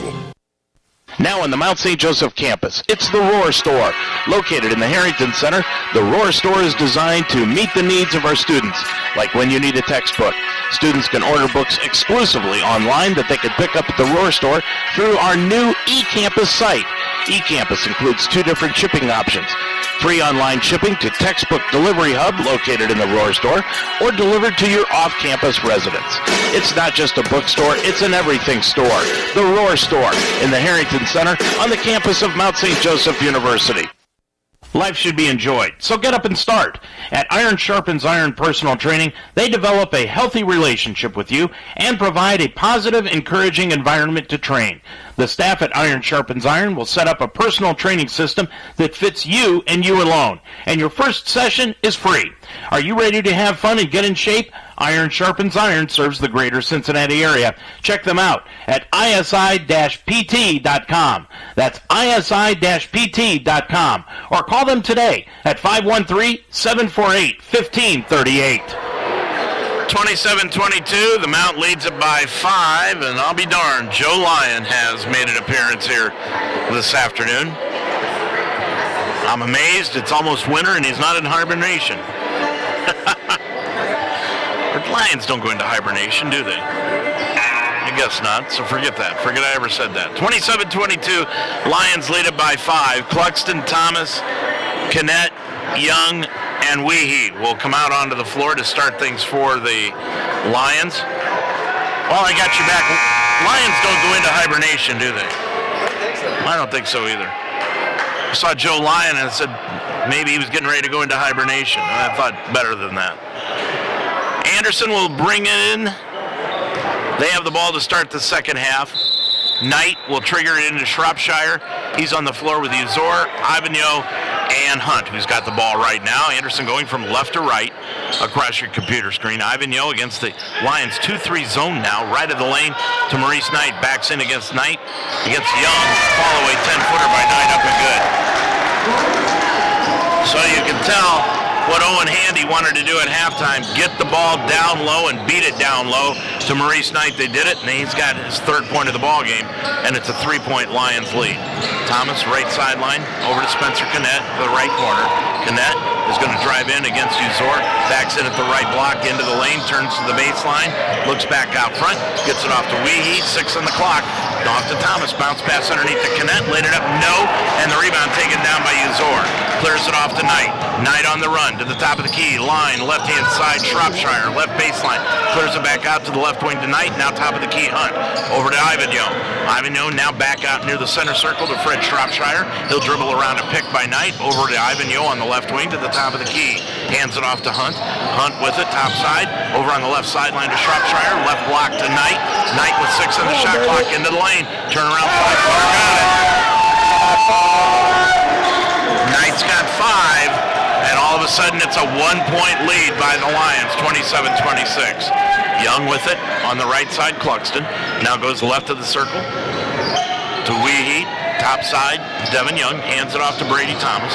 Thomas dribbles down to the right wing, top of the key, Cluxton, pump fake, top side. He'll stop top side, now get it back over to Weehee. Left block, it goes to Devin Young. Backs in, spins to the baseline, put it up off the glass and in. Devin Young, nice post move, good strength down low. He's got 10, Lions lead it by 3 again at 29-26. Into the front court, Alex Hunt. Hunt, cross-court pass to the left-hand side to Shropshire, outside the arc, near the sideline. Shropshire guarded by Weehee, Lions back to the man-to-man. Shropshire, crossover dribble, now top side to Hunt, hands it off to Ivanyo. Ivanyo had 12 in the first half. Right of the lane, it goes to Maurice Knight, backs in, reverse layup, put it up, blocked out of the air, and a late foul call bails out Anderson against Devin Young. That'll be his first, and that's the first against either team here in the second half. Owen Handy has just taken Maurice Knight and putting him down within 10 feet of the bucket and trying to beat the ball down low to him, and it's worked out advantageously for the Ravens so far here in the second half. Knight hits the free throw. It's 29-27. He's got 6 in the ball game. And make it 7 as he hits both free throws. And it's a 1-point Lions lead, 29-28. Kennett goes over to Cluxton. Cluxton with the basketball between the circles to Weehee, left wing. Weehee, top of the key to Cluxton. He's going to drive right side of the lane. Gets it back over on the right baseline. Hooks a pass, blocked away, stolen away by Knight. Knight will bring it up a run to Shropshire. Lays it up and in. Shropshire with 7, and Anderson has regained the lead at 30-29. They have come out and taken advantage of putting Knight down low. With it, Cluxton left of the lane. It goes to Young, spins to the baseline, put it up, blocked out of the air by Uzor, and out of bounds. 17:02 to go in this I think at the second half of action. 30-29, Anderson on top of it by a point. Weehee will put the ball in play. Lobs a pass out front. It goes to Devin Young. Off to Kennett. Now to Brady Thomas. Thomas got fouled on the way to the bucket as he dribbled it off his foot. But the foul was committed beforehand, and that'll be on Alex Hunt, his third. That is the first against Anderson, so the Lions will trigger it in underneath their own bucket. Just a common foul. Thomas inbounds it to Kennett. Top of the key, Cluxton. Cluxton now hands it off to Devin Young. Back to Cluxton. Pump fake. He's going to dribble to the free throw line. Back out to Thomas. Now to Young. Young's going to drive the lane. Stop. Throws it up. It'll hang on the rim. It goes! And he's fouled! Oh, what a magnificent shot by Devin Young. He threw that one up from the hip as he was fouled, and it hit the back iron and fell in. Lions have taken the lead at 31-29, and Devin Young will go to the line looking to complete the three-point play. He's got 12 in the ball game. Foul committed by Ivanyo, And Young gets the free throw. He's got 13. And it's 32-30. Lions have regained the lead. Ivan Yo brings it up the left-hand side, down to the baseline, back out front to Shropshire. Now tonight, he'll drive the lane, stop, pop a 12-footer, and a foul will be called out front on Devin Young. That should have been number 5. 16-34. With a 32-30 lead.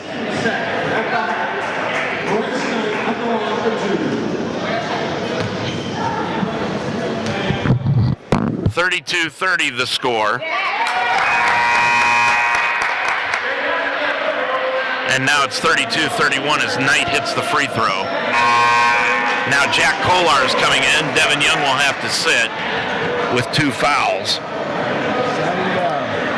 And now Brady Thomas will leave. And Dane Gardner is into the ball game. Knight with 8 in the ball game. Make it 9. He has come out here in the second half with an entirely different attitude. Ivan Yo is out of the ball game now, and Anderson brings in Austin Lyons. 32-32, we are all knotted up. 16 and a half remaining to go. Knet gets it off to Weehee, now off to Cluxton. Bounce pass to Knet. Knet with it on the right side. Looks underneath, gets it back to Cluxton on the left wing. Kolar with the right-hand dribble, looks for the back door as the Lions running the motion. Off to Gardner on the left wing to Knet. Knet spins into the lane, stops, pops it for 12. Uzor blocked it out of the air. Pulls it down and gets it off to Knight. Knight will bring it the other way, all the way to the line. Got tied up by Weehee, now steps outside, gets it back out to Gaddis, who's into the ball game. Now off to Lyons, long 3 by Lyons, got it! Lyons with 7, his first 3 of the ball game, and Anderson has regained a 3-point lead, 35-32. Weehee, left baseline, guarded by Lyons, pump fake, drives in, and a blocking foul called against Lyons. That'll be his second. And that's the second against Anderson, make it the third against Anderson as a team, and that'll take us to the timeout. 15:37 remaining to go in this ball game. Your score, Anderson 35, the Lions 32 on UltimateSportsTalk.com. Where are you headed? Where would you like to go? New heights, right? That's why you're going to college in the first place. At Mount St. Joseph University, we integrate academic excellence, real-world experience, and individual attention so that you can go further than you ever thought possible. In fact, over 96% of our graduates over the past 3 years were employed or pursuing graduate studies within 6 months of graduation. Are you ready to climb higher? Begin your ascent at msj.edu. Every day is a great day at the Wishbone Tavern in the Delhi Plaza. The Wishbone Tavern still serves the best wings and burgers in town, but now they offer brunch on Saturday and Sunday starting at 10 a.m. And for your next event, use the Wishbone Tavern's party room, capable of holding up to 60 people. Contact Nicole for a reservation. With a menu full of fresh ingredients, hand-breaded appetizers, and a relaxed family-type atmosphere, your good time will begin when you walk in the door. The Wishbone Tavern in the Delhi Plaza, a proud member of the community. Open Monday through Friday at 11, Saturday and Sunday at 10. Lions down by 3. They inbound the basketball to Spencer Knet, over to Dane Gardner, top of the circle, now to David Lewis, who's rechecked himself back into the ball game. Jack Kolar goes on the left side to Cluxton, over to Gardner, and it was knocked out of bounds by Gaddis. It will stay with them out with 10 on the shot clock. 35-32. Anderson with a 3-point lead, and Gardner will put the ball in play. Anderson jumps into the man-to-man defense, inbounds to Kolar. Now back out front, Cluxton. Cluxton back out to Lewis, top of the key. Long 3 by David, hit the front iron, nope. And Uzor has grabbed the rebound. Gets it off to Gaddis. Gaddis into the front court from left to right. Now off to Shropshire. He'll run the offense now for the Ravens. Gets it off to Lyons. Now back to Gaddis. The Lions stops. Back out front, Gaddis. Long 3 by Gaddis. Got it. Gaddis with 3. Anderson leads it by 5. 38-32. Lures with the basketball, right side, drives the lane, stops, gets it back outside, over to Kolar. Long 3 by Jack, hit the back iron, nope, and then bounced up and hit the shot clock. And that'll give it back to Anderson. They lead it by 6, and the Lions are going to make some substitutions. Devin Young and Brady Thomas will come back into the ball game. Spencer Cannett will leave, and so will Gardner. 14:46 remaining. Lions have gone cold in this second half. They've been outscored 16-5. Handoff, Lions gets it inside the circle now to Gaddis, left side Shropshire, left baseline, Knight trying to back in against Gardner. Knight backing in against Gardner, down to left block, turnaround 5-footer, too easy, got it to go. That's 11 in the ball game for Knight, and 10 of them will come here in the second half. It's an 8-point Anderson lead. Lions need a bucket here. They get it off to Young. Young kicks it back out to Kolar for the left baseline three. No good. Rebound taken down by Knight. Clears it up the floor to Lions. It went over his head and out of bounds. And the ball goes back to the Lions. 14:04 left to go. Lions lead it by 8, or Lions down by 8, excuse me. Lures will bring it up the floor into the front court. Off to Devin Young, now back out to Lures. Bounce pass right side to Gardner. Gardner with it, gets it off to Devin Young. Looks for a backdoor, now out to Gardner. Gardner again, top of the circle. Dane with it on the right side, backs inside the lane, trying to go in against Uzor. And a foul is going to be called against Uzor. Kind of a questionable call there against Uzor, but nonetheless, the foul. That is his second. And that's the fourth against Anderson as a team. Thomas will put the ball in play. Lions down by 8. Lob pass into Young, left elbow, over on the right side, Weehee. Weehee hands it off to Lures, pump fake, drives right of the lane, looks underneath, stops, kicks it back out front to Thomas. Thomas with 10 on the shot clock. He'll drive inside the left side of the lane, and an offensive foul will be called on Brady Thomas. Brady just threw the elbow right out into Gaddis and picked up the offensive foul on Brady. That is his second, and that's the third against the Lions as a team. 13:30 remaining to go in the ball game. Anderson has outscored the Lions 18-5 here in this second half, and they've taken an 8-point lead. Lions with it between the circles for the Ravens. Kicks it over to Gaddis on the right side. Gaddis back out front. And it goes to Bisecki, put up the shot. No, and a foul is going to be called on Brady Thomas away from the ball. And he's given the official an earful, and now the official is stopped and looking back at Brady. And that's going to be the third on Thomas, and Cluxton will come back in.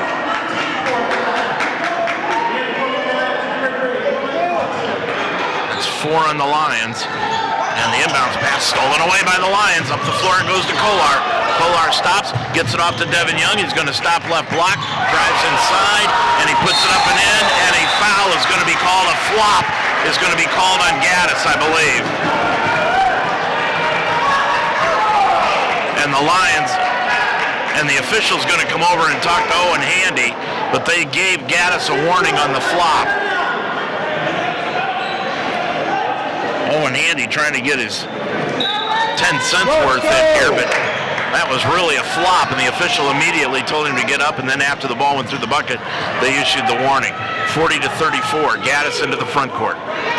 Gaddis with it between the circles, down to the right-hand side, hands it off to Shropshire. Shropshire looks left-hand side, goes to Knight. Long three by Knight. Put it up, no good. Rebound taken down, though, by Bisecki. Gets it now to Gaddis. Gaddis underneath the Knight, and reaching over the top is Devin Young. No. 40-34, 12:42 left to go. Gardner now comes in for Kolar. Lions is going to put the ball in play. Lobs a pass inbounds to Shropshire. Now goes back out front to Gaddis. Gaddis with it left baseline. It goes to Knight. Knight's going to pop the 15-footer. Got it. Boy, he is a man possessed in this second half. He's got 13, and it's 42-34. He had 25 on Wednesday night against Hanover. On the left-hand side, he got the ball knocked away by the Lions. It goes out of bounds, so the Mount will have it back. Devin Young will put the ball in play. Young will inbound it out near the timeline to Weehee. Now to Cluxton. Cluxton right side. Tried to throw a pass to Devin Young, and it threw it right by him and out of bounds. That's the 7th turnover in the ball game against the Lions. 42-34. Lions need a defensive stand here. Shropshire brings it up. Gets it off to Gaddis on the right wing. Gaddis looking on the right-hand side. Gets jump stopped by Gardner. Now back under to Basicki. To Knight, right block. Knight backing in against Devin Young. Now double team. Fall away. 5-footer. Right baseline. No good. Good defense by Devin Young. And he grabs the rebound. Gets it up the floor to Weehee. Weehee kicks it back out to Lures. Top of the key. Devin Young. Pump fake. 17-footer left elbow. Drilled it. That's 17 for Devin. It's 42-36. Into the front court, Basicki. Basicki now gets it off to Shropshire. 11 and a half minutes to go. Off on the right side, Gaddis. Now top of the key to Shropshire. Shropshire, right wing to Gaddis. Underneath pass, all alone, Lions. Later up and in. Lions has 9. 44-36. Anderson with the lead again. Lures with it. Around a pick by Young. Goes left wing to Gardner. Gardner looking underneath. Can't find anyone. Now gets it back out front to Lures. Back to Gardner. Dribbles down to the left baseline. Shut off by Basicki. Still backing in underneath the basket. Gets it back out to Weehee. Lost it out of bounds, but it was knocked free by Lions. And that'll take us to the timeout. 10:54 remaining to go in the ball game. It is Anderson 44, the Lions 36 on UltimateSportsTalk.com. Do you want to grow as a leader? Mount St. Joseph University offers a flexible master's degree in organizational leadership. Classes meet about one Saturday a month. Climb higher and become the leader you were meant to be. Begin your ascent at msj.edu/MSOL. Indeed presents Job Searching with Scherzer. Let's do this. Before you get in the game, make sure your stats are up to date. Then, it's all about focus. Max focus.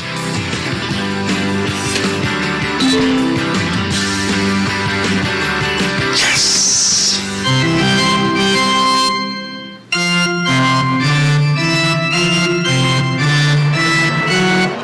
Well, they are at halftime, and Cincinnati still leads.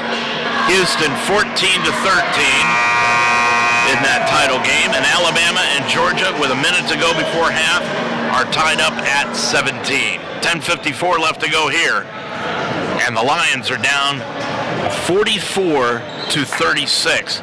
They have been outscored 22-9 in this second half of action, and it's been mainly Maurice Knight, who's got 13 points. He had 1 at halftime. Devin Young, top of the key, to the line, to the left of the lane, lays it up with the left hand, good.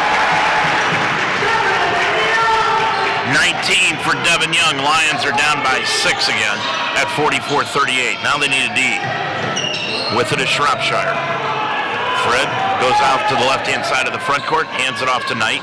Knight with the top of the key, pump fake against Gardner, drives right in the lane, stolen away by Weehee. Up the floor to Lures. Lures goes ahead of the pack against Gaddis, laid it up too hard, and a foul is going to be called on Gaddis. Gaddis picks up the foul. That will be his second. And that is the 5th. That evens up the team fouls here in the second half at 5 apiece. 10:24 to go. And Anderson is going to make some substitutions. Uzor is going to come back into the ball game. Lures hit the free throw. He's got 5 in the ball game. Uzor is back into the ball game. Ivan Yo's back into the contest. Shropshire and Basicki will sit down. 10:24 left to go. Second one by Lures, rattles it home. He's got 6. Lions down by 4. Cluxton back in, so's Kinnett. Devin Young's going to get a breather.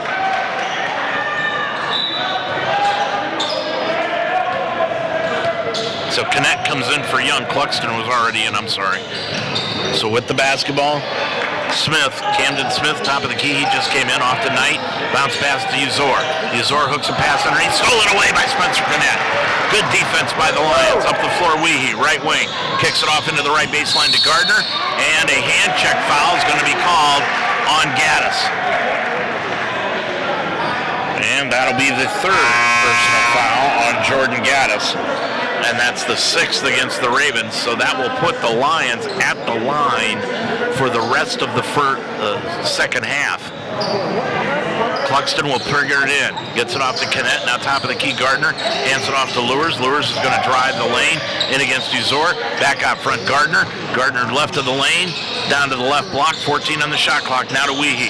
Weehee drives inside. Spins. Back out front to Lewis. Right wing. Lewis drives the lane. Underneath the Kinnett. Lost the handle. Can't find anyone. Reverse layup. No. Got his own rebound. Right back outside. It goes to Cluxton. Now left wing to Weehee for 3. No. And the rebound taken down by Smith. Lions had an opportunity there but couldn't capitalize. With it is Gaddis. Gaddis spins into the lane against Cluxton, stops, lays it up, short, and a foul will be called on Cluxton. Willard will pick up the foul. That will be his second. And now both teams will be in the bonus situation for the rest of the ball game. 9:27 to go in it. And Gaddis put up the free throw. No good. Gaddis with 3 points. He's got a three-pointer. 44-40. Lions down by 4. Gaddis trying to make it 5 from line right. Eyes it, shoots it, and that one rims around and finally falls in. Gaddis with 4, and it's 45-40. Lions down by 5 in the front court. Gardner, baseline left to Weehee, put up the 10-footer, left side, no good, and the rebound taken down by Smith. He'll bring it the other way for the Ravens. Up to the left wing, now off to Gaddis, top of the circle. Backs it out to Ivanyo. On the right wing, now to Hunt. Top of the key, Gaddis. Gaddis right elbow to the line, to the left of the lane. Now gets it back into the left corner to Ivanyo. Left of the lane on the left block to Uzor. Put it up the shot, no good. Rebound tapped out front, comes off to Gaddis. Anderson got the offensive rebound, and Owen Handy wants him to reset the offense. With it at the timeline, Lewis reaching in against Smith, and Lewis called for the foul. And that'll bring in Jack Kolar. Lewis with his second personal. And that will send Smith to the line, shooting 1-1.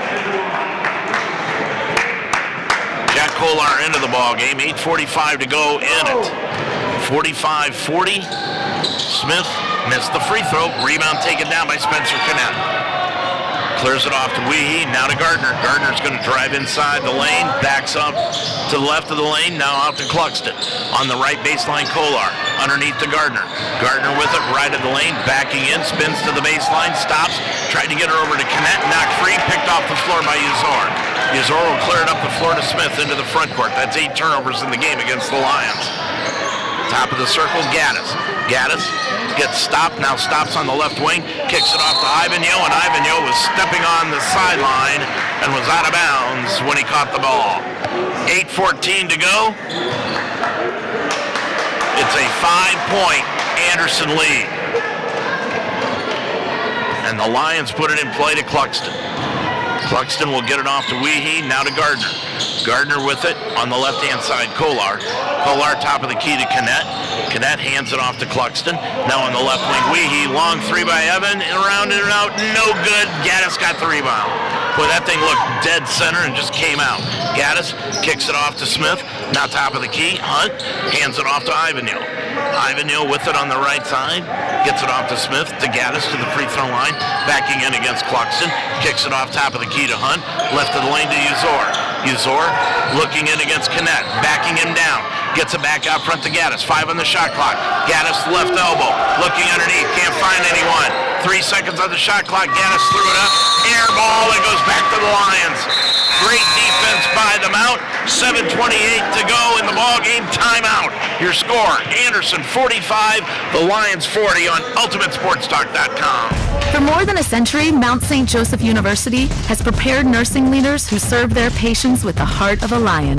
With flexible undergraduate and graduate programs, the Mount will help you climb higher. Begin your ascent at msj.edu/nursing. Medical care for your child is important, and your choice in doctors should be well thought out and have your complete confidence. Mount St. Joseph alum Dr. Libby Spees is one of you. She's from Cincinnati and practices here. Dr. Spees understands what's important to parents when it comes to their child's well-being. She treasures her patients, watching them grow and forging relationships with the families. And she's accepting new patients. Call for an appointment today at 513-246-8900. Dr. Libby Spees. Well, this is just what we expected, a great ball game between two good ball clubs, Anderson and the Mount. Lions down by 5, 45-40, 7:28 left to go in it. And the Lions will have it on the back baseline. Anderson will just show token pressure in the backcourt. Cluxton will get it in from Weehee, and he'll bring it up. Devin Young's back into the ballgame now for the Lions. Weehee with it, gets it off to Devin Young, right wing Cluxton. Cluxton cross court to the left corner. It goes to Kinnett. Didn't want to take the shot and doesn't. Back out front to Kohler. Kohler now off to Devin Young. Young gets it off to Kinnett. He's going to shoot the three left baseline. No good. Devin Young got the rebound. One dribble. Back up in there. Devin with 21 on 9 rebounds today, but that one a big one. Lions down by 3. Ivan Yo with the top of the circle. Hands it off to Austin Lyons. Now on the right side to Young, or to Smith, excuse me. Now to Knight, right of the lane. Knight back out to Smith. Long three by Smith. No good. Rebound taken off the floor by Jack Kohler. Jack will get it up the floor. Now off on the left-hand side, Young, top of the key. Young, stop-and-go dribble. Gets it off to Cluxton. On the right sideline to Kohler. Underneath pass to Young. Went right into the hands of Weehee. Put up the shot, no good. Rebound goes out of bounds. Back to the Mount. 6:22 left to go. Boy, an eternity here at the Harrington Center. 45-42. It's a defensive struggle between these two clubs. Cluxton will put it in play. Looking. Now inbounds the ball to Young. Top of the key to Kinnett. Kinnett hands it off to Young. He's going to drive the lane. Put it up. It will not go. Spun off the rim. And Uzor picks up the foul. And that will be his third. And Devin Young will go line left. Shooting 2. He's got 21 points in the ball game and stays at 21 as he misses the free throw. 6:16 left to go. Second one by Young. Line left. Eyes it. Shoots it. Got it. Devin with 22. Lions down by a deuce at 45-43. Bringing it the other way. Smith around a pick by Knight. Ball got knocked free. Ball loose in the backcourt. Picked up by Smith. Smith will bring it up the left-hand side. Smith all the way to the hole. Put it off the glass and in. Smith his first 2, and it's a 4-point Anderson lead. With a Kinnett, top of the circle. Kinnett hands it off to Young. Ball knocked free. Stolen by Knight. Here comes the show. Knight all the way for the slam. 49-43, Anderson by 6. The other way, Weehee. Top of the circle, Kinnett. Kinnett with it, looking backdoor, can't find anyone. And it's still with the dribble, gets it off to Weehee. On the left wing, Kohler. Kohler left of the lane, it goes to Devin Young. Backs in against Knight, now brings it out top of the circle, and a foul will be called against Anderson. And that'll be against Camden Smith, and that's his third. 5:25 remaining. Devin Young goes line left. Lions just have not shot the ball well here in the second half. Shooting just 33%, and they have not hit a 3 here in the second half. They're 0 of 7. First one by Young, got it. He's got 23. And it's 49-44. Anderson, second one by Devin, got them both. He's got 24. And it's 49-45. Anderson with a 4-point lead. Shropshire back into the ballgame, has the ball, hands it off to Austin Lyons. Now to Ivan Yo, left elbow. Lobs a pass to the left baseline to Knight. He's going to be double teamed by Kolar and Kinnett. Knight dribbles into the lane. Fall away, 12-footer. 15 in the ballgame for Knight. It's 51-45. Lions down by 6. Between the circles, Devin Young. Young with it on the left-hand side, looking for it now left of the circle.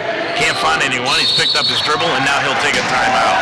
4:48 left to go in the ball game. Your score now, it's Anderson 51, the Lions 45 on UltimateSportsTalk.com. Official Investigations and Security Services in Cincinnati is your official provider of investigative, surveillance, and process servicing, uniformed, armed, and unarmed security services, executive protection, and bodyguard services. Official Investigation and Security Services is not only licensed in the tri-state area, but also Georgia, Tennessee, Michigan, West Virginia, and Texas. Not only private investigation services, but also mobile notary public services and more. Call Official Investigation and Security Services in Cincinnati, 844-263-3424. Well, the Lions have been outscored here in the second half, 29-18, and it's due in part to the defense that Anderson has thrown at the Lions, and also the fact that Owen Handy decided to put Maurice Knight down low offensively. The Lions 6 of 18 from the field in the second half for 33%. They have not hit a three-pointer. They are 0 of 7, and they are 6 of 7 from the line. Meanwhile, Anderson 11 of 17 from the field in the second half alone, 65%. And they are 5 of 7 from the line. They've hit 2 of the 4 three-pointers that they've taken. 51-45. Lions down by 6. Inbounds pass made to Kinnett. Kinnett into the lane, spinning in against Uzor. Can't find anyone. Kicks it back outside. Save before going over and back to Kolar. And now he gets it to Young. 6 on the shot clock. Young, right elbow. Fall away, 15-footer, partially blocked and pulled out of the air by Uzor. Gets it up the floor to Shropshire. Shropshire into the front court with the basketball on the left-hand side. Gets it off the Lions. 4.5 to go in the ball game. On the left wing, Shropshire. On the left baseline, Knight. Knight against Kinnett. Knight looking in. Can't find anyone. Now back out front to Ivanyo. Ivanyo with 10 on the shot clock. Gets it off to Lions. Pump fake. Almost fell down, and a foul is going to be called on the mount, and that will be on Jack Kolar. Gardner will come in and Kolar will leave. Jack with his first personal. And going line right will be Lions. Lions 9 points here this afternoon. 1-1, put it up, no good. And the rebound, Gardner. Gardner gets it up the floor into the front court. Cluxton now off to Kinnett. Kinnett, top of the key to Devin Young. Under 4 minutes to go now. Top of the key, Weehy for the 3. Hit the back iron. Nope. Devin Young got the rebound. Young looking underneath. Now he's going to take it in against Ivanyo. Stops. Pops it from 5. No, but he got Ivanyo in the air. And he came down on top of Young, and Devin will go line left. Ivanyo will pick up the foul. That will be his third, and that will take us to the timeout. 3:48 left to go in the ball game. Your score, it is Anderson 51, the Mount 45 here on UltimateSportsTalk.com. Conquer the impossible at Barbarian Apparel. Specializing in team apparel, you'll stand out with Barbarian's custom sublimation, artwork, and screen printing. Each piece of team uniform is specifically designed with your preferences in mind, including graphics, color, logos, and fabric selections. Barbarian Apparel is committed to creating exceptional cutting-edge sportswear and providing excellent service. You'll also have full communication through the whole process, so you know exactly what's going on. Get the best and start your order at barbarianapparel.com or email any questions at barbariancustomers@gmail.com. Changing lives is what great teachers do. And as I saw more students struggling to read, I looked to Mount St. Joseph University for help. The Mount is a national leader in reading science with highly effective research-based methods. Their faculty equipped me to teach students with a range of learning differences, and I was able to make an immediate impact in the classroom. The Mount's fully online reading science program helped me climb higher in my career, but more importantly, is improving the lives of my students. Begin your ascent at msj.edu/read. Well, Maurice Knight has really been the story here in the second half. He's got 17 points, 16 of them coming in the second half. And that has paced Anderson to the 6-point lead, but Young trying to cut into that one, and he does. Young with 25 in the ball game. Second one by Devin from line left. Got them both. He has 26. Second consecutive game that Devin has scored 26 points, and it's 51-47. Now the Lions need a defensive stop. Uzor got the ball knocked away from behind by Devin Young, but it goes right back out to Ivanhoe. On the left side to Maurice Knight. Knight guarded by Devin Young. Knight's going to take it in against Devin Young. Got the ball knocked free, and a foul reaching in is called against Devin Young. That'll be his third, and that'll send Knight to the line. Knight so far this afternoon, 5 of 7 from the free throw line. He's hit his last 4 in a row. He's got 15, make it 16.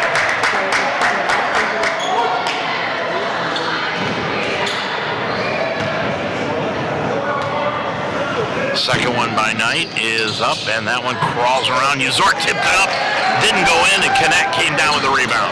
Gets it up the floor to Weehee. Weehee down by 5, looking inside. Now stops double team to Young, right baseline. Young cross-court pass to Cluxton, back out front to Weehee. Weehee's going to drive the lane, got the ball knocked free, stolen away by Ivanhoe. Up the court now to Lyons, he'll drive inside. He ran right over Gardner and picked up the offensive foul. Boy, what a nice defensive stance by Gardner to pick up the offensive foul, and the Lions get the ball back. 3:09 to go in the ball game. Boy, mark that one down if the Lions are able to come back and win this thing. 3:09 left, 52-47 Anderson. Cluxton into the front court. Looking around, now it gets it on the right sideline. Goes around a pick by Devin Young to the top of the circle. Left wing Weehee. Weehee with the right hand dribble. Now back out to Devin Young. Young top of the circle to Weehee. Top of the key, 3 around the rim. Fell out! That thing was halfway down and went out. And the ball went off of Devin Young and out of bounds. And Toby Kerrigan wants to have the officials get together and talk about this one. And the officials underneath will. And now they're going to give it to the Ravens. That thing was halfway down by Weehee and came out. The Lions 0 for 9 from three-point range here in the second half with a Shropshire. Lions down by 5. Shropshire with 20 on the shot clock. Top of the key, still plenty of time. Lions, top of the key, Ivanhoe. Ivanhoe looking, trying to get it tonight. He was calling for it, wants it, has it in the right corner. Off top of the key to Ivanhoe for the long 3 to Roland. Ivanhoe 15, timeout Mountain. 2:23 to go in the ball game. Your score, Anderson 55 and the Lions 47. Like irritable bowel syndrome, Crohn's, and celiac disease. So getting to the right diagnosis meant being more open with my doctor about the severity of my symptoms and how often they were happening. But there's good news. EPI is manageable, so don't wait any longer. Use the symptom checker at identifyepi.com and schedule a visit or call with your doctor to ask, could I have EPI? Sponsored by AbbVie. 2:23 left to go in the ball game. 55-47. Ravens on top. And the Lions down by 8 now. Bring out Cluxton, Weehee, Gardner, Young, and Connect. Boy, the Lions just cannot buy a three-pointer here in the second half. Anderson with full court pressure, but the Lions break it. They get it up to Connect. Now top of the circle to Cluxton.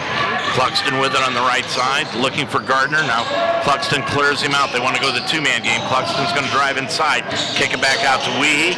Weehee top of the circle, underneath the Connect. Connect goes in up against Uzor, and he gets fouled on the play, taking it to the basket.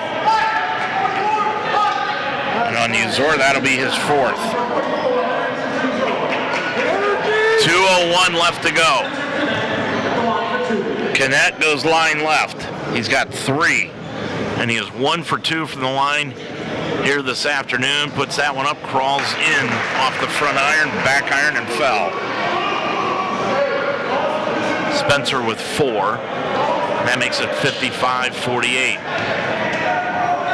Still 2:01 remaining. Second one by Kinnett. That one is off the back iron. Nope. And the rebound taken down by Ivanyo.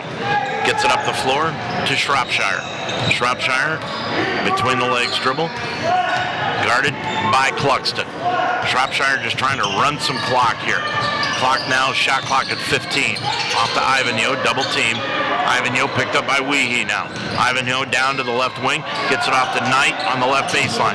He'll drive in against Kinnett. Reverse layup by Knight, put it up, no good. And the rebound tapped out of the air by Weehee. Weehee will bring it the other way with a minute and a half to go. Off to Cluxton. Cluxton now top side to Gardner. Gardner looking for Young, trying to post up down low. He's going to drive the lane, hit against Uzor. Gets it back out to Young, drives baseline left, hooks a pass out to Cluxton, now to Weehee. Top of the key, 3, got it! Weehee finally hit the 3. He's got 9. It's 55-51, a minute to go in the ball game. Shropshire hooks a pass over on the right side to Ivanyo. Now the Lions need tough defense. Ivanyo guarded by Weehee. 15 on the shot clock. Right corner to Lions. Back out to Ivanyo, top of the key, Knight. That's who they want to have the ball. Down low to Uzor. Uzor spins in against Young. Laid it up and in. Uzor's first 2 of the ball game, and they are a killer. 57-51, still a 2-possession game. Right wing Weehee. Weehee's going to shoot the long 3. Missed that one. Rebound down on the baseline to Shropshire, and he'll get it off to Uzor. 35 seconds to go. Shropshire will bring it across the timeline, and a foul is going to be committed by Gardner against Shropshire. Shropshire, 7 points in the ball game. He is 1 of 1 from the charity stripe here today. And on the year coming into the game, he was shooting 89% from the stripe.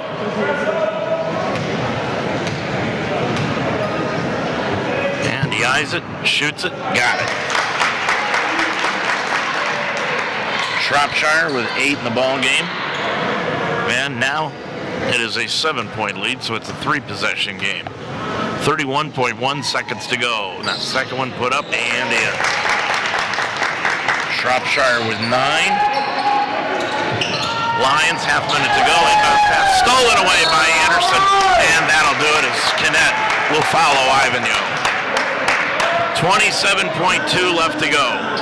Anderson's going to come into the Mounts Harrington Center and pull out their first Heartland Conference victory of the year. They'll even their conference record at 1-1. Ivanyo line right on the afternoon. He puts that one up and in.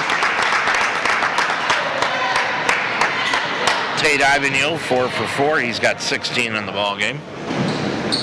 60-51. Anderson leads it by 9 and make it 10.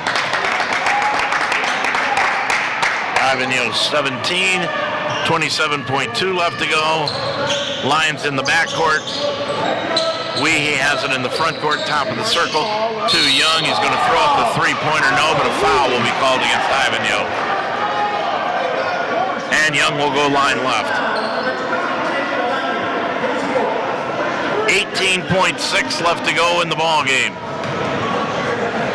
And Devin Young line left, puts it up and in. Devin with 27. The second one by Young from line left is good again. He's got 28. And now he'll get the third one because he was shooting a 3-pointer. 61-53, make it 61-54. Devin with 29. 61-54. Weehee will come out of the ball game, and David Lewis is back in. Inbounds pass made to Shropshire. Gets it off the Lions. Lions into the front court, and he gets it under Uzor, and Uzor slams it home. Uzor with 4. Coming the other way, the Lions, 8 seconds to go. Ball knocked free, and a foul will be called against Anderson. And that'll be a foul called against Lions. Austin Lyons with his 4th personal foul. 6.5 seconds to go, and line left goes Dane Gardner. Gardner, 1 for 1 from the stripe today, puts that one up and in. He's got 4.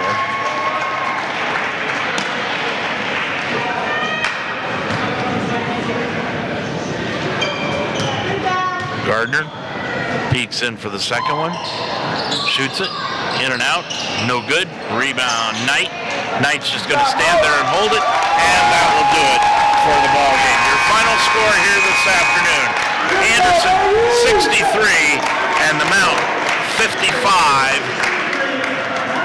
The Mount's record now goes to 3-3. They are 0-1 in Heartland Conference play, while Anderson now is 5-2, and they are 1-1 in the Heartland Conference. We'll be back to wrap things up from the Harrington Center after this timeout. You're a Lions fan.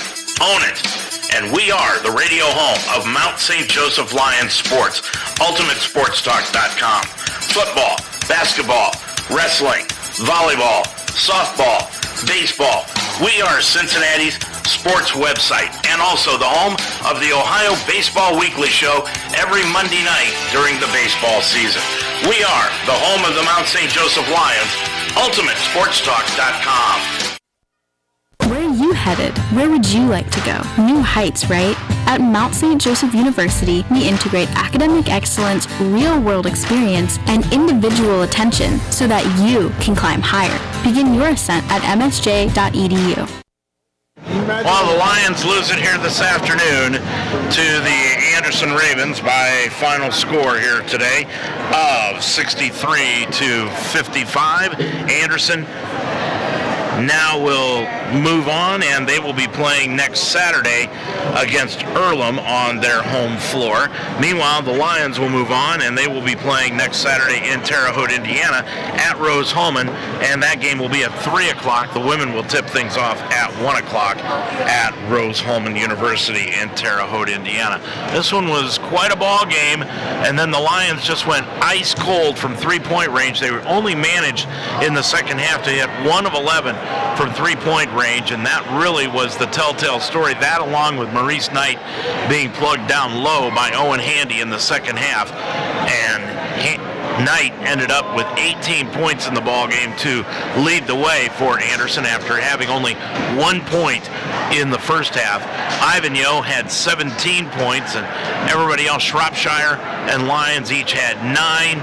Uzor and Gaddis with 4, and Smith with 2 for Anderson in the ballgame. For the Lions, they were led by Devin Young's 29 points here this afternoon. Evan Wee, he had 9. Spencer Connett and Dane Gardner each with 4. David Lewis 6, Willard Cluxton 2, and Brady Thomas just 1 point in the ballgame here this afternoon. But when it was all said and done, the Lions lost here today by the final score of 63-55. We will wrap things up from the Harrington Center here in Cincinnati after this final timeout. The following is a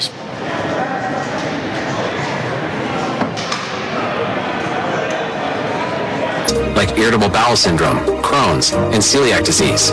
So getting to the right diagnosis meant being more open with my doctor about the severity of my symptoms and how often they were happening. But there's good news. EPI is manageable, so don't wait any longer. Use the symptom checker at identifyepi.com and schedule a visit or call with your doctor to ask, could I have EPI? Sponsored by AbbVie. Well, the Lions, as we said, they'll be back in action next Saturday afternoon at Rose-Hulman, and we'll be on the air with the pregame show of that one starting at 12:30. The women's game will tip things off at 1 o'clock, and the men's game will get going at 3 o'clock in the afternoon. So hopefully we will be able to talk to you then next Saturday afternoon against Rose-Hulman. But until then, a lot of people to thank here this afternoon for this broadcast. Dr. Williams for granting us permission to do the Mount St. Joseph games. Athletic Director Melanie Wagner.